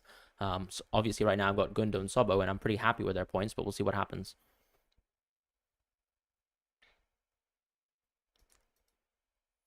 So yeah, like, who knows? Like, maybe Rodri kind of stinks, and then that's fine. We just move on to the next player. Basically, is kind of the general gist of what I'm trying to say. Am I watching the Spain Italy game? Yep, I'll be here basically the whole day. Um, maybe I won't be here for the Italy game because I have to kind of I probably have to take a break, but I'll probably call it quits after the Spain game, and I'll watch the Italy game by myself. But I'll definitely stream once again. I don't know if I can stream tomorrow. Actually, I'm sorry, guys. I might have to stream on Monday instead. Can we sub off player after subbing in? No, you can't. You can't do that. You can only sub. Like, once you've subbed the player on, you're keeping him.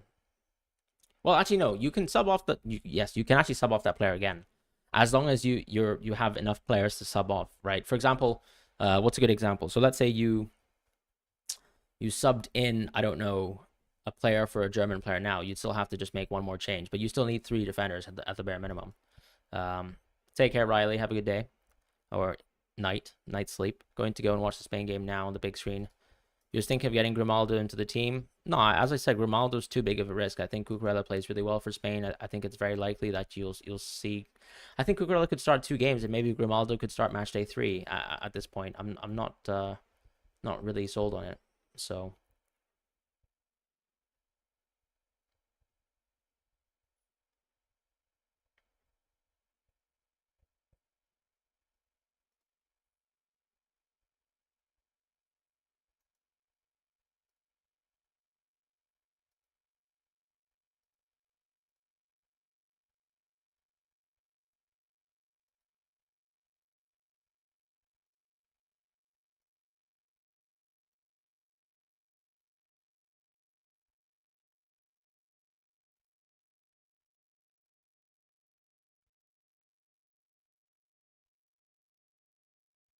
nice stream, buddy. Thank you, Abdul. See you around. Cheeky little 5-pointer from Orban. We take those. That's nice. That's lovely. I mean, honestly, considering that game, considering how bad Hungary were, 5 points is just incredible. Sobo could have so many points, just his team can't finish well. Yeah, there were a lot of chances, honestly, if you think about it. Hey, Jacob, hope you're doing well. Who will be my captain tomorrow? Hey, who knows? Maybe I keep it on DeMarco. So let's see what happens. But I think my captaincy is going to be Trent Alexander-Arnold tomorrow. So hopefully Trent does the business for us.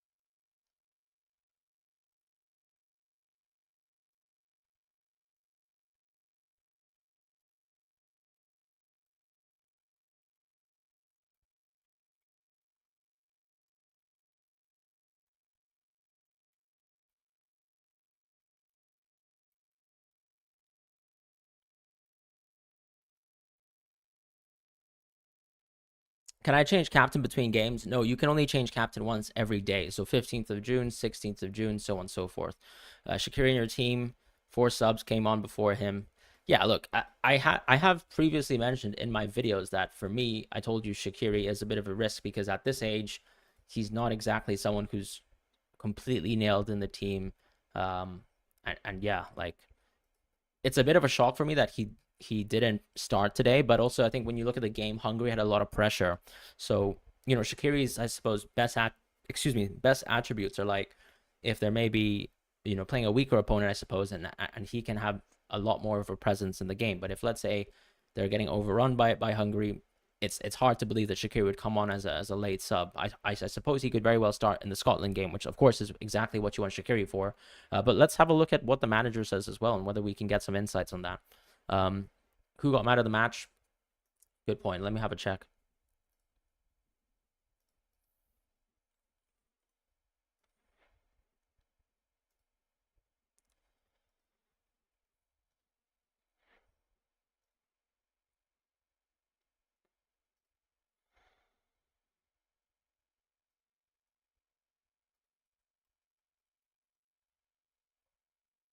All right, where's my phone? Let me get that phone out.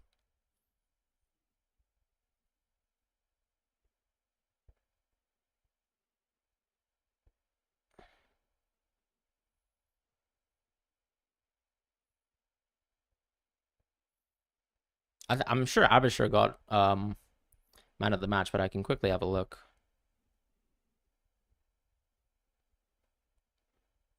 Oh, I told you guys, Granit Xhaka man of the match. What did I say?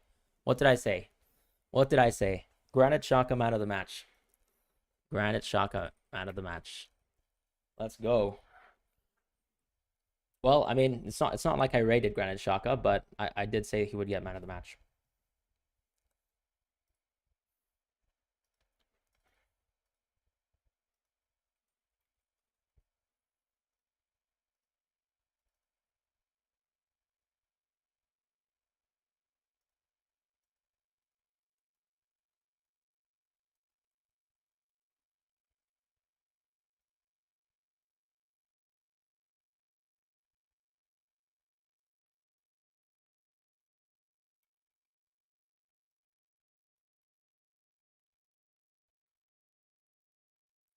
Yeah, but it's not about FOTMob, is it? It's about the UEFA website. So I can show you guys like on stream. So you can see the man of the match is Granit Xhaka. Sorry for the unclean mobile screen, but Granit Xhaka did get man of the match. Yeah, no, I mean it's only 5 points, so it's nothing crazy. But yeah, I mean it's to be fair, considering Granit Xhaka's 6 million, I mean that's a really good return as well for him.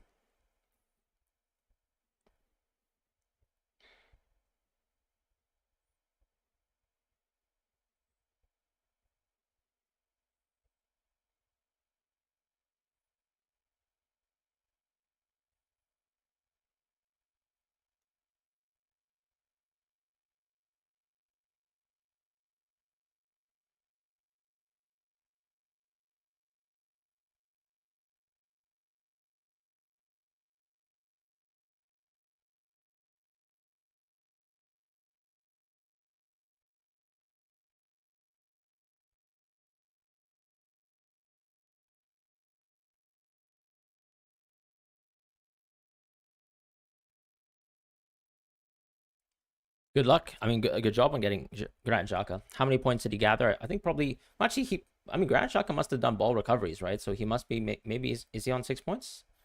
Um, how many points do you have right now, Saps? If you want to give us an update on that. Hoping for a Rodri brace. I think we're wishing for too much here, but I hope Rodri does well too. He only got 5 points at the end. Fair play.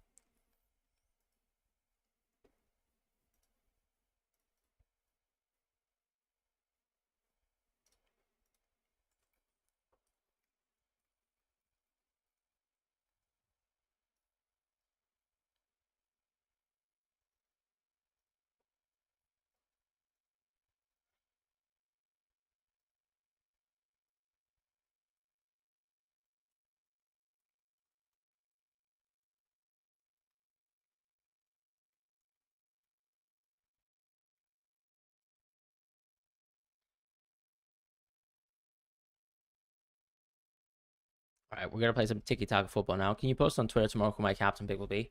I think I posted it today, so I'll post it once again. Hoping for a Rodri brace. I'm probably gonna go Trent though, 100%. Akanji's on 11 balls recovered. That's incredible. Nice. That was a pretty topsy-turvy game, to be honest. Like, at one point, obviously, in the second half, it was a lot closer for Hungary. Anyone know why you can't order view players by points scored? I'm not sure. I mean, is that really not the case? To be honest, I probably wouldn't be able to see it properly, so just keep it on this little screen.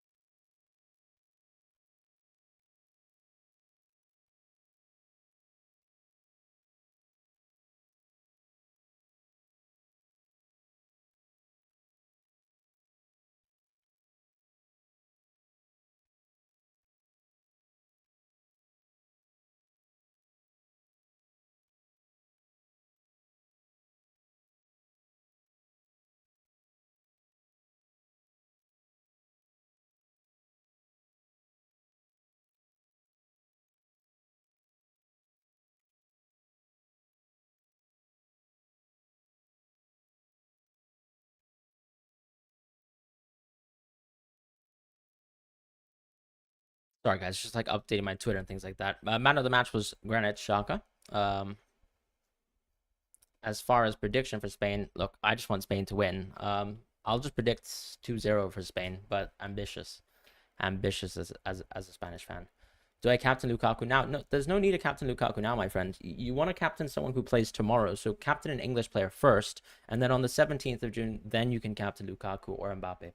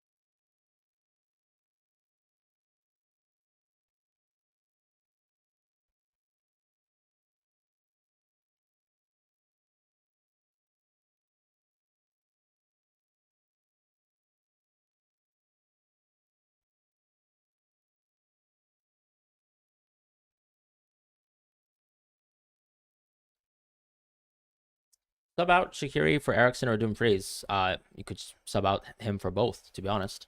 I got to go, Fran. I'll be back to the Spain game. See you later, Sam. KSI follows me. Yep, KSI does follow me on Twitter. Yeah, that's true. Do I captain Lukaku now? Oh, sorry, I explained that already. Is Mbappe injured? No, he's not. I don't think so. I think he's ready to play. But obviously he needs to ease back into training and stuff like that.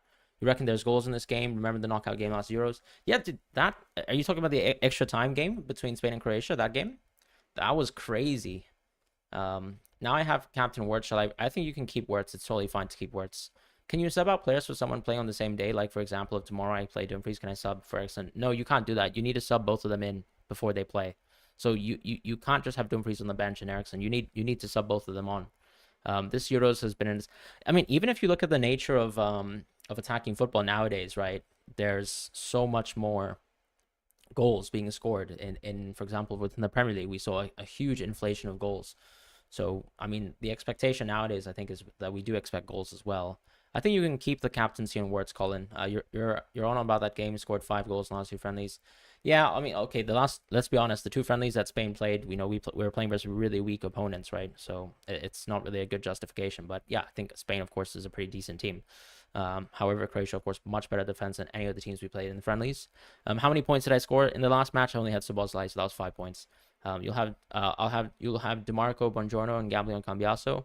I don't think Cambiaso is going to start, but I've heard that it's the back line is Calafiori, Bastoni, and I think they're playing a back four, but I'm not sure. We'll find out later today with Italy. I do think that the punt is a bit too much, but I hope it works out for you, and I hope Cambiaso can at least come off the bench if he does, and he does well.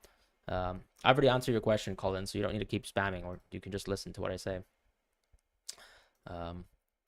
Sorry about that. I'll put you in timeout. You'll have Lukaku captain looks really good. Yeah, I mean it's between him and Mbappe, right? But you know we can wait. Let's just wait and see what happens within the England game. If someone does well in the England game, we don't have to make a decision really.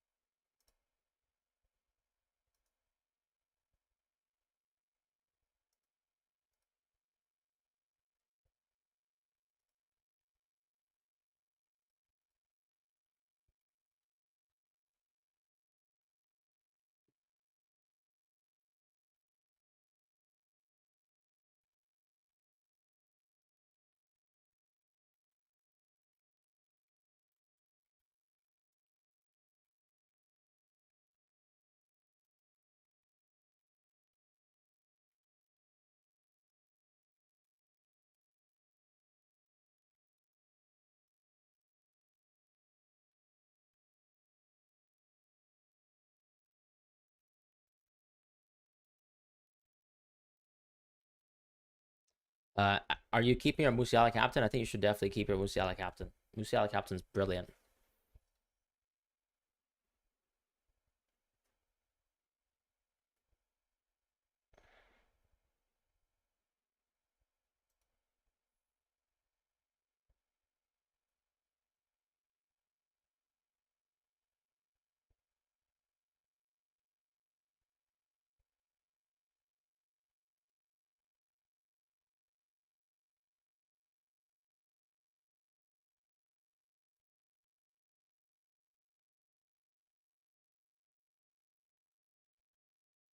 Would you keep Dominic Sobo for the long run? I think so, right? I don't think he's a pressing transfer out. I think let's just wait and see what happens for the rest of the tournament.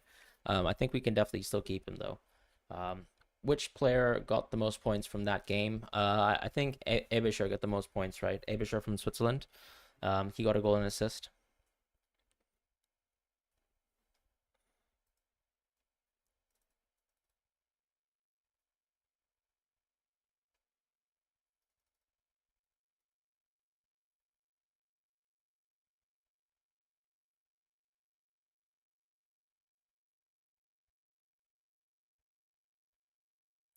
And I'm so excited to watch Lamine Yamal, to be honest. 16 years old and he's gonna start for us. Oh, it's brilliant. Let's just get ready to go.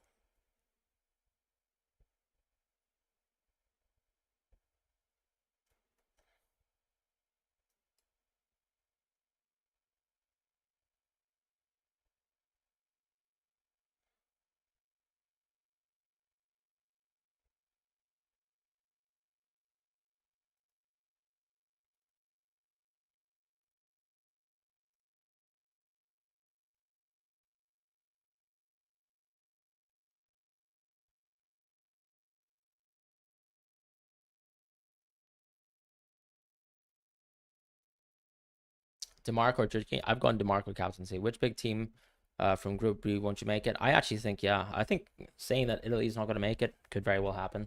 But it's really between Italy and Croatia, right? Ericsson, same cost of Oslo and meet Sylvania, and also much, and also, sorry, it's not much mentioned as a real potential scorer. You captain Szoboszlai, that's fine. You can go again with another captaincy.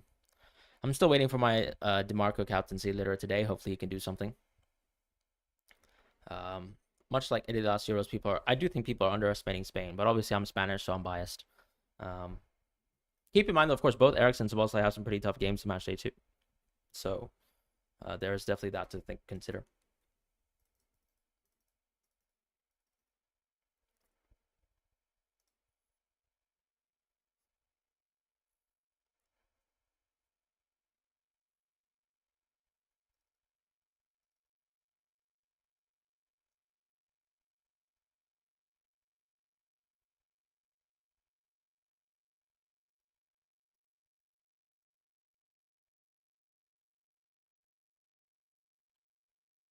It's not really the wrong choice. I mean, Demarco hasn't even played. I'm English, and I think give your team some credit. I think England are definitely better than Spain on paper. Would you captain Ronaldo over Bruno? I think I would, yes. But we'll see what happens. As I said, like if we how do you explain it? Like if we do well, right, and um we don't have the need to change the captaincies. It's not even worth really thinking about. Obviously, in our head, it's nice to think about who's a nice 18th June sort of player to pick. And But yeah, I mean, like as I said, like Mbappe will play, Kane will play for some people. For me, Trent will play. Like there's going to be a lot of captaincies that I can play with before I even think about, let's say, the Ronaldo Bruno type captaincies.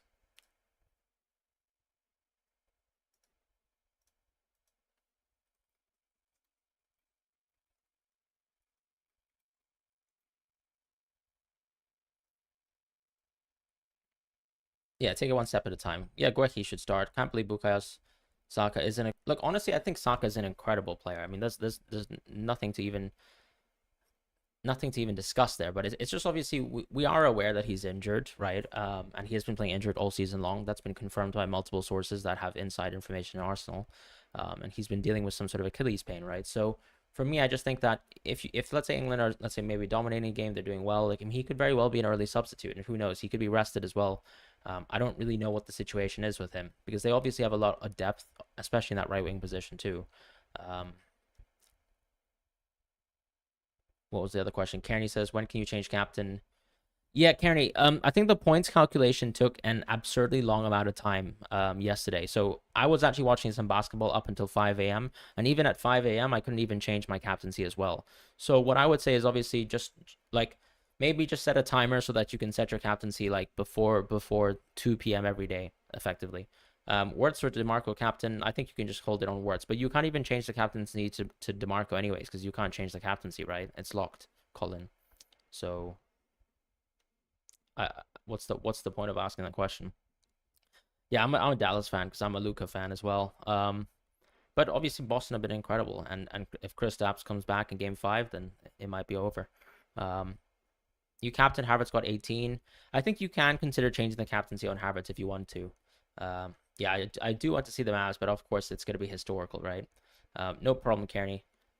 Yeah, the points calculation usually does finish a little bit earlier, so sometimes it's good. Mela is amazing for Denmark, but he hasn't got much interest. I agree with you as well. Christiansen as well, another fullback from Denmark, is also very, very effective, and a lot of people haven't gone for him, but I have recommended him as well. Um, what other questions are people asking? Can't see any other type of questions right now.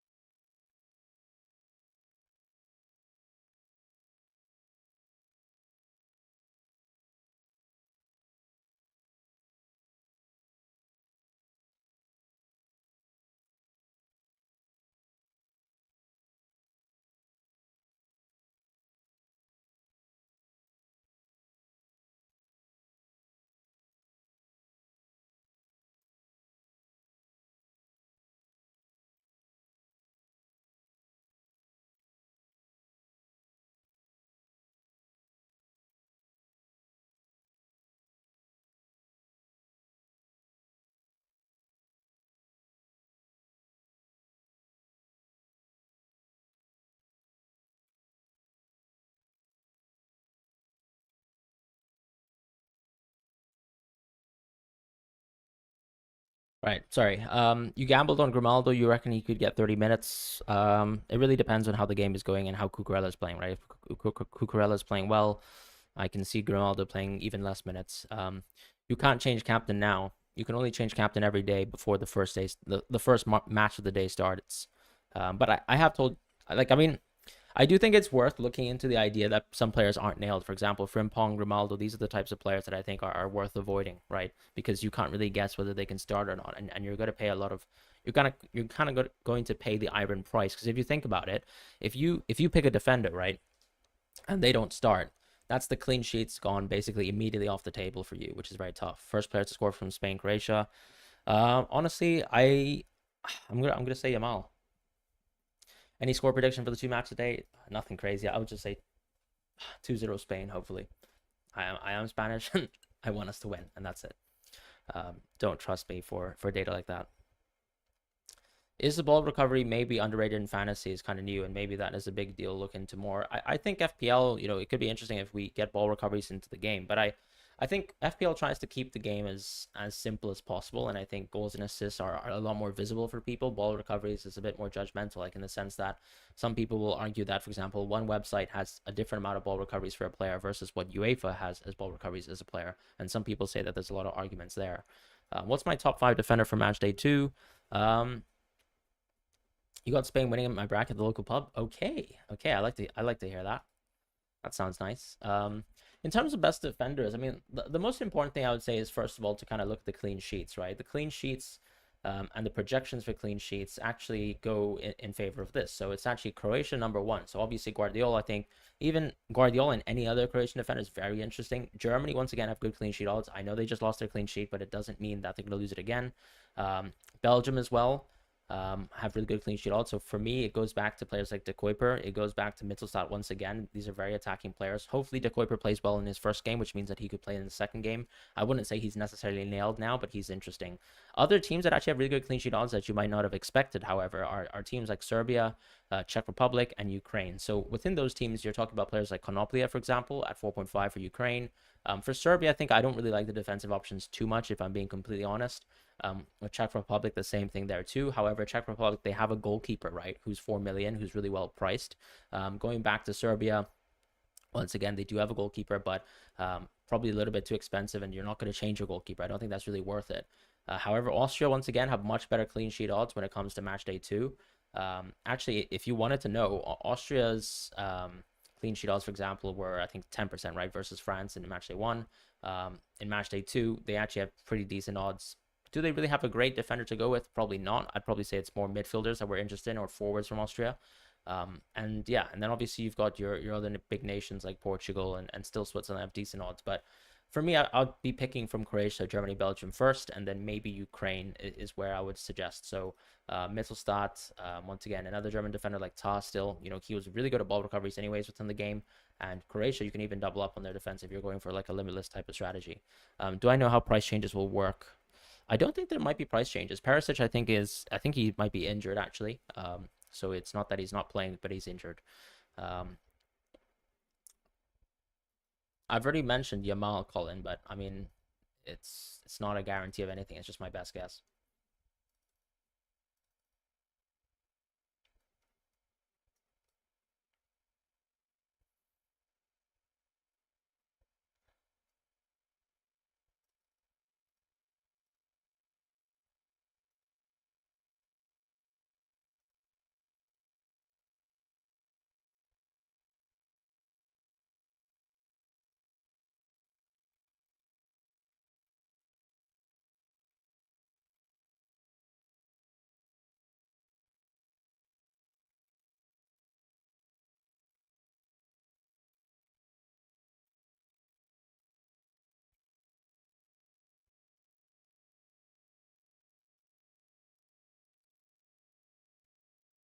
Colin, I've responded multiple times. I don't really understand. Are you not able to understand that I've said Yamal, or I I can't really be bothered if you're not going to listen to it and you're just going to continuously ask the question. Um, yeah, I've said I'd predict Yamal, but that's it.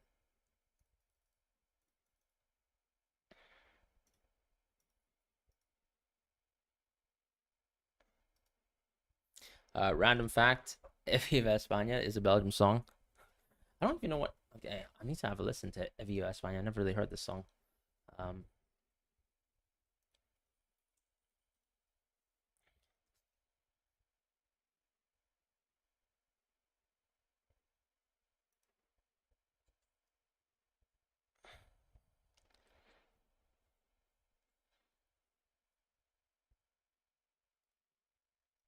do you mean E Viva España?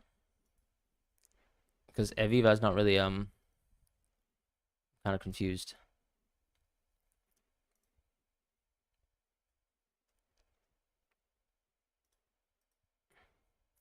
Game of football bingo. Oh, we could actually do that for sure. You can't. I swear the person who sings "Y Viva España" is not even Spanish, right? Or Belgian. Apparently she's Swedish. Um, and obviously it's an English. It's an English lyric almost, right? Game of football bingo. We can definitely do that. Uh, any specific website that you use to play football bingo or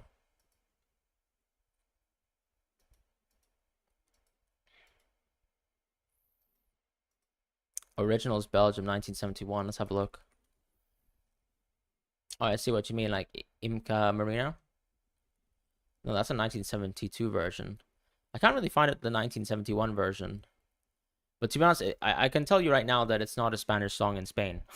It's not a popular Spanish song.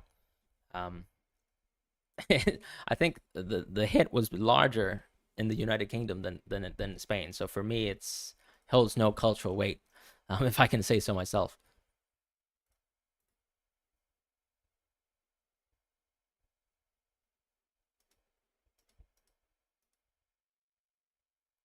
How to change FPL captain? Um, you can change it once every day, before the start of the day. So, before the first game of the day. So that would have been, for example, before 2 p.m. today. You can't change you can't change players right now. So your only opportunity was to do so before the first game of the day, which was basically before Hungary versus Switzerland. Is it worth changing captains for Musiala? I would say no, Mo. I'd probably just keep it. And yeah, this is not FPL. It's obviously European fantasy, but I think we all know that.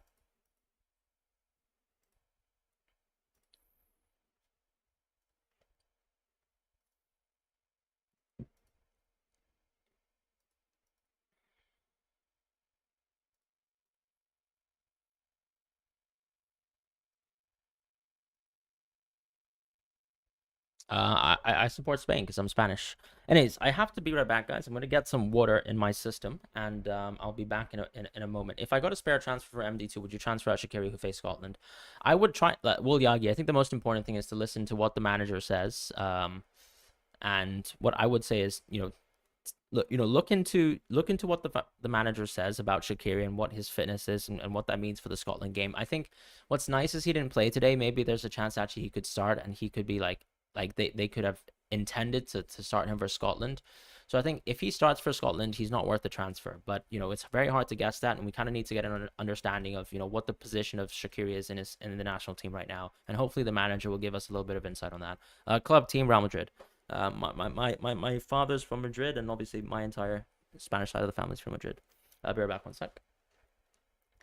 Just gonna get some coffee in my system. I will be here in a moment. Respect. I mean, look, I'll probably say that I generally am one of the least biased Madrid fans in the world. So, um, in fact, I even own, for example, a Messi Barcelona shirt just because that guy gave me some nightmares for a long time. Um,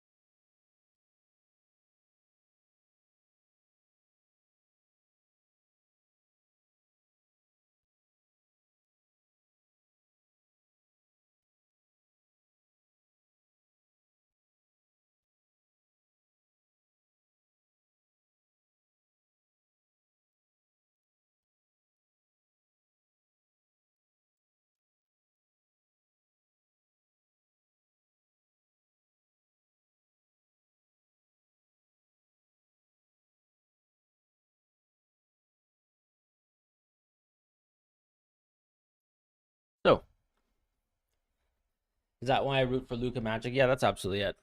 I think let's play the football bingo that you guys are talking about. Are you guys thinking about something like immaculate footy? Is that what you're kind of looking into?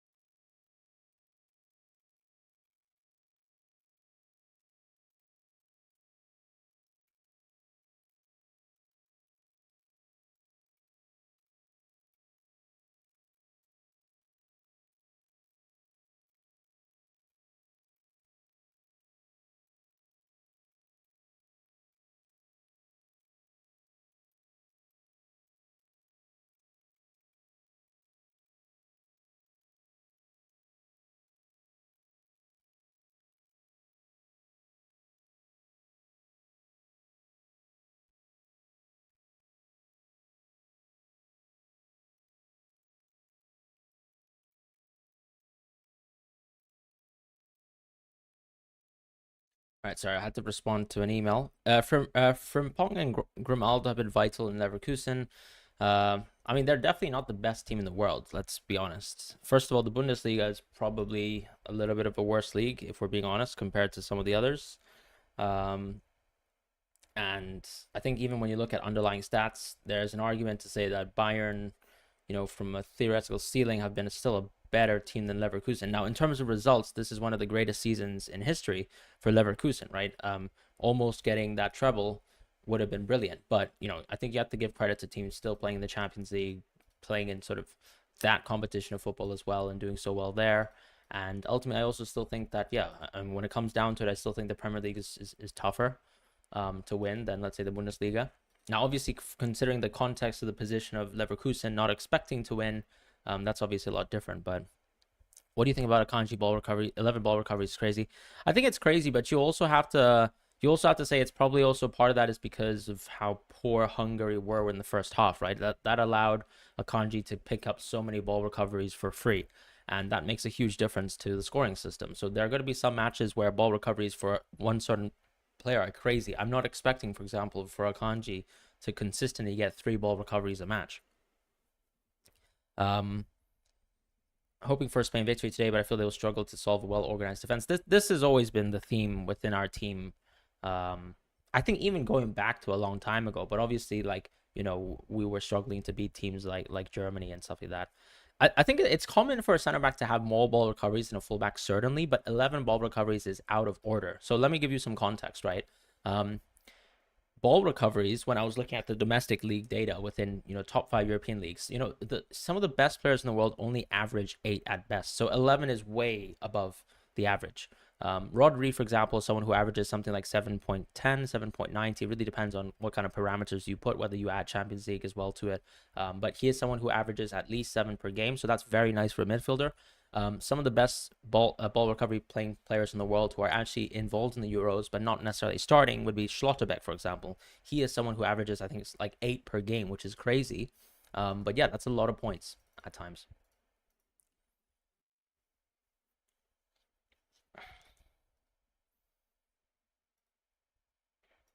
All right, I'm gonna put my headphones on.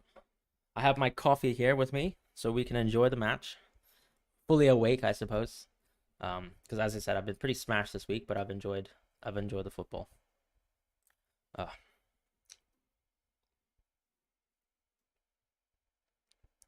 Excuse me.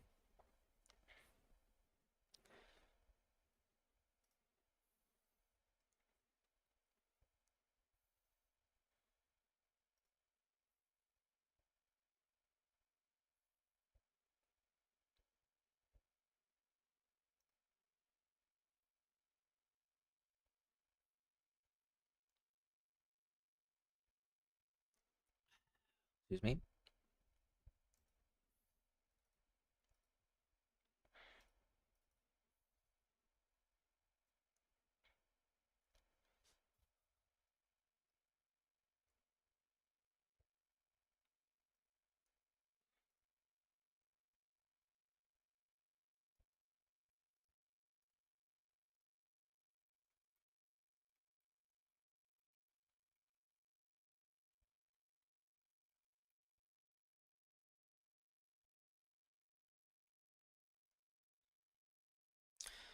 It's 1:40 a.m. in Australia. Yeah, no, I completely understand it. I remember when I was watching the World Cup, I was in Hong Kong, right? Because I was seeing my family in Hong Kong, and I literally fell asleep during Uruguay Portugal, and I had my wild card set up, but remember the deadline I think in the World Cup was very weird. So I was setting up my wild card, I fell asleep, and I missed the deadline for the wild card. So I literally had to do like 5 or 6 transfers blowing my chips. Can you see the link I posted in the chat? No, I can't see it for a goal. I think the links have been blocked for whatever reason. I think that's YouTube sort of protocols for security. Um, has to be the first game of the day, exactly. Yeah. Yeah, Luis. What Ali has said is completely correct. So before the first game of the day, you make those moves. You change your captaincy. Then it has to be before the first game starts. Good morning, Kim. So you see lots of people from different places in the world watching the stream. Really, guys, really appreciate you guys for being here, to be honest. So thank you for joining.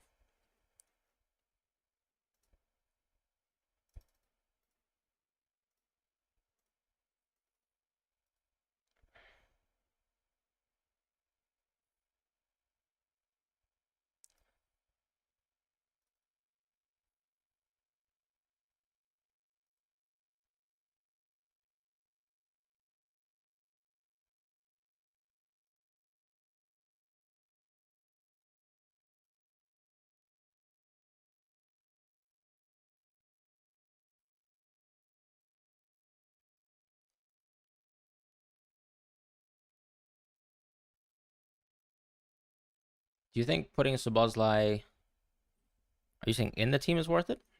You're from Belgium. Good morning was to Luis. Ah, right. Okay. That makes a lot more sense.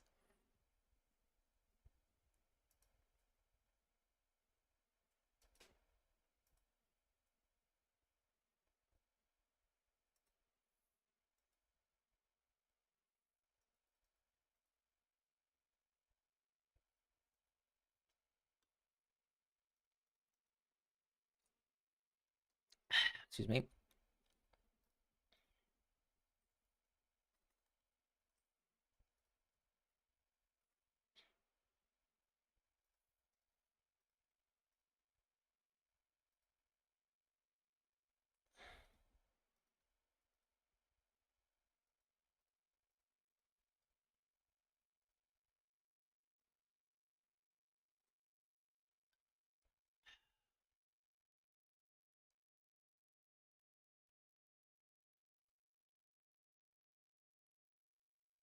Just listening to the ITV sort of commentary. Let's go Kies hat trick. Yeah, I mean that's gonna be the last day of the day. Thank you so much, Fran, your legend. Think Kies outscored Wirtz. Did you swap the Wirtz captaincy? You can't swap the captaincy in the middle of the day. You have to swap it at the beginning of the day.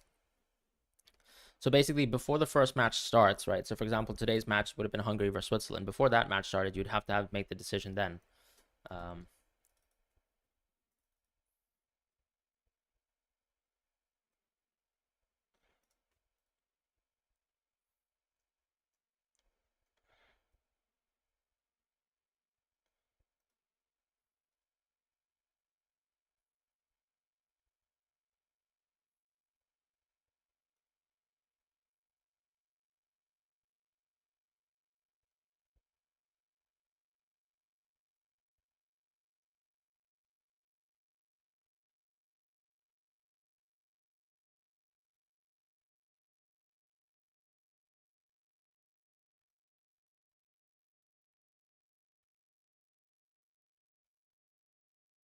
You did not swap. You kept it on Wirtz. No, I think keeping on Wirtz is totally fine. Oh, you just hope Casey does amazing. Okay, that's fine. Awesome.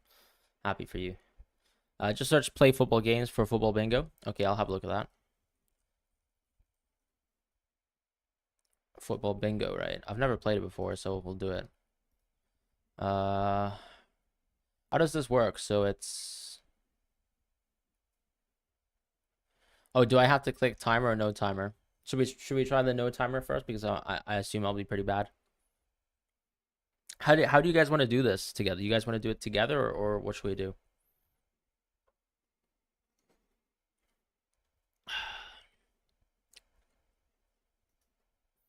What are your thoughts? Should we do it together? No time. Okay, no time.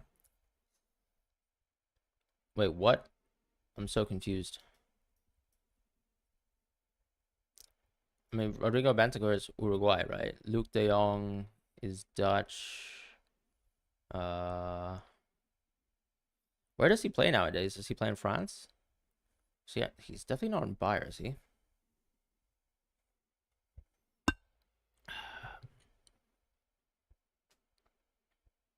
Teammate Anelka. I don't even know where De Jong plays nowadays. No, actually, he plays. I think he plays in the Dutch league, doesn't he? Still? Does he not play for Eindhoven or something? I mean, Eindhoven's not here, so what would be the answer?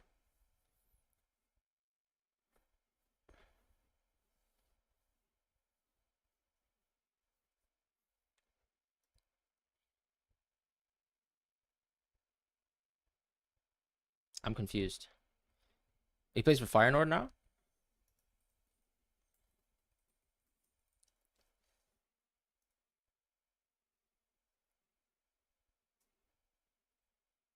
I swear he plays for PSV. I'm confused though. Like what's Luke De Jong? Is it because what? Is it also clubs that he used to play for?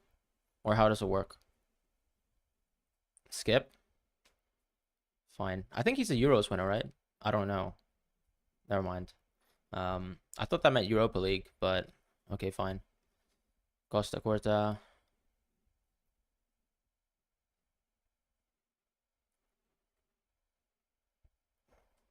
What? I mean, none of these, right?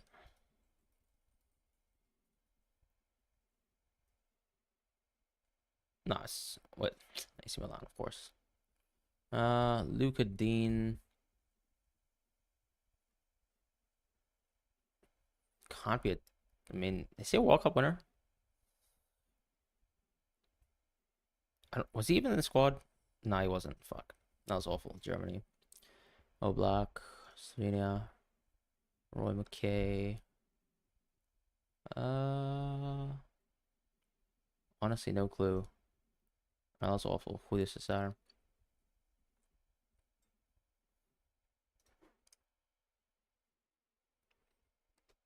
Saint Max.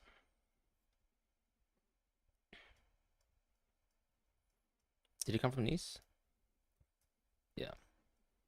Munier. Definitely not Spanish top div. Is it too late to change captain? It is for today, guys. Um, I don't think you should sub Szoboszlai. I think you shouldn't sub Szoboszlai until much later. What is this Munier thing? I don't really know. Cuadrado, Colombia. Sangare.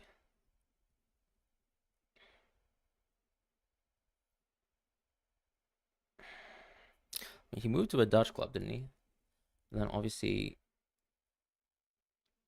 oh, many of them are not among them. Oh, oh, right. So some of these players don't apply at all. Is that what we're saying?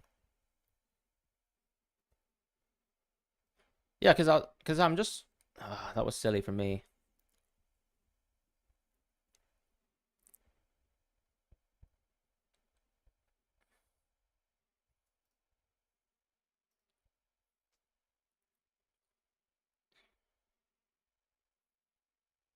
Berbatov. I mean, nah, like there's none left, right? Raul Jimenez. Did he play for Porto for Benfica for a bit?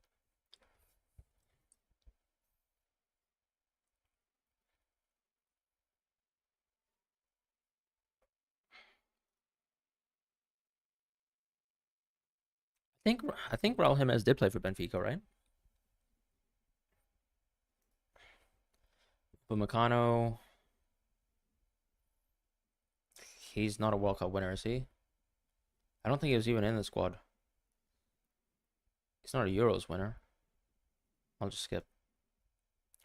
John Terry, Chelsea. Oh, I should have picked managed by Mourinho, right? Andrick doesn't do this, does he? Sanchez. I don't think he played for River, did he? Rabiot. That's awful. Well, I already picked my Slovenian player, so that's wraps. Fede Valverde, Uruguayan. There's nothing here. Does Champions League count? No, it does. Oh, okay. It's just the English. Um, Thiago Silva.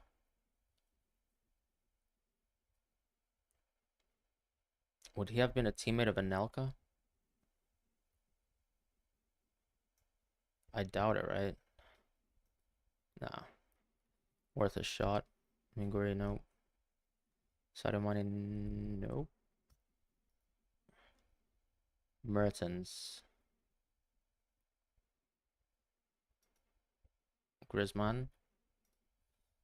Oh, no, sorry, he's a World Cup winner. Oh my God. Okay, that was awful. That was so bad. I picked that way too fast. Nunez doesn't do anything here. That was awful. Dino, World Cup winner. Gibbs White. No. Okay, play wild card. Better luck tomorrow. No.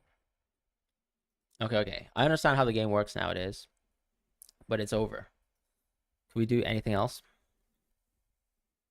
That was awful, but we'll try it again. Now I actually understand how the rules work. Who will you change your captain to DeMarco if he blanks? I think I'll just change it to Trent.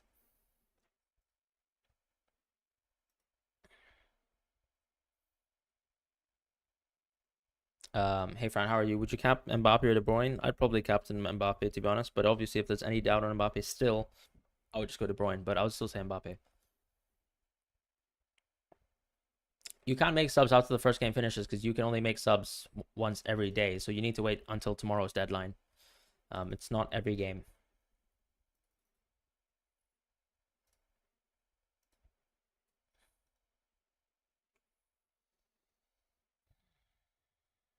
KDB is fine as well.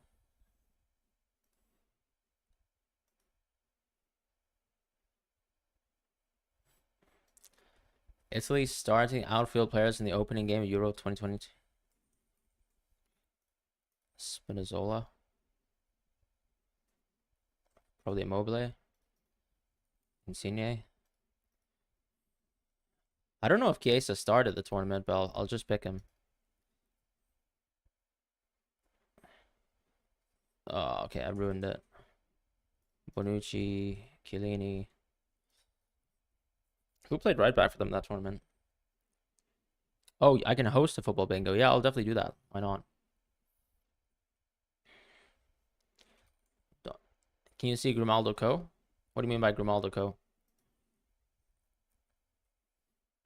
Wait, what? Did Donnarumma not start? Am I going crazy? Oh, out. Okay, does that mean... Oh, right, sorry, no keepers. God, I'm such an idiot. Okay, well, I think Barella should have played, right? Or am I crazy? Maybe he didn't? Okay. Okay, so if Chiesa didn't play and Insigne played, does that mean Berardi played? Berardi must have played. Okay. Can you see Grimaldo coming on for Cucurella if he plays? I can, but look, I really think that we're overrating Grimaldo too much. Like at the end of the day, he's a left back for Spain, and the next match is going to be our toughest match for Italy. So for me, Grimaldo is a sell if you guys own him. Let's see what happens. Di Lorenzo was actually... He might have actually been... No, I already picked Case, and I think I failed. Someone said Di Lorenzo, so I'll follow chat. All right, chat, you've ruined it for me. You've ruined it, Harris. It's all over. Nah, I'm just messing with you. So how can I host the lobby, guys? If I go to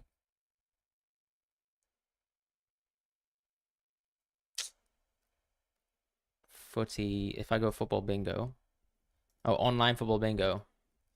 Your name, Fran. Should I just do I make a code? Code Fran, if anybody wants to join. I don't know. Please match the requested format. Sorry about that. The host of the room may have to Oh, should we do the Euro 2024 format? Oh, here it is. Reveal answer. Oh, we'll look at the answer later. Right now, I'm watching Spain's team get introduced. Um,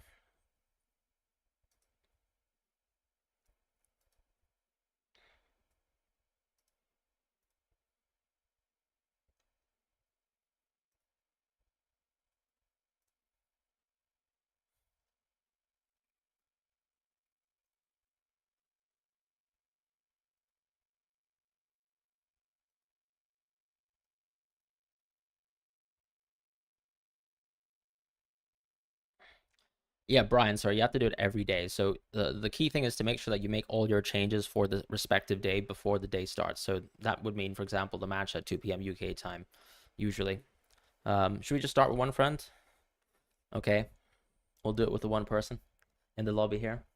Spain's national anthem is playing. I'm disrespecting it by watching and playing football bingo 2 minutes before the match starts. But Christian Norgard, where does Norgard play?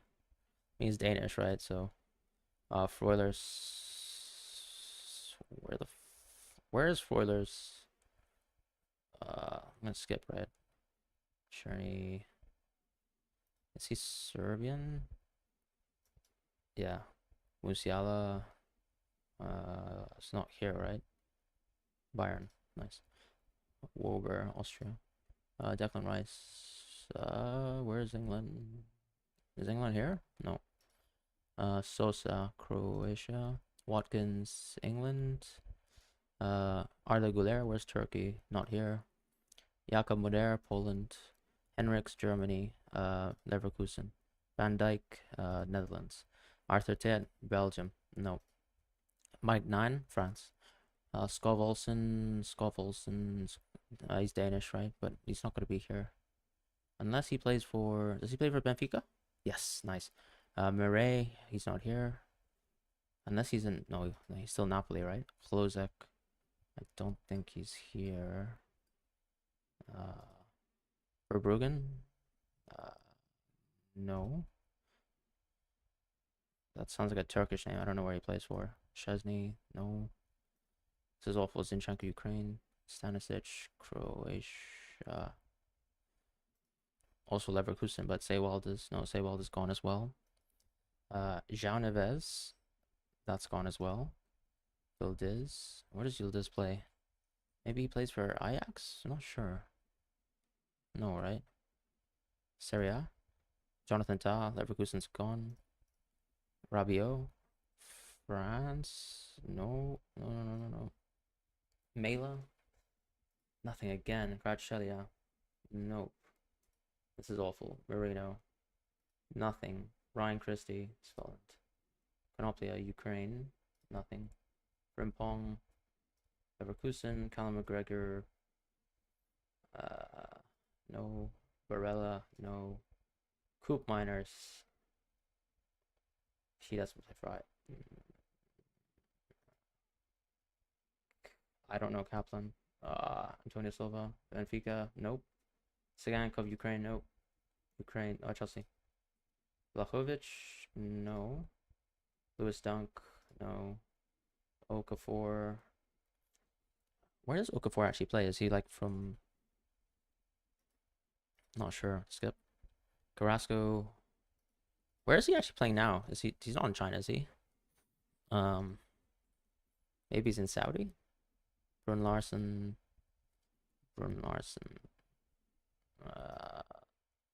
Willie Orban, nope.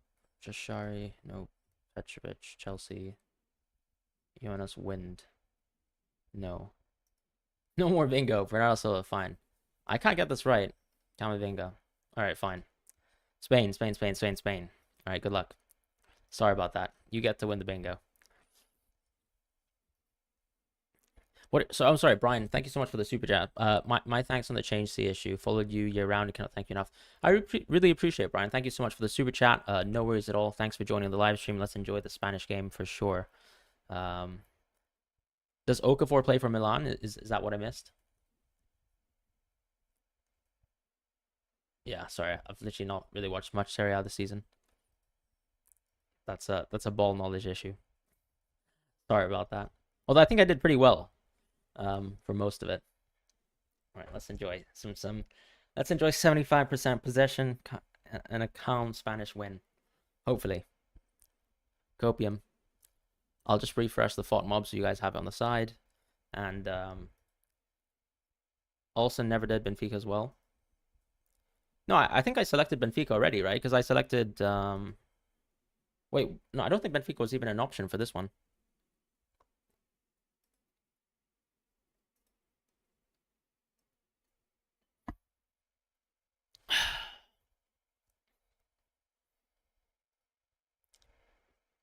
I put Olsen Benfica. Oh, did I? My bad. Skov Olsen. No, I skipped Skov Olsen. I remember I skipped him because I know he plays for Club Brugge. No. I didn't have Benfica, did I? I think that the three teams that were left was like Ajax, Dortmund, and another team that I swear wasn't Benfica. Benfica was in the previous iteration. Grimaldo not starting. A lot of people. I'll watch back. Okay, I'll have a look. Was that the last team? Then I must have had a brain fart. I know João Neves plays Benfica. Plays for Benfica, of course.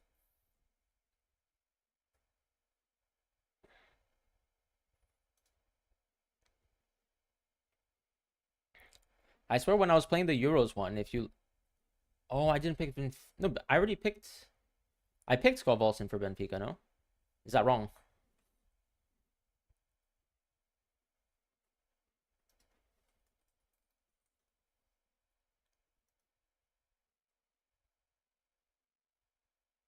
Yeah, no, it is wrong. What am I doing? Yeah, no, of course, yeah, you're right.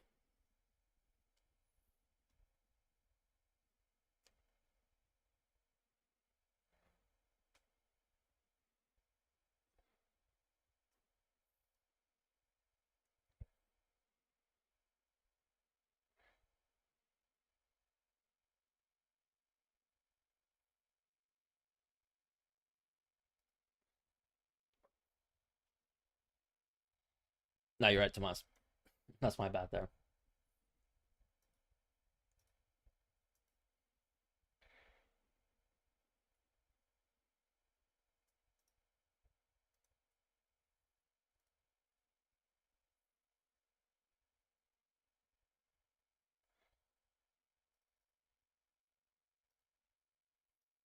I might be. What rank are you aiming from the Euros? I really don't know, guys. I'm sorry. I want to be in the top 5,000 at least, but let's see what happens. Um,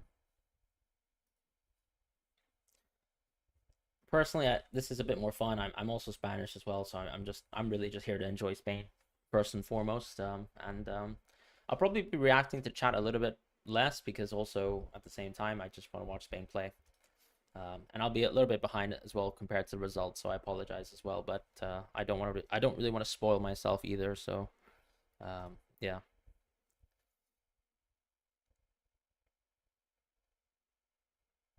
Ooh, good start.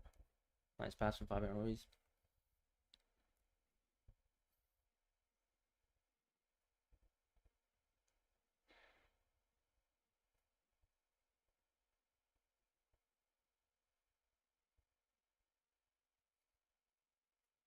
Rodri. Man, playing it's like I can't explain like moving from Busquets to Rodri is like just so fortunate. Like when do you get to move from one world class DM to another? It's just incredible.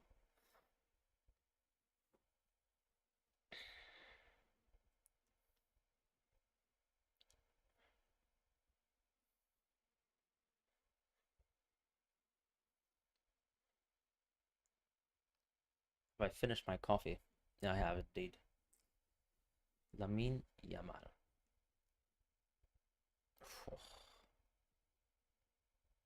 Carvajal, that was awful. Carvajal, what are you doing? And Rodri, I can feel the ball recoveries coming. This guy's insane, insane at them.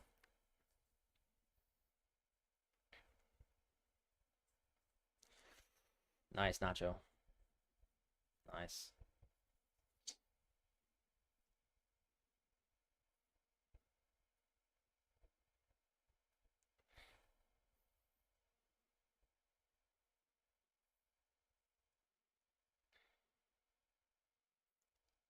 Great pass to Nico.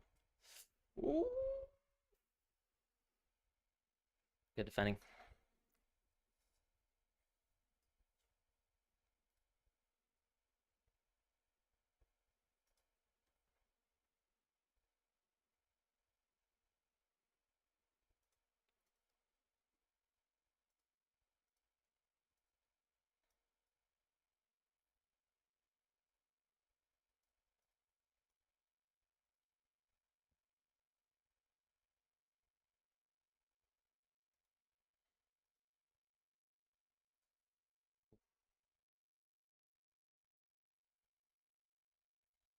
We're controlling the game exactly the way I want. And honestly, I just like the fact that our team is so much more well-rounded in terms of like the different types of profiles we have.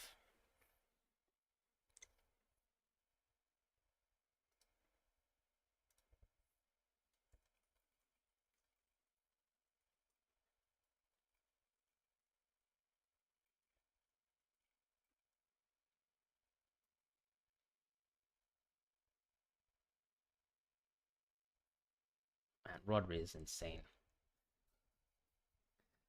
Ah,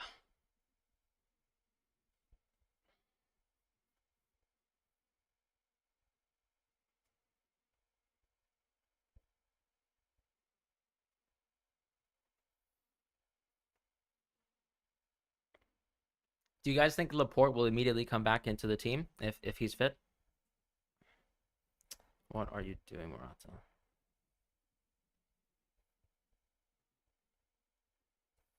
We're playing very well though, like pressing in tight spaces, not losing the ball very much. Like obviously it always looks awful whenever Spain concede because it's always just going to be like, things like a set piece, one huge defensive mistake which has happened like every tournament that I can remember since, some of the major wins that we've had, but just watching the fact that we have like players like Yamal and everyone else, it's just so fun to watch, really. So fun to watch. Because we have wingers finally, which has been a rarity for Spain too when it comes to like the profiles that we have in our team.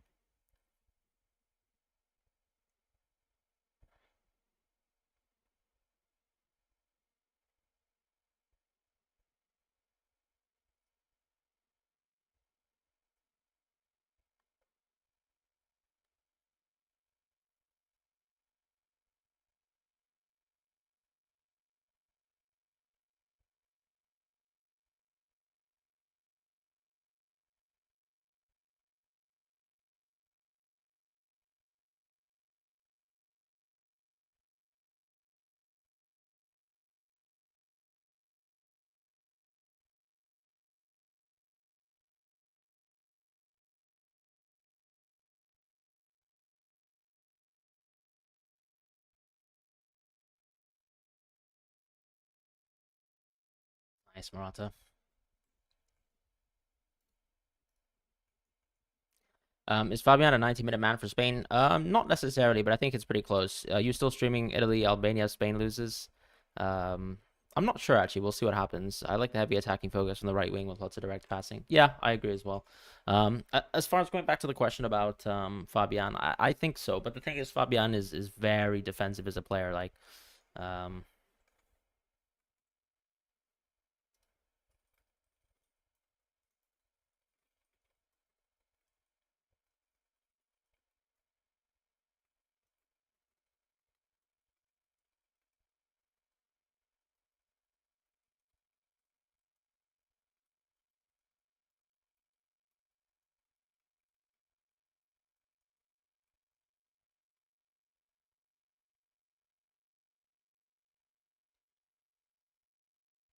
I'm gonna track the dude. Two ball recoveries for Rodri as well. By the way, during this match, I just want to keep you guys updated. Get some more ball recoveries, Rodri, please.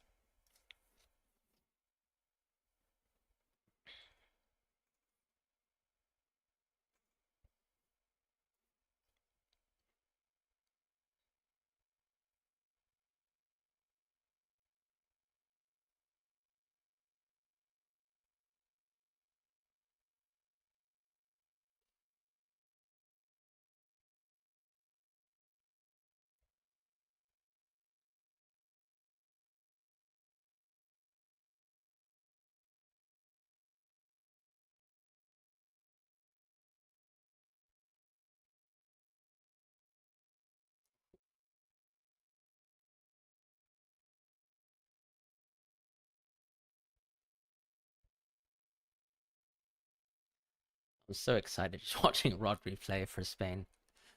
Ah, it's nice. It's nice to have some world-class players.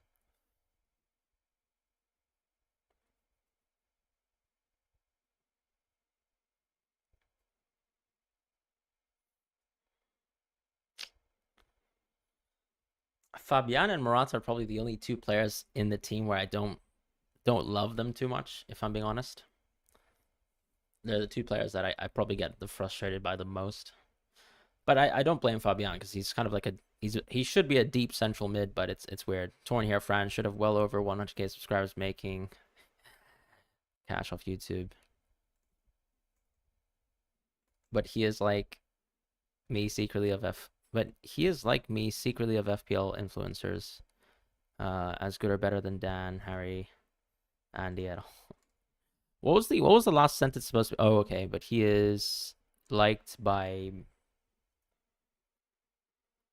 Oh, I'm like your secret. Okay, okay, I got you. Yeah, I appreciate that, Brian. Really, really appreciate that.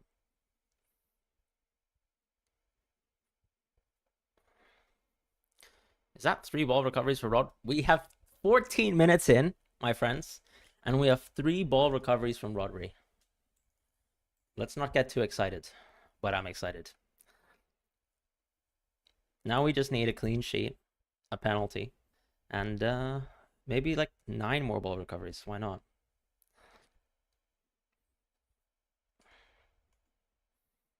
Thank you, Brian. No, I really appreciate that.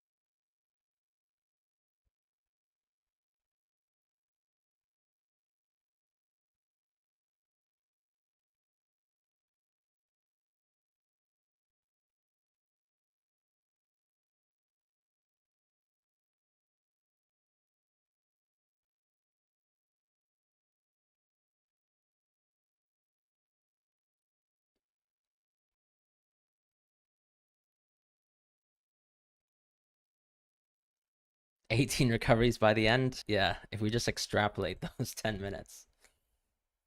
Ooh, Yamal, oh, it's close though. Oh, he kind of ruined that chance. Unlucky though. Ah, oh, really good chance. Let's get too excited.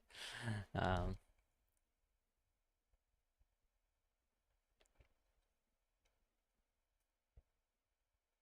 oh, it's unfortunate. He completely kind of like scraped the ball.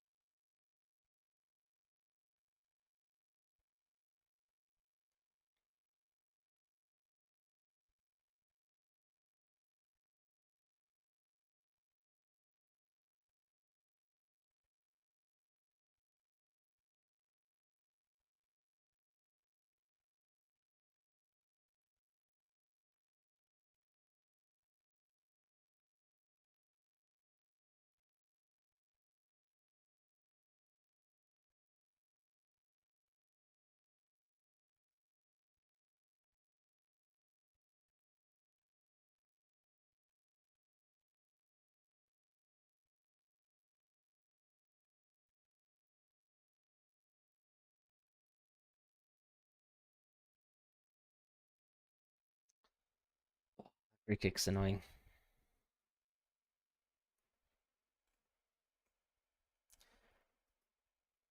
Yeah, he does have 3 recoveries, which is nice. But I think they've taken one away actually on the app, apparently.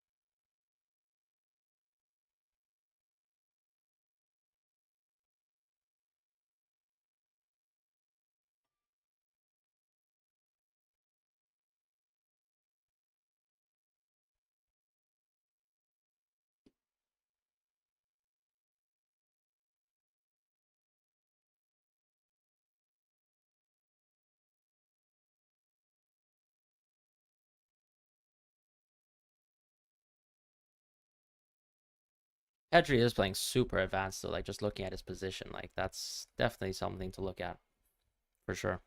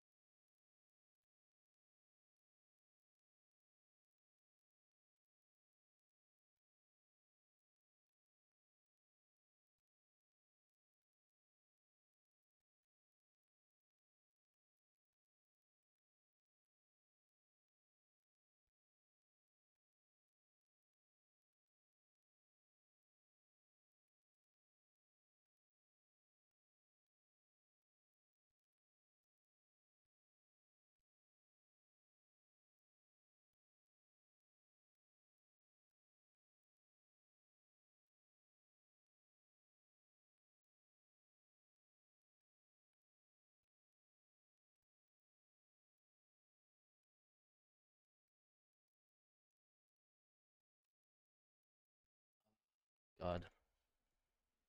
Unfortunately, I think you know what's funny is like watching Spain on a watch along is there's not much to be said because you're just kind of just watching, and then obviously Croatia they do have a lot of profiles who are very controlling, so like really good ball retention in terms of like players like Kovacic and stuff like that. So the matchup is is interesting because it's just going to be sort of quite long periods of ball possession from both teams with probably too little aggression.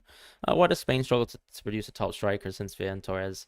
Yeah, I mean, look, the reality is, I think, you know, I guess it's a profile that you don't always find within your academies, and unfortunately, I don't know, like Real Madrid or Barcelona, we haven't produced anyone. Neither has any of the other top clubs. Arguably, like forwards who are younger than Morata, below 30, who are interesting, I guess, would be like Hugo Duro from Valencia, but even still, he's quite a mature players, so we don't have any sort of young top striker prospects whatsoever. But this happens with a lot of nations too. Like for example, you could argue the same, until I guess Scamacca. Italy obviously they have some pretty veteran strikers as well. Even Germany, I guess, before I guess the rise and the prominence of like Havertz as well. Similar situation, although Fulkrug, of course, clearly looks like a very, very out and out striker. But he's also a pretty old player, right? So then sometimes, like I guess, like these striker profiles also they mature a little bit later than most, and we'll see what happens. But yeah, it's definitely a position we're a little bit weakened in Spain. Otherwise, we just play Oyarzabal or Ferran Torres, as our substitutes, and we kind of just play them almost like a false 10. I mean, false 9, really. So, yeah, it's an interesting position. We need a bit more depth there for sure.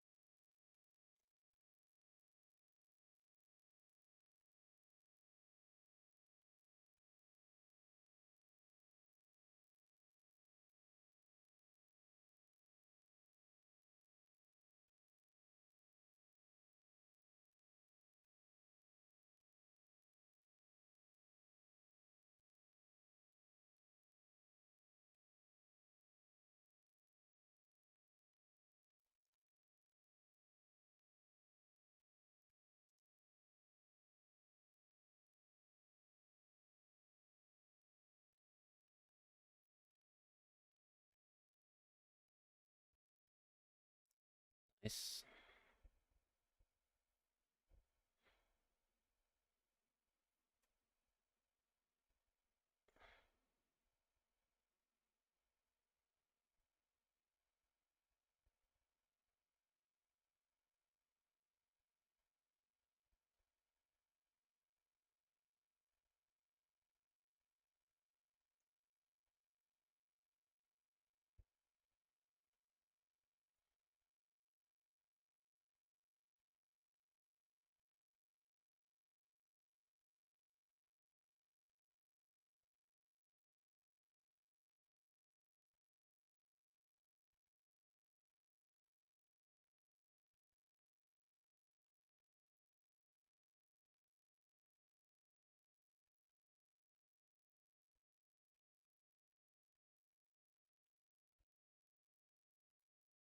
Rodri Guardiola hat-trick 3-3.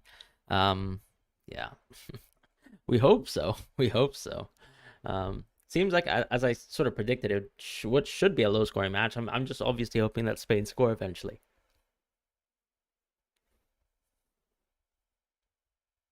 As you can see too, like the ball possession is actually within Croatia's favor, but part of that too is because they've just simply been on the ball.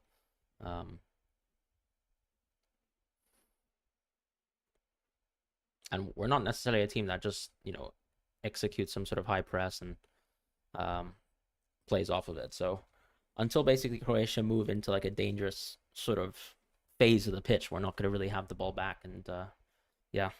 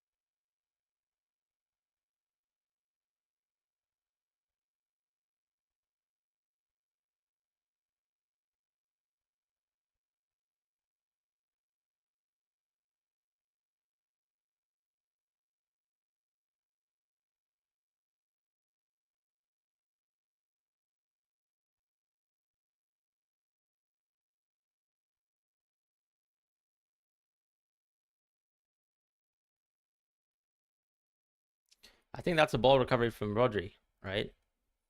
Please. Give me back my 3 ball recoveries.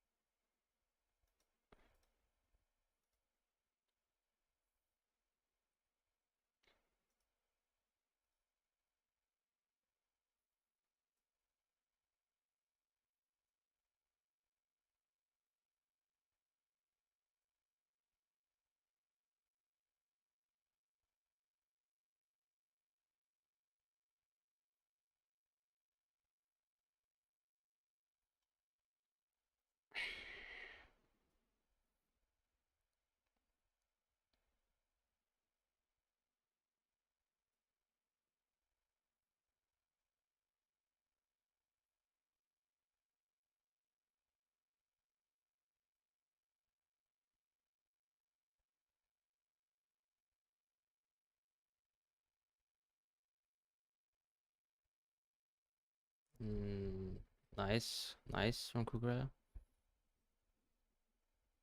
Oh, what a pass. Morata. Vamos. Amazing. Amazing, amazing, amazing. That's so good. God, I love that. Who actually laid that pass on? Was that Fabian? Yeah. Yeah. Beautiful. What a pass. Yes. Ah, let's go.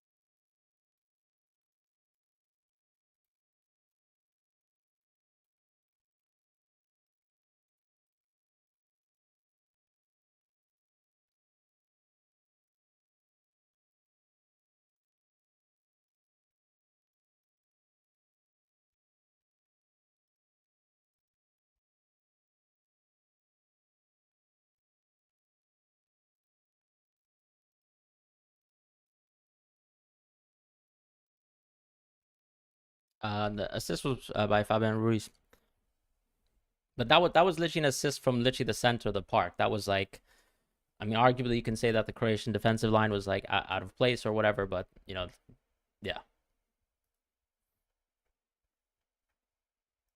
Oh, it's amazing. Huge.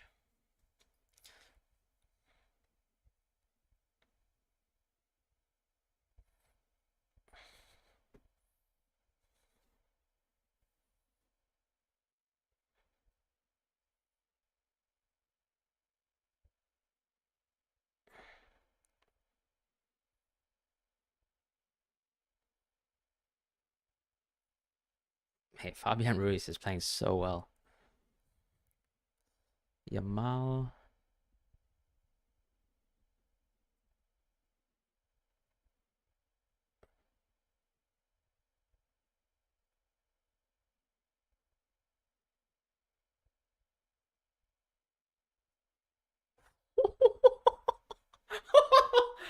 Let's go, dude. I love this game.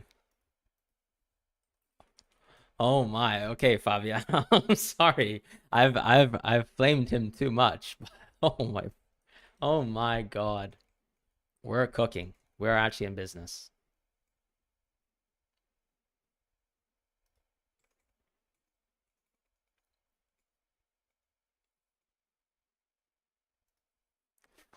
Fuck yes. So happy about this.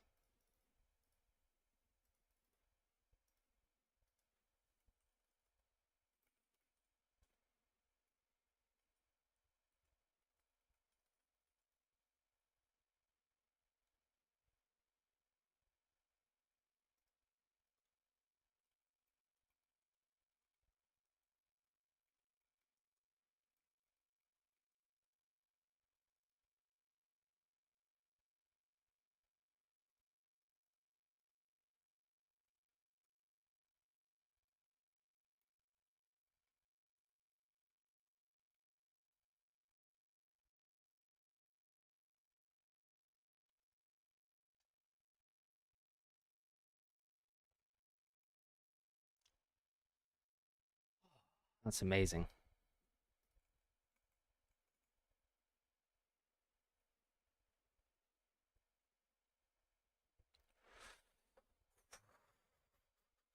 Almost conceded there. Oof.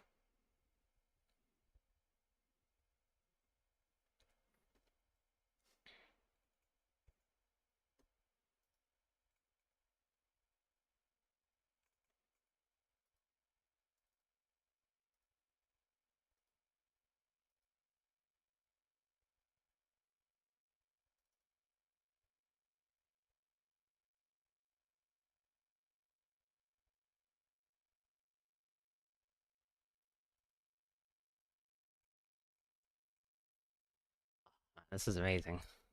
That was a good save from Unai Simon. As much as I roast him, I sometimes do get super annoyed at him, but that was great.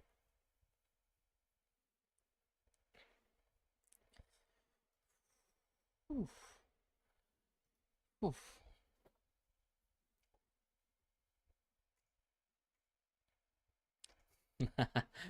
uh I generally thought we had a really well balanced team, and I'm really glad we're playing well. But the thing is, you need to keep playing well, and that's obviously something we struggle with. And let's see what happens.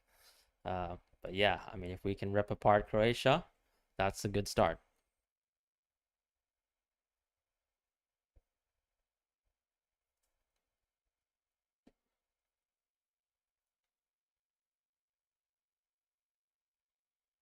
Like I like the fact that, for example, when you look at this team now, we have two players that we can kind of play long balls to, like both Nico and Yamal, arguably, which stretches the dimension of the field as well. The fact that they can play wide is so nice compared to, when we used to have basically like five midfielders like Iniesta, David Silva, Isco, even Asensio, arguably isn't very comfortable playing out wide. So we had basically a very tight team and it's very packed, and it's not like we had fullbacks who could play high and wide and had the sort of profiles to do well. And now it's just incredible. Like what looks like a really well balanced team. And I know a lot of people are sort of roasting our squad selection and the drop off, but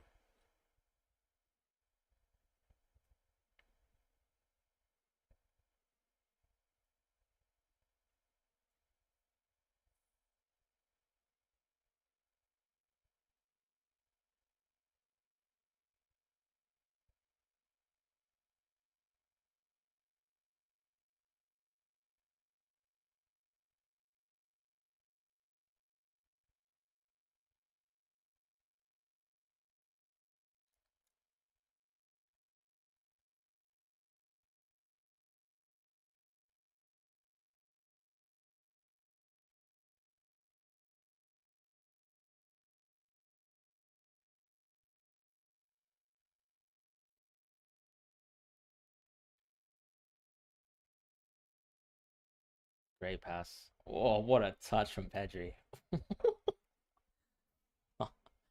Ah, I love football.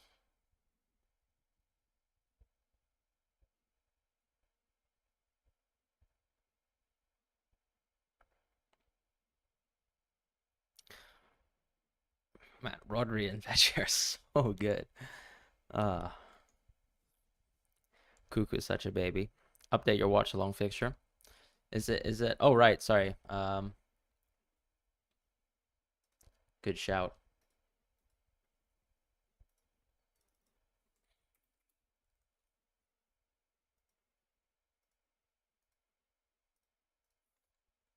That's been updated, thank you. Nice little dive from Korea. They were better when Enrique was the manager, just lack experience.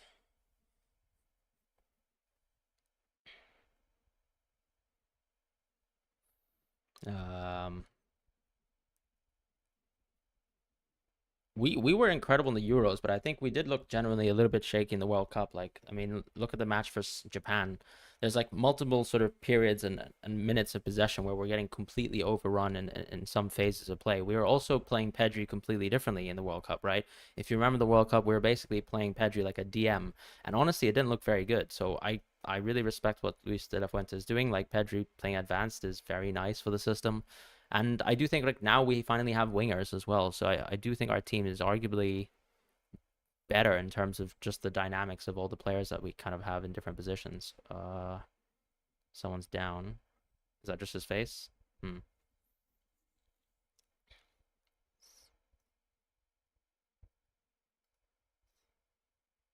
Oh, that's a blow to the face. Gosh.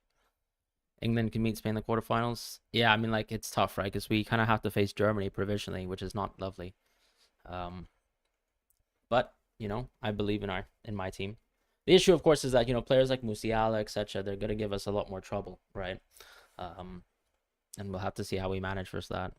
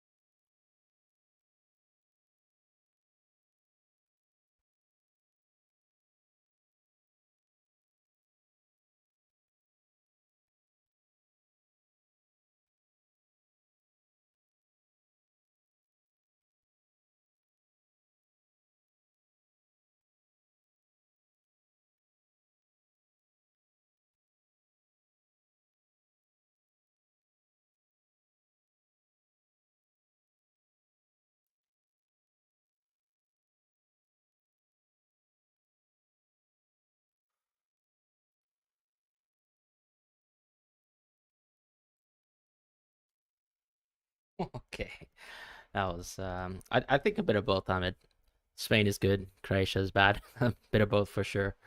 I don't think we're that good.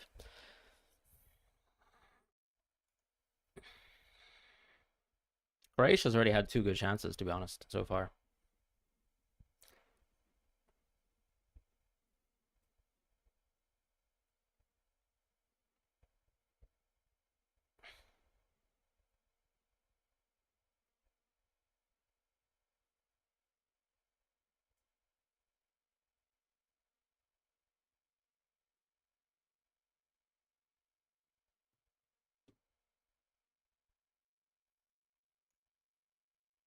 8 typical subs that De La Fuente usually makes. I mean, I think I already said in my videos that Cucurella would start. I think it was pretty obvious. As far as other changes, I I think this is our starting 11. Um, Obviously, Grimaldo can come in. We can give him a game, for example, in match day 3. If we win the first 2 games, of course, that's a big condition. Um, I think the only change is sometimes you can obviously see a little bit more of an advanced team. Like if we need, to be a bit more attacking, I think, you have Oyarzabal coming in for Morata or Ferran Torres. Both can kind of play left wing, both can kind of play center forward, so they can take the positions of both Nico and Morata. But really, this should be a starting 11. And then, of course, the change, I guess, is if you maybe drop Pedri a little bit deeper and maybe play Dani Olmo as a 10, I guess that could work as well if we wanted to be very imbalanced for whatever reason, arguably. But yeah, this is, I think, for the most part, our team. And this is, I don't think I can see it changing too much. Obviously, Laporte can come back in the squad as well, and sort of displace Nacho. But I think that's about it.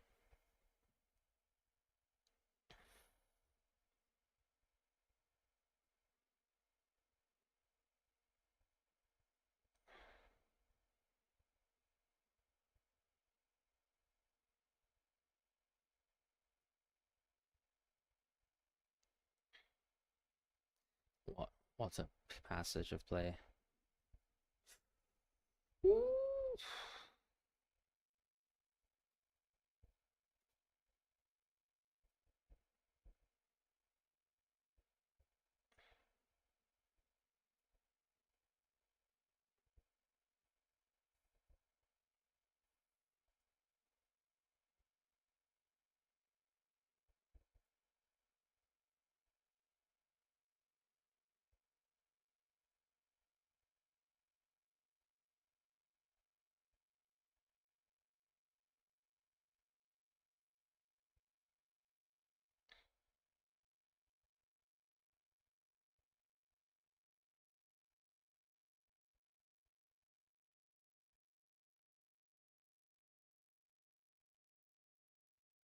Guardiola's in such attacking positions though, so I'm still gonna go Guardiola match day 2 for sure. Whereas I think a lot of people aren't gonna be ignoring it, but I mean the positions he's taking right now are brilliant. Hey Fran, just popped into the stream. I mean Rodri's been doing fine, nothing crazy. Not convinced Morata. I mean, look, he's the best we have. Um, Croatia also had chances, 100%. Exactly. Croatia could have probably scored 2 chances already. Um, I think Guardiola can even get a goal. I mean, the sort of positions he's taking. Luis, but yeah, generally your point on Rodri, I think he's doing fine. Apparently UEFA's taken away 2 of his ball recoveries, which is really sad. Hopefully we can draw a penalty. Hopefully we can get something. That would be avenues to points for us. But for the most part, Rodri has been standard. I think both teams have sort of dominated possession for quite long periods of the game. So it's not like it's sort of your classic Spain 75% possession game. I believe Croatia might even have higher possession than Spain. So for the purposes of this game, it's actually quite interesting to see that. And Croatia are obviously trying to hit us on the counter. And it's going to work because I think, look, we do have compared to most squads in the Euros, we do have a slightly slower team, and we're also a much shorter team as well when it comes to set pieces. So that's something as well to keep in mind. But Kovacic, I don't know. He's just trying his long shots. Fabian Ruiz plays for PSG. He plays for PSG.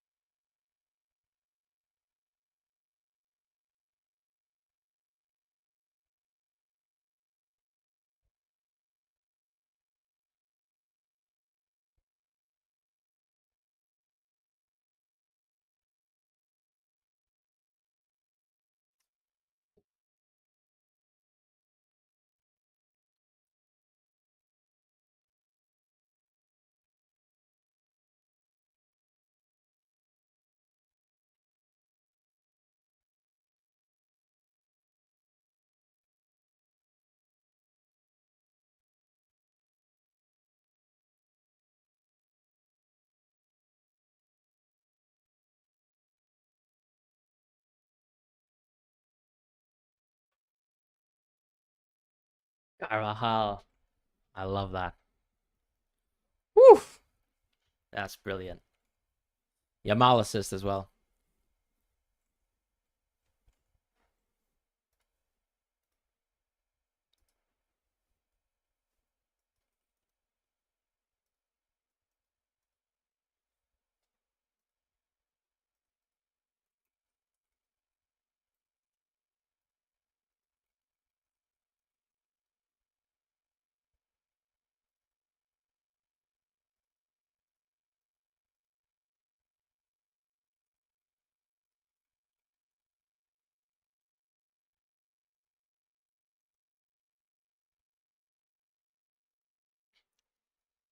Mate, this is incredible. Like, I'll take it. Whew.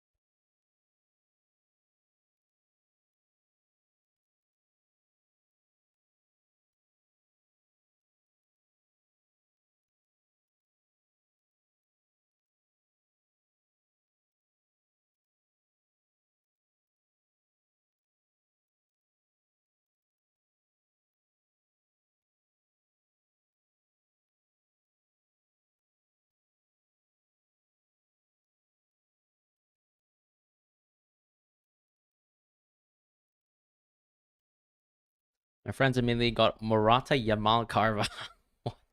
Why? I was so close to bringing Carvajal too, loyalty reasons. Yeah, I on another fantasy game I was gonna go and um and have Carvajal in my team, but I got Van Dijk in a different fantasy game. Croatia could still go through. That's 100%. That's still possible. Um, who has the most points for Spain? I mean, Carvajal scored a goal, so because you're a defender, you get more points for scoring a goal. Probably Carvajal, but I think Fabian has 1 goal, 1 assist, so probably him, to be honest. But if we keep a clean sheet, obviously Carvajal will get the most points, which is nice. Do I think Croatia will score? I mean, they were very close to scoring anyway, so it's very possible. Yeah, why not?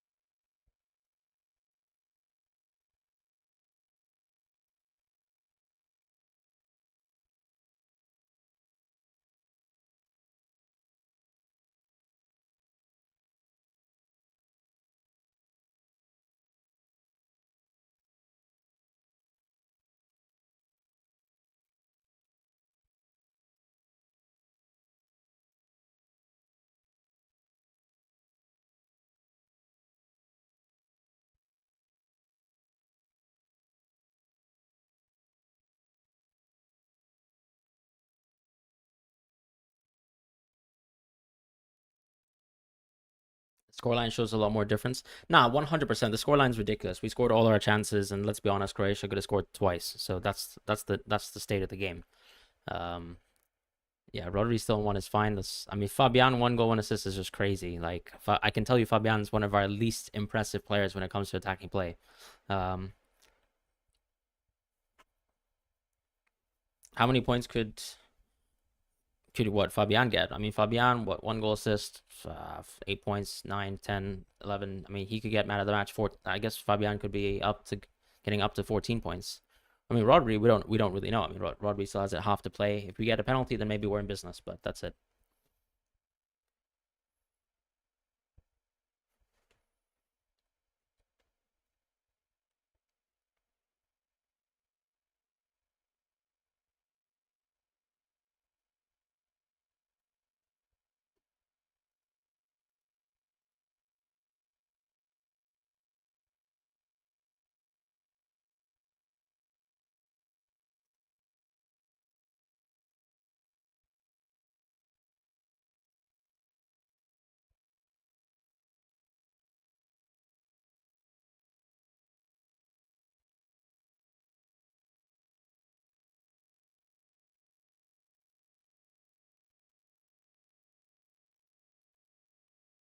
I don't think prices change, but maybe I'm wrong. I just don't think they do.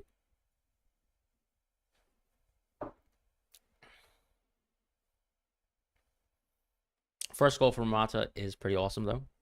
You triple. Sorry, what? Oh, okay, you didn't triple captain Fabian. Let's be honest.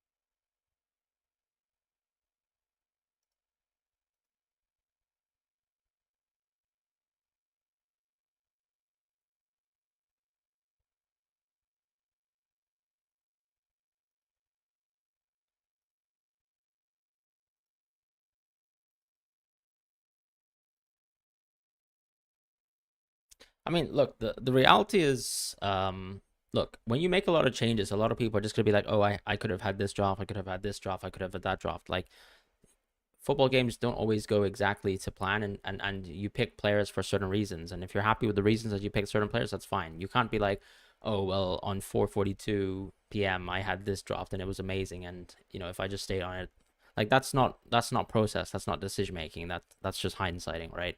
When things go poorly. So I don't get too resigned. If you're happy with the players that you selected before all the goals were scored, then you're fine with that. Where can you find assist data? What do you mean? Like just in terms of in general this tournament? I think FBref in general can give you most of the information that you're looking for this tournament.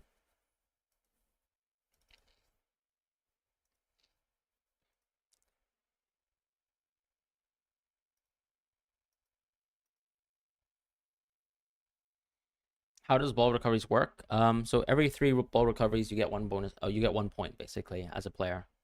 Um, yeah, exactly.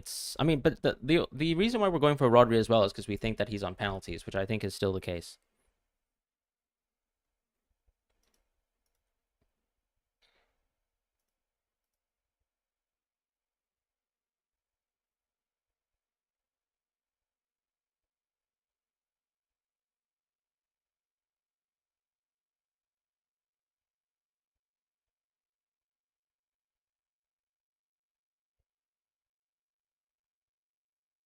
Man, that ball from Yamal is insane.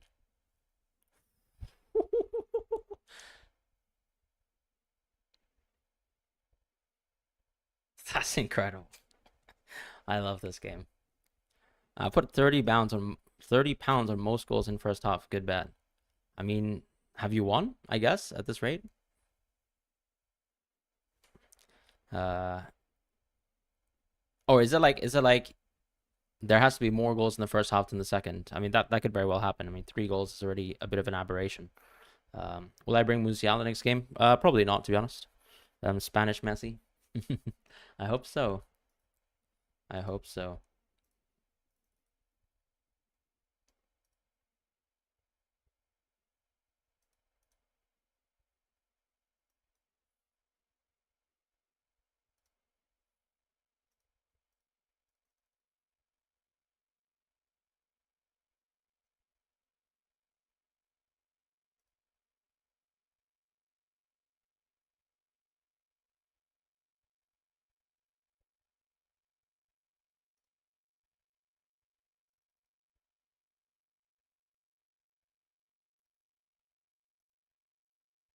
Ruiz, Pedri, and Rodri I think it is the best midfield in the tournament. In terms of balance, I think it is the best midfield, but you can argue that unfortunately all of these players are very slow. So what happens when people hit us on the counter? What happens when people sort of take the ball in transitions? For example, a team like France, they have a lot of dynamic players. Like what happens if they have the ball? Even England. So I mean, let's see what happens when we face a team that might be a little bit faster. Because I think Croatia sort of suits our sort of tempo, our style of play, because they're not particularly fast outside of like maybe someone like Guardiola or yeah. So in-game changes are not allowed. Yeah, exactly. You're not allowed to change. Uh, Morata to score the first goal. That's awesome. Is way better as a whole team. Well, we'll see about that. Obviously, Germany are favored to be a better team. But we'll see. Fabian Ruiz, I don't think so. I mean, he's literally a central midfielder for us who's really in great spots.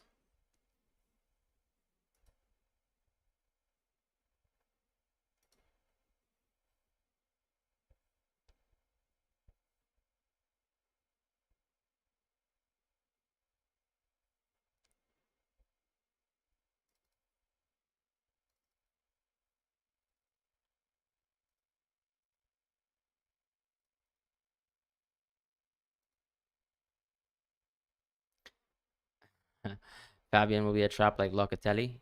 Yeah, a little bit. This is literally a center mid.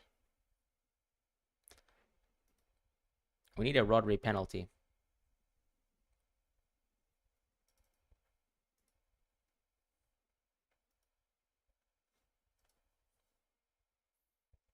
I think man of the match has to be Fabian Ruiz.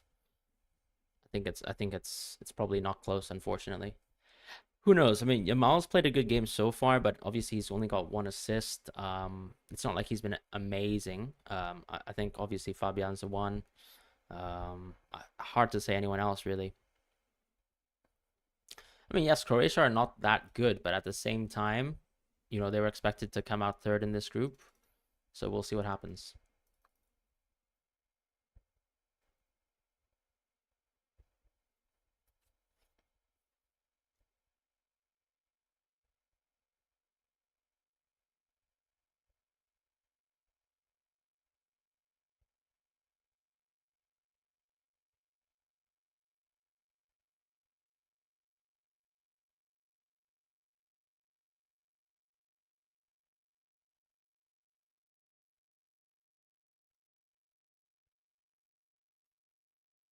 I think it's insane that it's 3-0. Yeah, as I said, Croatia could have easily scored one goal at least, or two.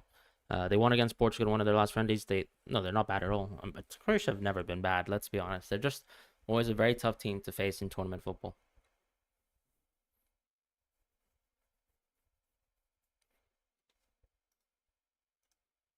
That Yamal assist was so good though. Like I can kind of understand someone giving him man of the match, and obviously there's the hype around him too. He's 16 years old.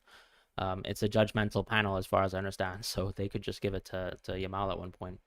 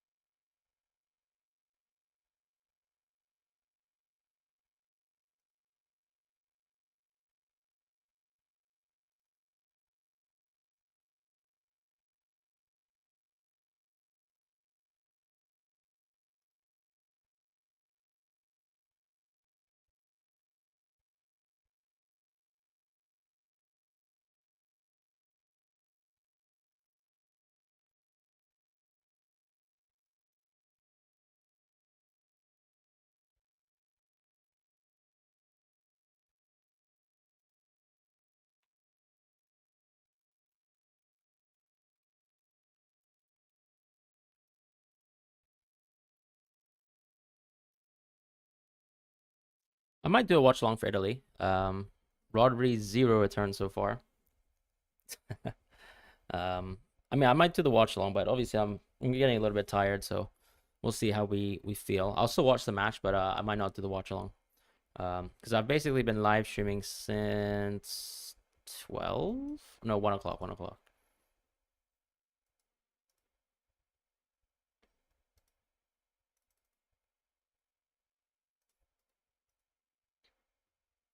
Did Pedri get that assist, by the way? Because you know how in Champions League sometimes they don't really count it as a serious assist sometimes, because if a player, for example, creates a solo goal, it's no longer a regular assist. So let me just quickly have a look if that was an assist or not. Yeah, it still counts as an assist from Pedri. That's nice. Yeah, because sometimes they don't give those types of assists because they count it as a solo goal. But no, I think because there's only 3 touches really, and he's still in the same position roughly when the ball was laid off. It's a great goal, but still a Pedri assist. Maybe take a break. Yeah, I'll probably take a break. Morata is good, but it's good enough. Why did Havertz take the pen? I think Havertz took the pen because Gundo was hurt pretty hard from the tackle, so it's very likely that maybe he just gave the pen away in that moment.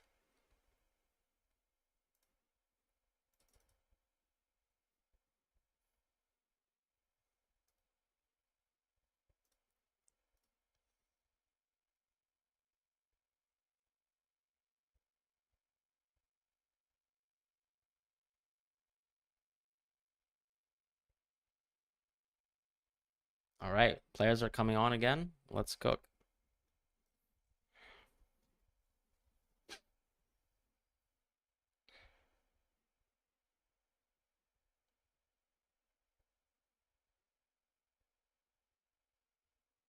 Man, Lamine Yamal. I can't get over the fact that he's 16 years old.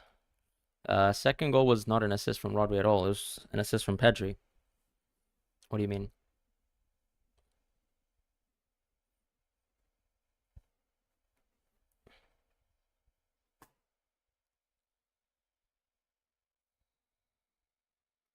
I mean, Morata, like, I mean, it's not like Morata is going to be the one driving force behind our entire tournament, right? So if the other players do well, we can be fine. Oh, Perisic has come on. That's pretty interesting. Yep, Lamine Yamal is so good.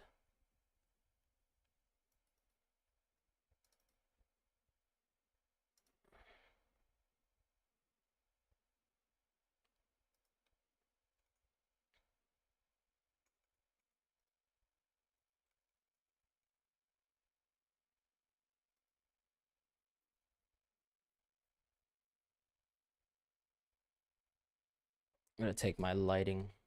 Oop, sorry.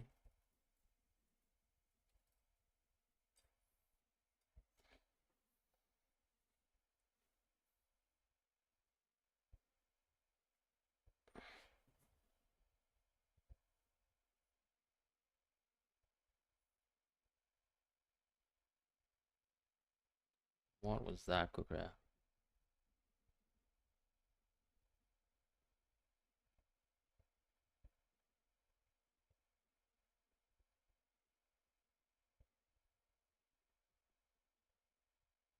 Hmm.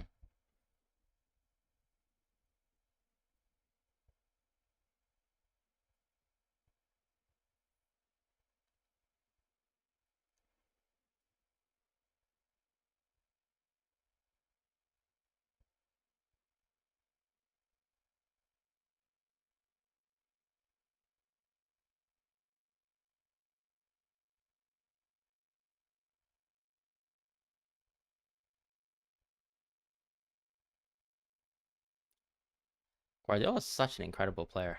Still.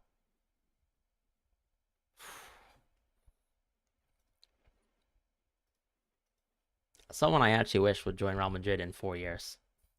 I'm sorry. Um, Very selfish, but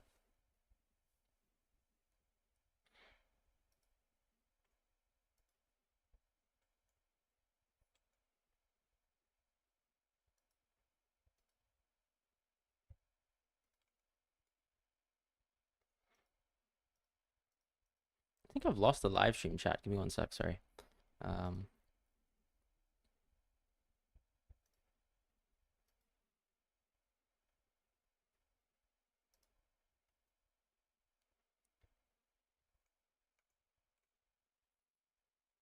yeah, I've lost the chat. Rodri's playing well today, anyways, but yeah. Um, Pedri without injuries would be much more worth 100%. I don't think people would say the squad is so bad if oh my god, if Kukurea just laid that pass in the midfield. That's really bad.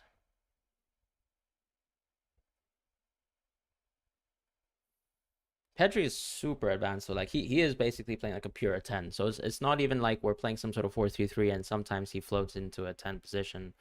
For the most part, like in all attacking phases, he's just there in the box.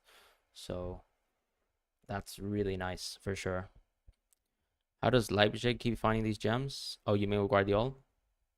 I mean, to be fair, Red Bull I think have a lot of funds, right? So then they kind of use their they have quite an advanced scouting system, I suppose, even between like the Austrian league and the German league as well. So um, because effectively Salzburg is almost like a feeder club as well, right? Which makes a huge difference. It's Carvajal. That's a facial injury, hopefully.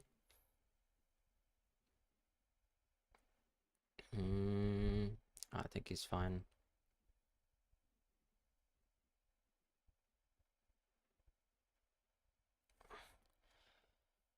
Olmo isn't. I don't think Olmo's better than Nico. The thing is, like, you have to think about Nico as someone who can kind of play like a winger, right? Whereas Olmo's a little bit more of like an inside forward, something. Like, so he's someone who if we have Pedri, for example, in the middle and in those pockets, you kind of want both Lamal and Nico to be able to kind of go outside from their opponents. So that makes a huge difference too. Like almost arguably a bit better of a 10 for us. So maybe like as a sub for Pedri potentially. Um,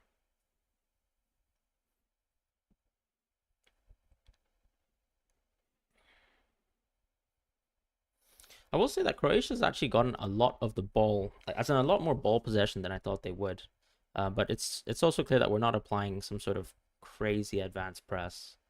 So that's ooh, nice ball recovery from Rodri. That's a foul. It's a huge foul.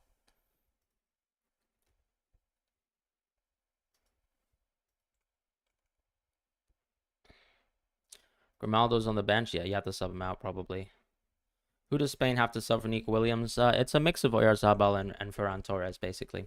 So either player in theory can play in those kind of positions. Obviously Olmo too, but I think it makes more sense. I think we're less likely to see more of Olmo for Nico in my opinion, but we'll see as well what happens. That wasn't great from Fabian. Fabian has made a couple mistakes this half. That was really poor from Fabian, and that's usually Fabian's level, unfortunately. So when you can have a look at that.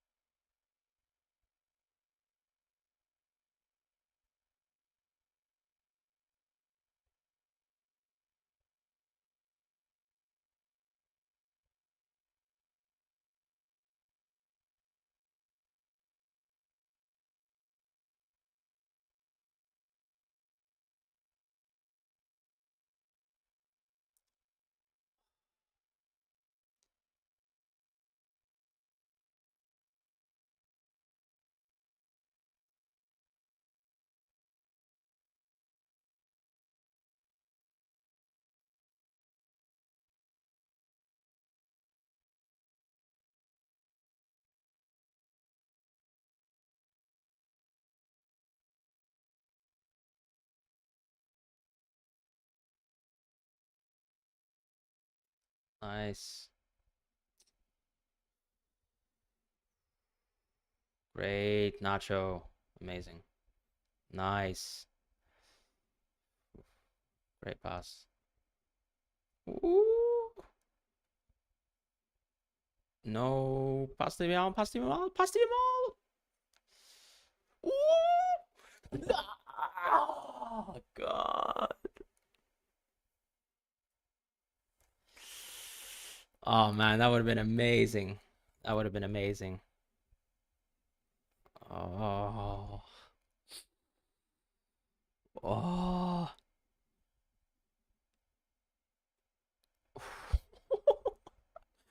What a save from Livakovic. Ah, man. Imagine 1 goal, 1 assist as a 16-year-old in the Euros. That would have been historical.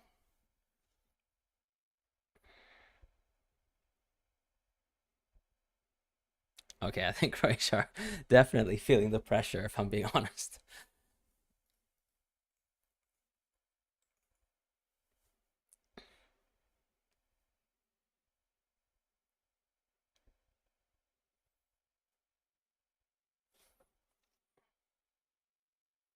Give me a little bit of that Rodri juice, please.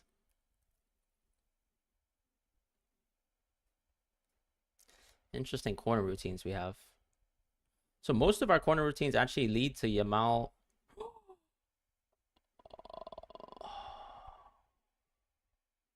So most of the corner routines are now Nico Williams passing to Lamine Yamal, then Lamine Yamal does whatever he wants. Is basically the corner routine. Okay, it's tough for Morata. It kind of gets shot at his like quad, right? Okay, I don't know about that, Carvajal. Carvajal with his WWE moves. I don't think we would have got a goal there if they let us. Yamal's an interesting player, right? It's not like his physical attributes are crazy, but it's the fact that his decision making at 16 years old is that ridiculous. So, like he's so precise, so efficient as a player, but so technical as well. So it's not like, I don't know if I can describe what I think is a very efficient player in terms of touches of the ball, how aggressive they are, like Saka, but he's also very athletic, I would say. Um, whereas Yamal is so technical, and it's you usually expect that, okay, if you have like these athletic strengths, that you'd probably be able to establish yourself a lot more as a younger player, but 16 and just making better decisions than most pros is truly incredible. Guardiola, great pass from Guardiola. Oh my god, they score, right? No, we defend. Oh, we defend. We still defend. Okay, we should have conceded at least 2 goals today. Oh. I don't know how we're doing this. Um,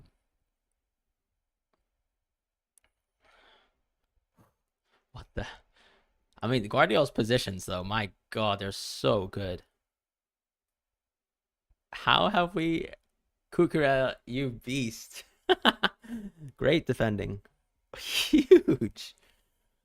Oh.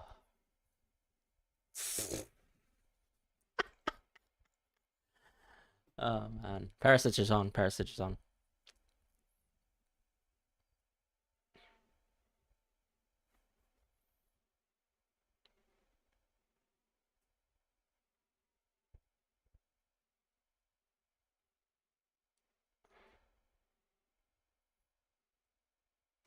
What a pass from Kukurea. Lovely. Man, we're dominating so many aspects of play.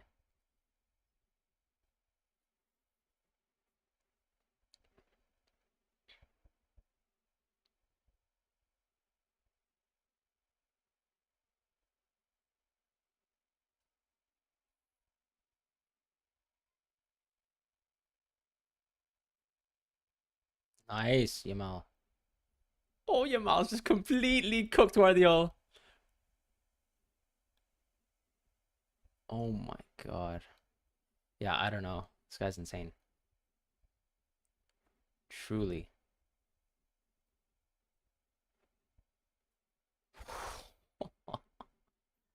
Uh, I don't understand what's going on with the ball recoveries. I've watched at least 3 ball recoveries from Rodri, in my opinion. I think Italy will probably come out second in the group. Oh my.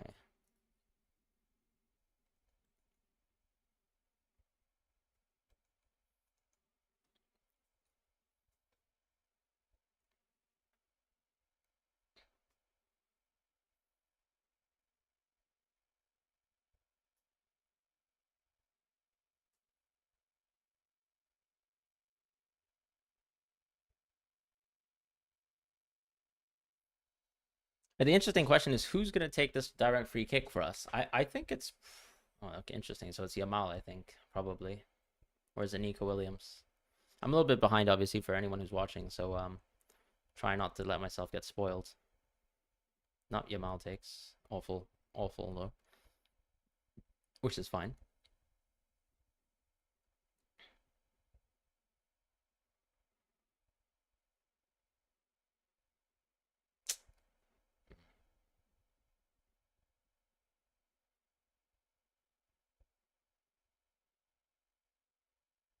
Nice from Pedri. Great.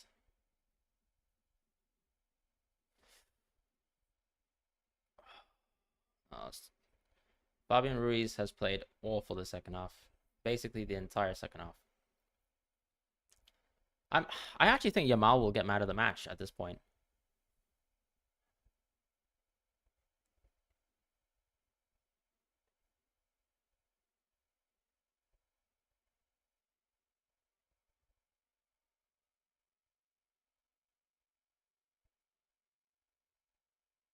Hmm.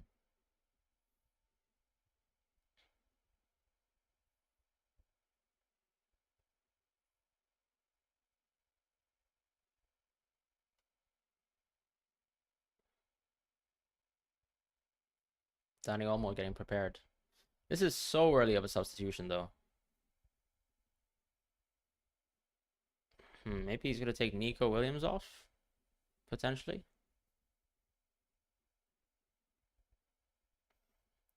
Hmm. Oh, he's saying, yeah, as I said, I think Olmo for Pedri is the most expected. I just thought so early on to take Pedri off is a bit strange, but fine. If we're going to take Pedri off, makes sense. As I said, so Pedri plays as a 10, Olmo plays as a 10, so they're the most like for like subs within the team. But that's a super early sub for Pedri. That's so sad because that's no clean sheet points as well. I think Yamal can win man of the match, really. But it depends if people have actually been watching football in the second half in terms of who actually decides man of the match. So we'll see. Nice try from Cooper. Too ambitious, though.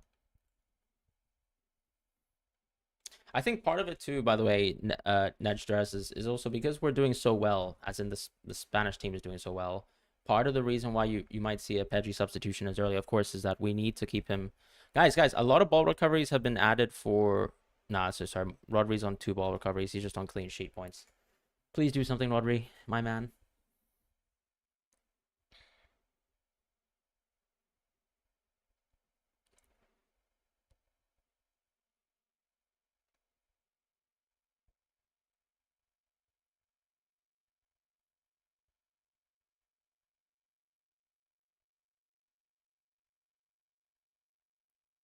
Nice, Carvajal. The Carvajal chest is like an iconic football move. Pedri gets clean sheet. Why does he get clean sheets? He is sub in 59. Oh, what? So it becomes 60 when you round up. Fair enough.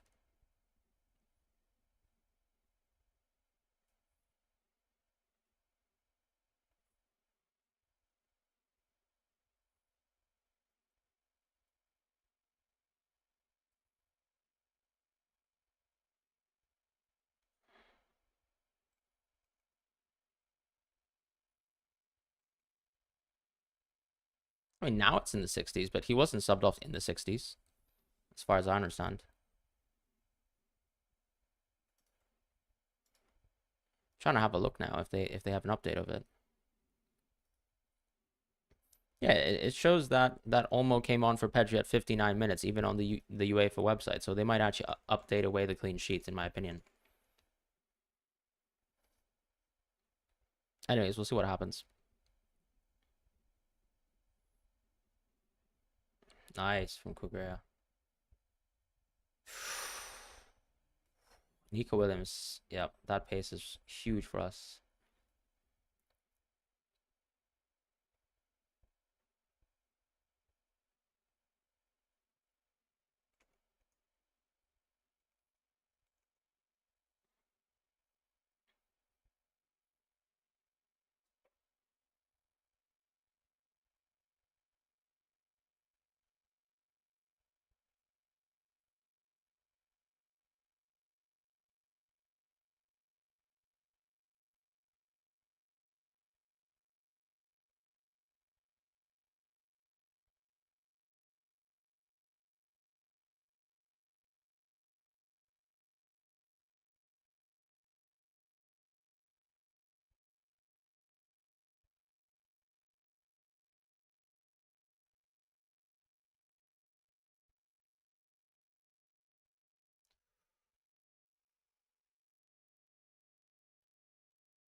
Nice. Yeah, Kukure, I think, is going to start match day too, in my personal opinion. Unless we choose to rest and rotate him and we try to prioritize just winning the Albania game, that could make a huge difference. But in my opinion, Kukure has locked down that left back spot. And that's partially also why I've predicted Kukure to start left back. Oof, nice try from Modric there.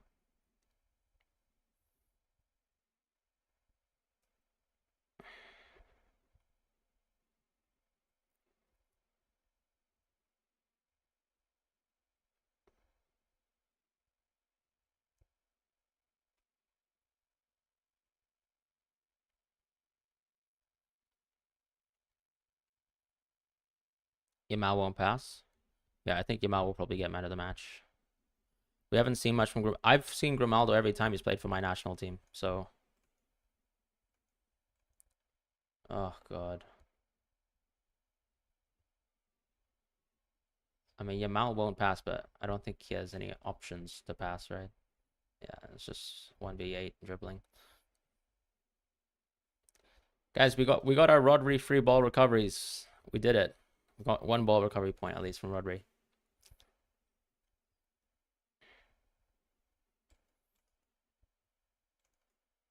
I know Grimaldo isn't playing. I'm not even talking about Grimaldo. I'm just talking about in general within our teams.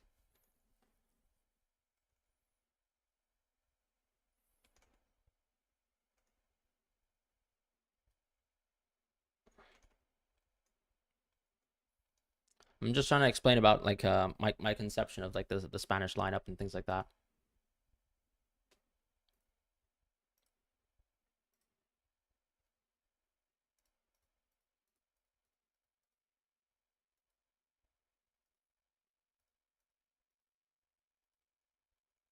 Do you think Morata's actually injured, Ahmed?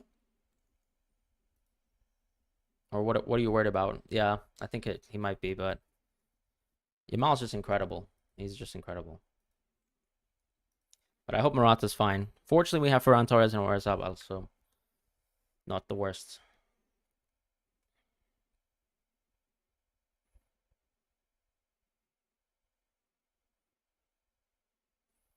So if Marino's coming on, I guess Fabian's coming off potentially. That would be the most sensible. Okay, they're not letting us sub our players. Fine.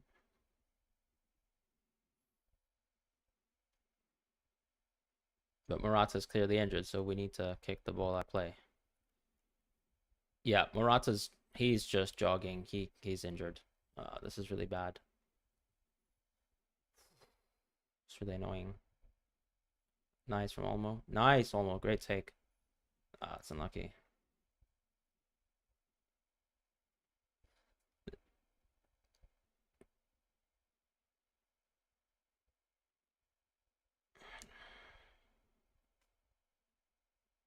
Yeah, Morata's injured. Oh.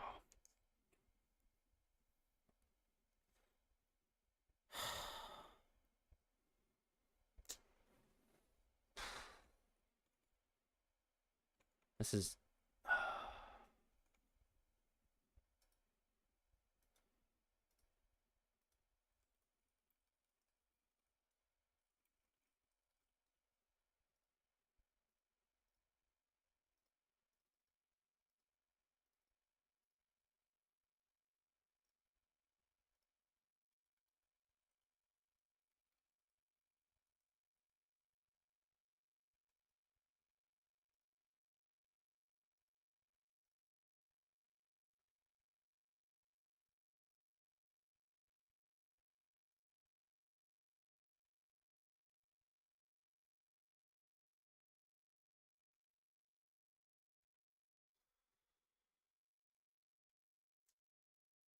I don't know.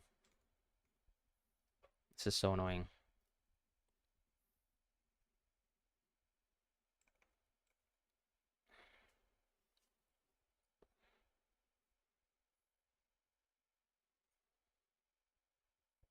Wow, we're okay. We're playing a very defensive team now.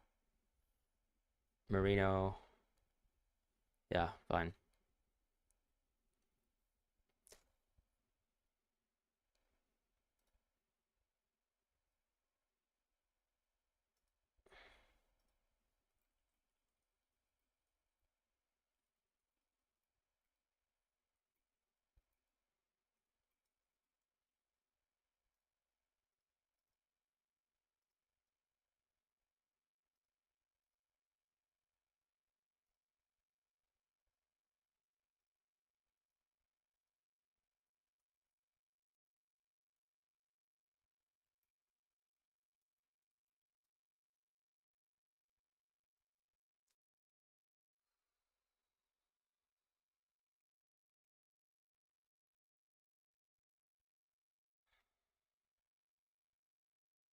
Great run from Olmo.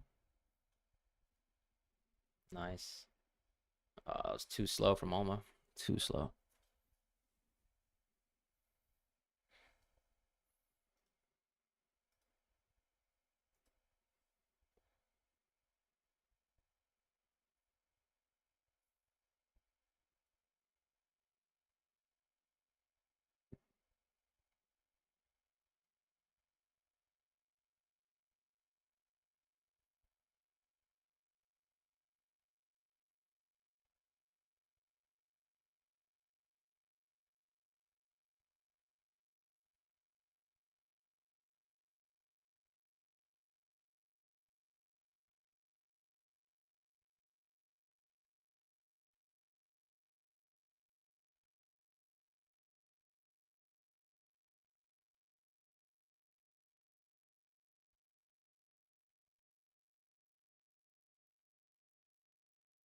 So did Pedri get the clean sheet points in the end, guys?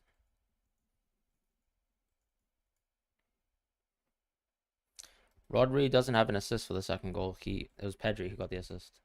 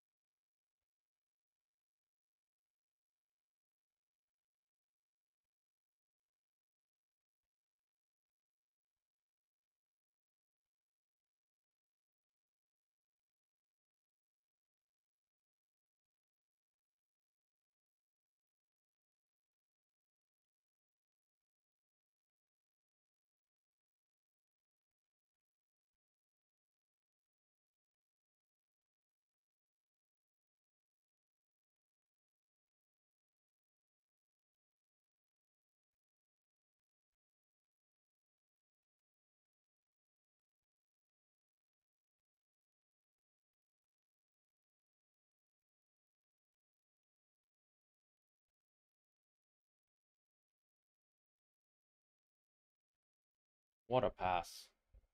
Well done.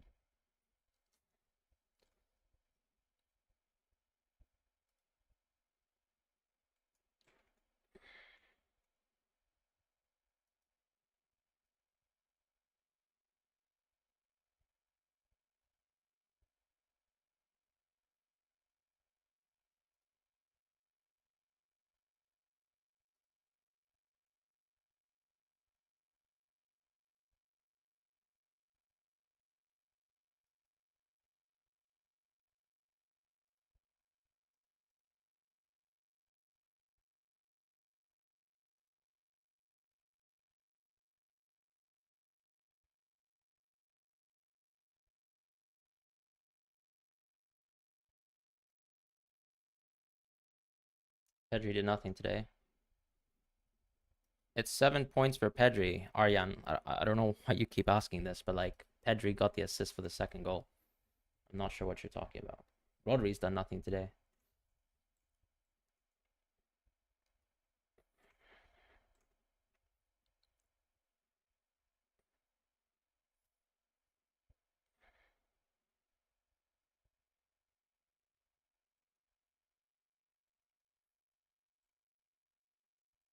Yeah, Pedri got the assist for the second goal. Rodri has done 3 ball recoveries today, and that's it.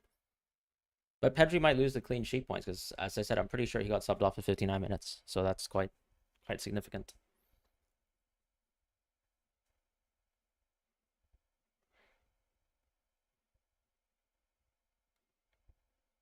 What a pass from Nacho there. That was brilliant. He just completely split the defense.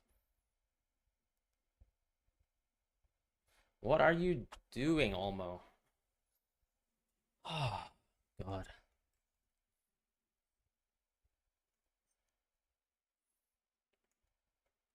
That was terrible.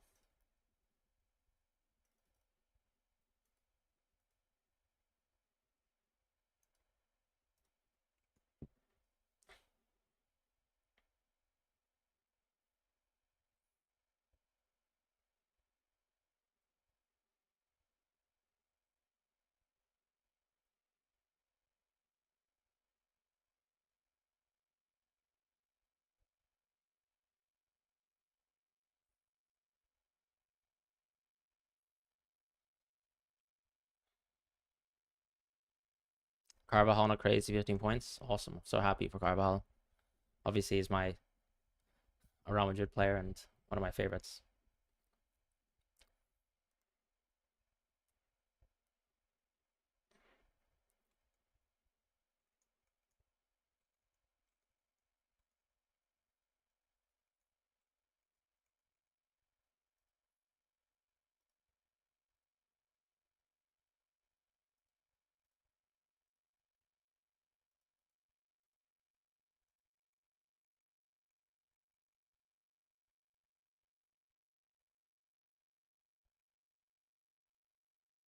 How many chances does one have to change the team, or is the team we choose for the match day one fixed for the entire tournament? Um, I mean, I can use 2 free transfers for the next match day to change my team. Obviously, in terms of this match day one, I can substitute all my players on for now. So, um, yeah, I mean, I've got 2 free transfers in match day 2 to fix this team, basically, um, if it needs to be fixed, arguably. Yeah, I think Carvajal is a contender for because sometimes man of the matches are a bit sentimental, right? This is also Carvajal's first Euro. This is his debut as well. Like yeah, just the same as this is Yamal's debut.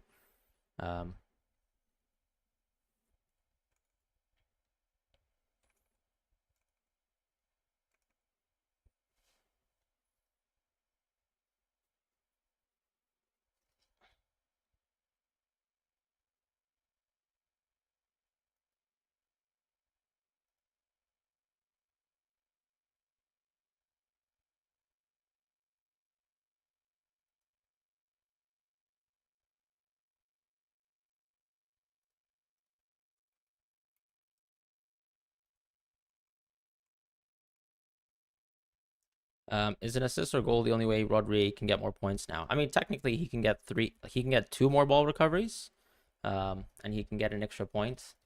Um, I really doubt Rodri will have man of the match.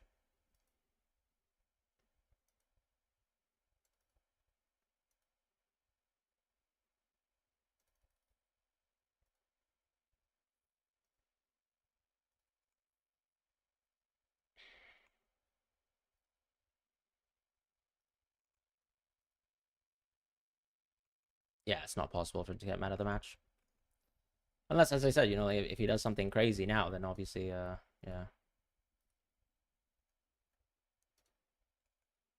I am tired. Did we give away a penalty, apparently?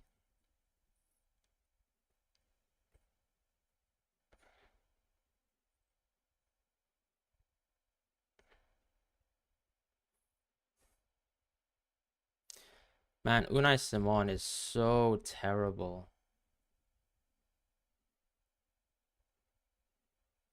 But Unai Simon is such a bad player.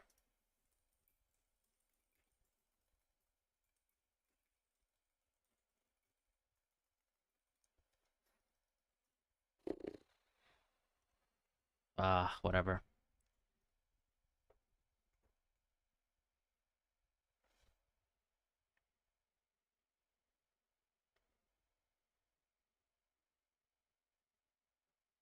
Ah, that's a foul. That's a foul. That's a foul.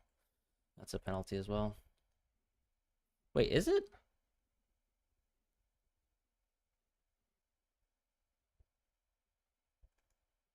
No, I think it's, yeah, I think it's a yellow or red even.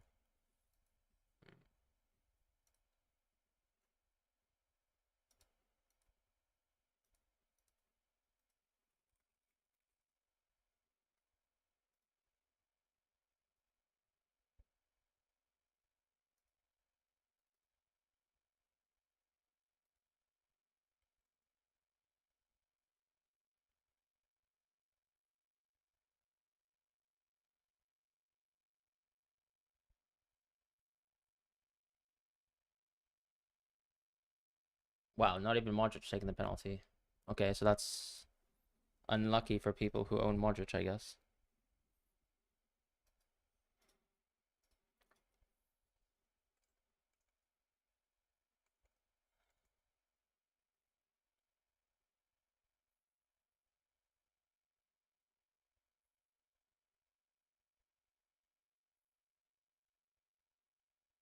Nah, but that's really not Rodri's fault. It's literally Unai Simon's fault who I penalty save and goal.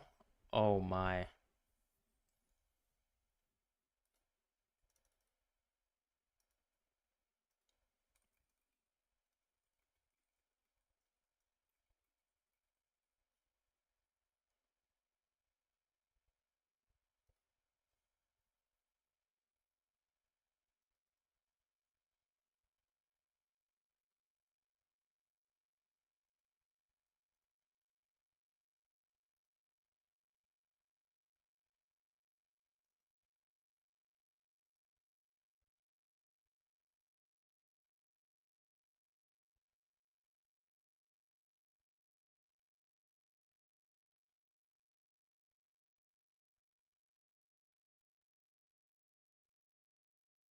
Is that actually an encroachment?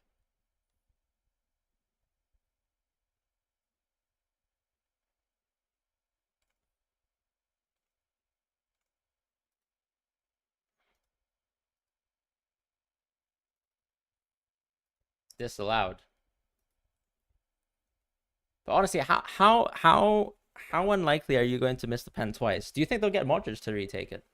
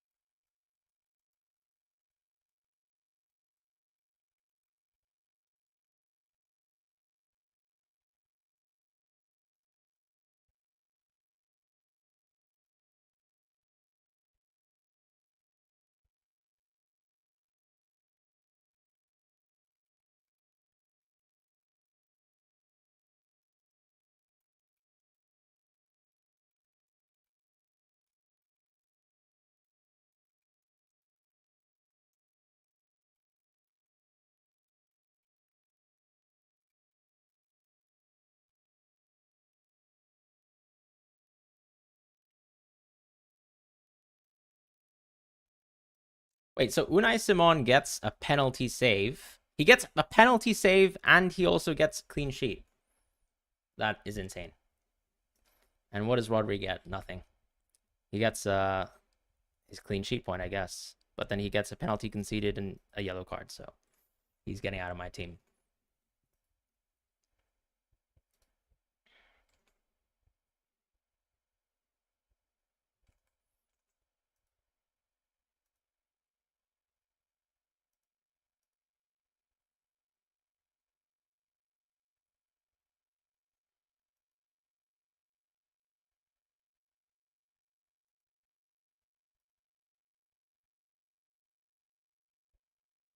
I Unai Simon just he drives me mad. He drives me mad. He really just drives me mad. I'm sorry. This is my own goalkeeper and he's getting a lot of fantasy points, but he drives me mad. Okay, and he's about to get an assist for your mom? No, I'm kidding. God.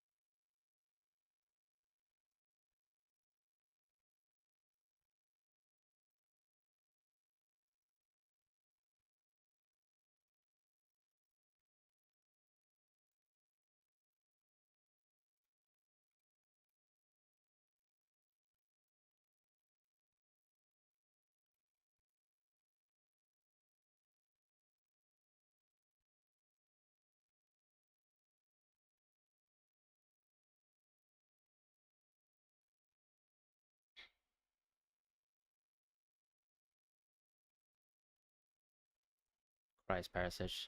I think that should have been a red card. I agree. To be honest, for the people saying that, why is Rodri getting mad? Nah, I just meant like he's getting subbed for this match day.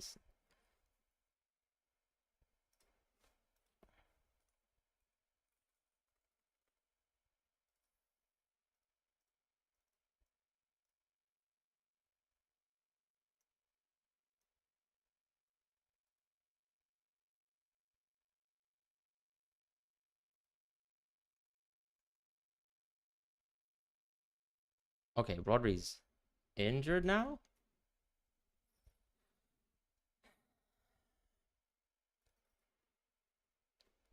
Is this serious?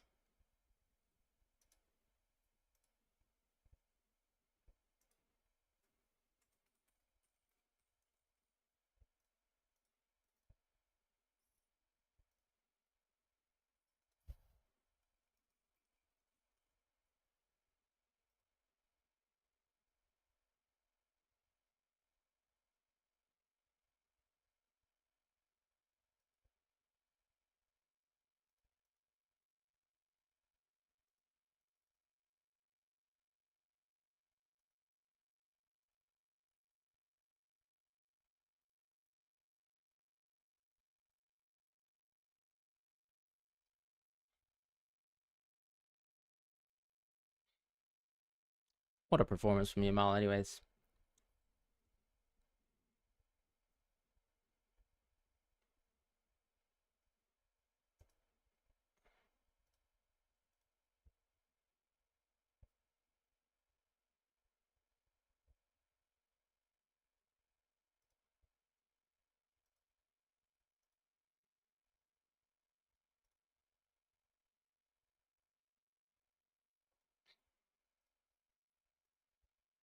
How many points is Unai Simon on? He must have an insane amount of potches.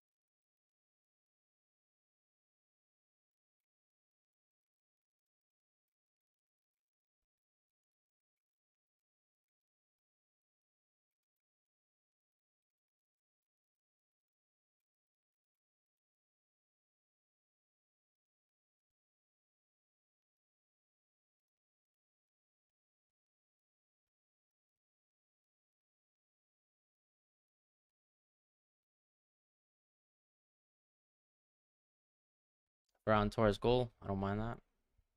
Give me that, please. Ah. At this point, I'm just watching for Spain, so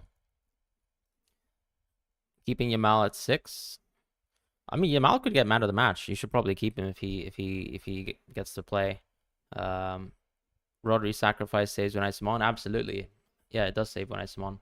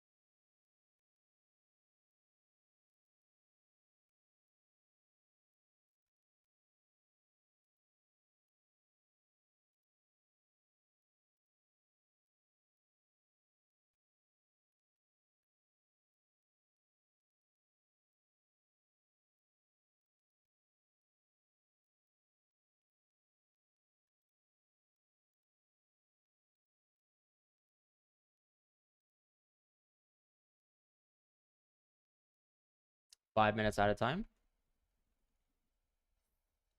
Does anybody have any Spanish defenders? I'm kind of curious.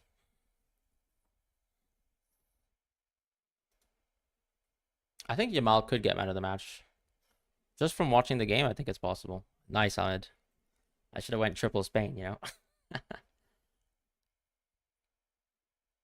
My three favorite Spanish players are Rodri, Carvajal, and Yamal. I guess, like, just, you know. Obviously, I like Nacho, too, because he's from Madrid, but just in general. Oh, well.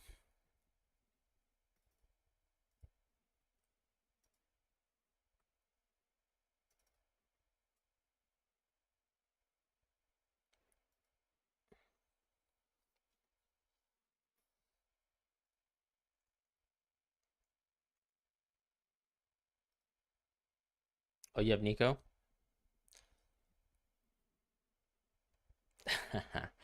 Yeah, that's the thing. I mean, it's tough to choose the right options, right? And also, like Yamal, you just think, oh my God, you have to get all these like great forward options, which really they are great forward options. And Yamal is a bit more of an assisted player anyway. So when he scores the goal, he's kind of penalized it because he's actually a winger that's actually mispriced as a forward or mispositioned, I suppose, which is really annoying. But hey.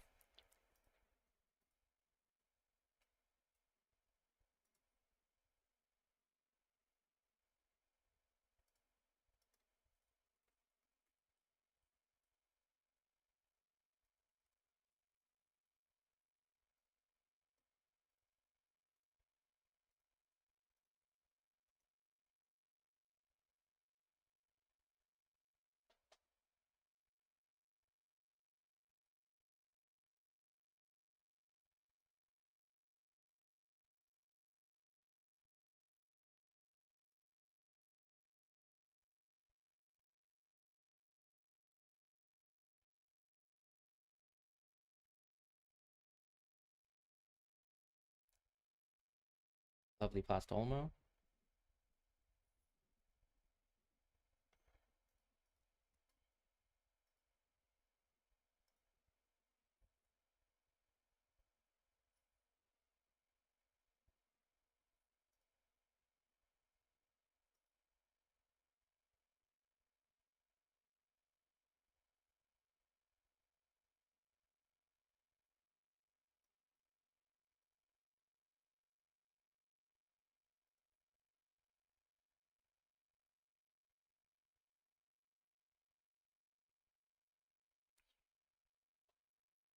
Oh, it's a good game from us.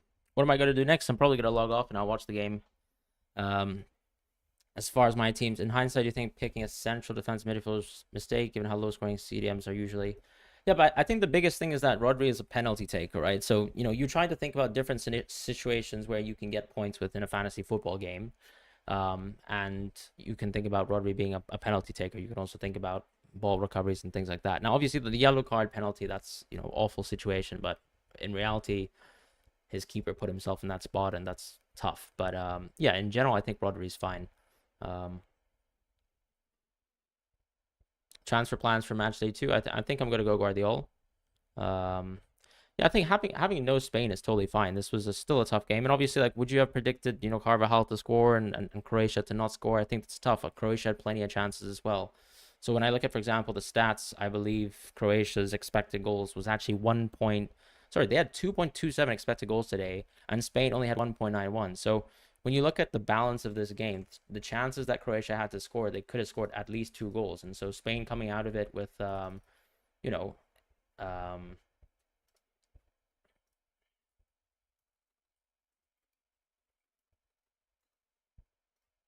yeah, I mean, like when you look at that on balance, it's a very fortunate clean sheet for Spain. When you compare that to yesterday, Scotland didn't have a single shot on target, and they still somehow scored a goal. So, crazy things happen in football, and I don't think I'm gonna overreact to it too much. I'm also not sad, for example, that I don't have a Spanish defender because, as I said, that clean sheet was just magical, and very lucky. So, right, so that match is over.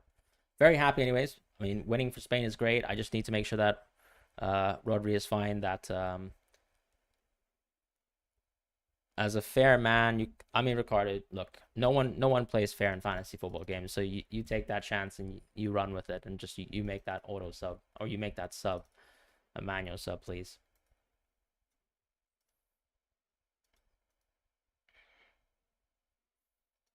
Man of the match, I'm not actually quite sure yet. Give me one sec.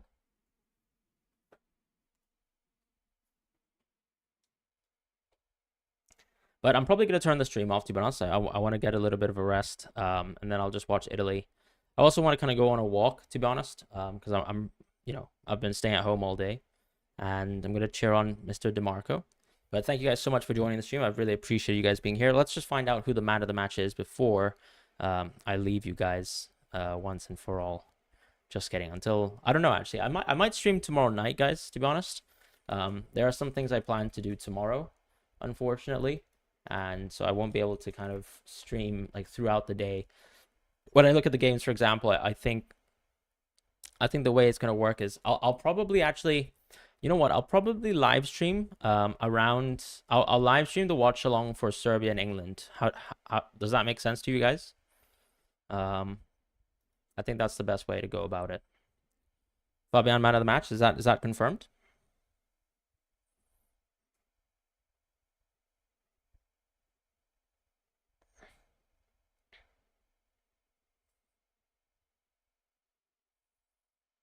Fabian got it. Fine. I think that's fair.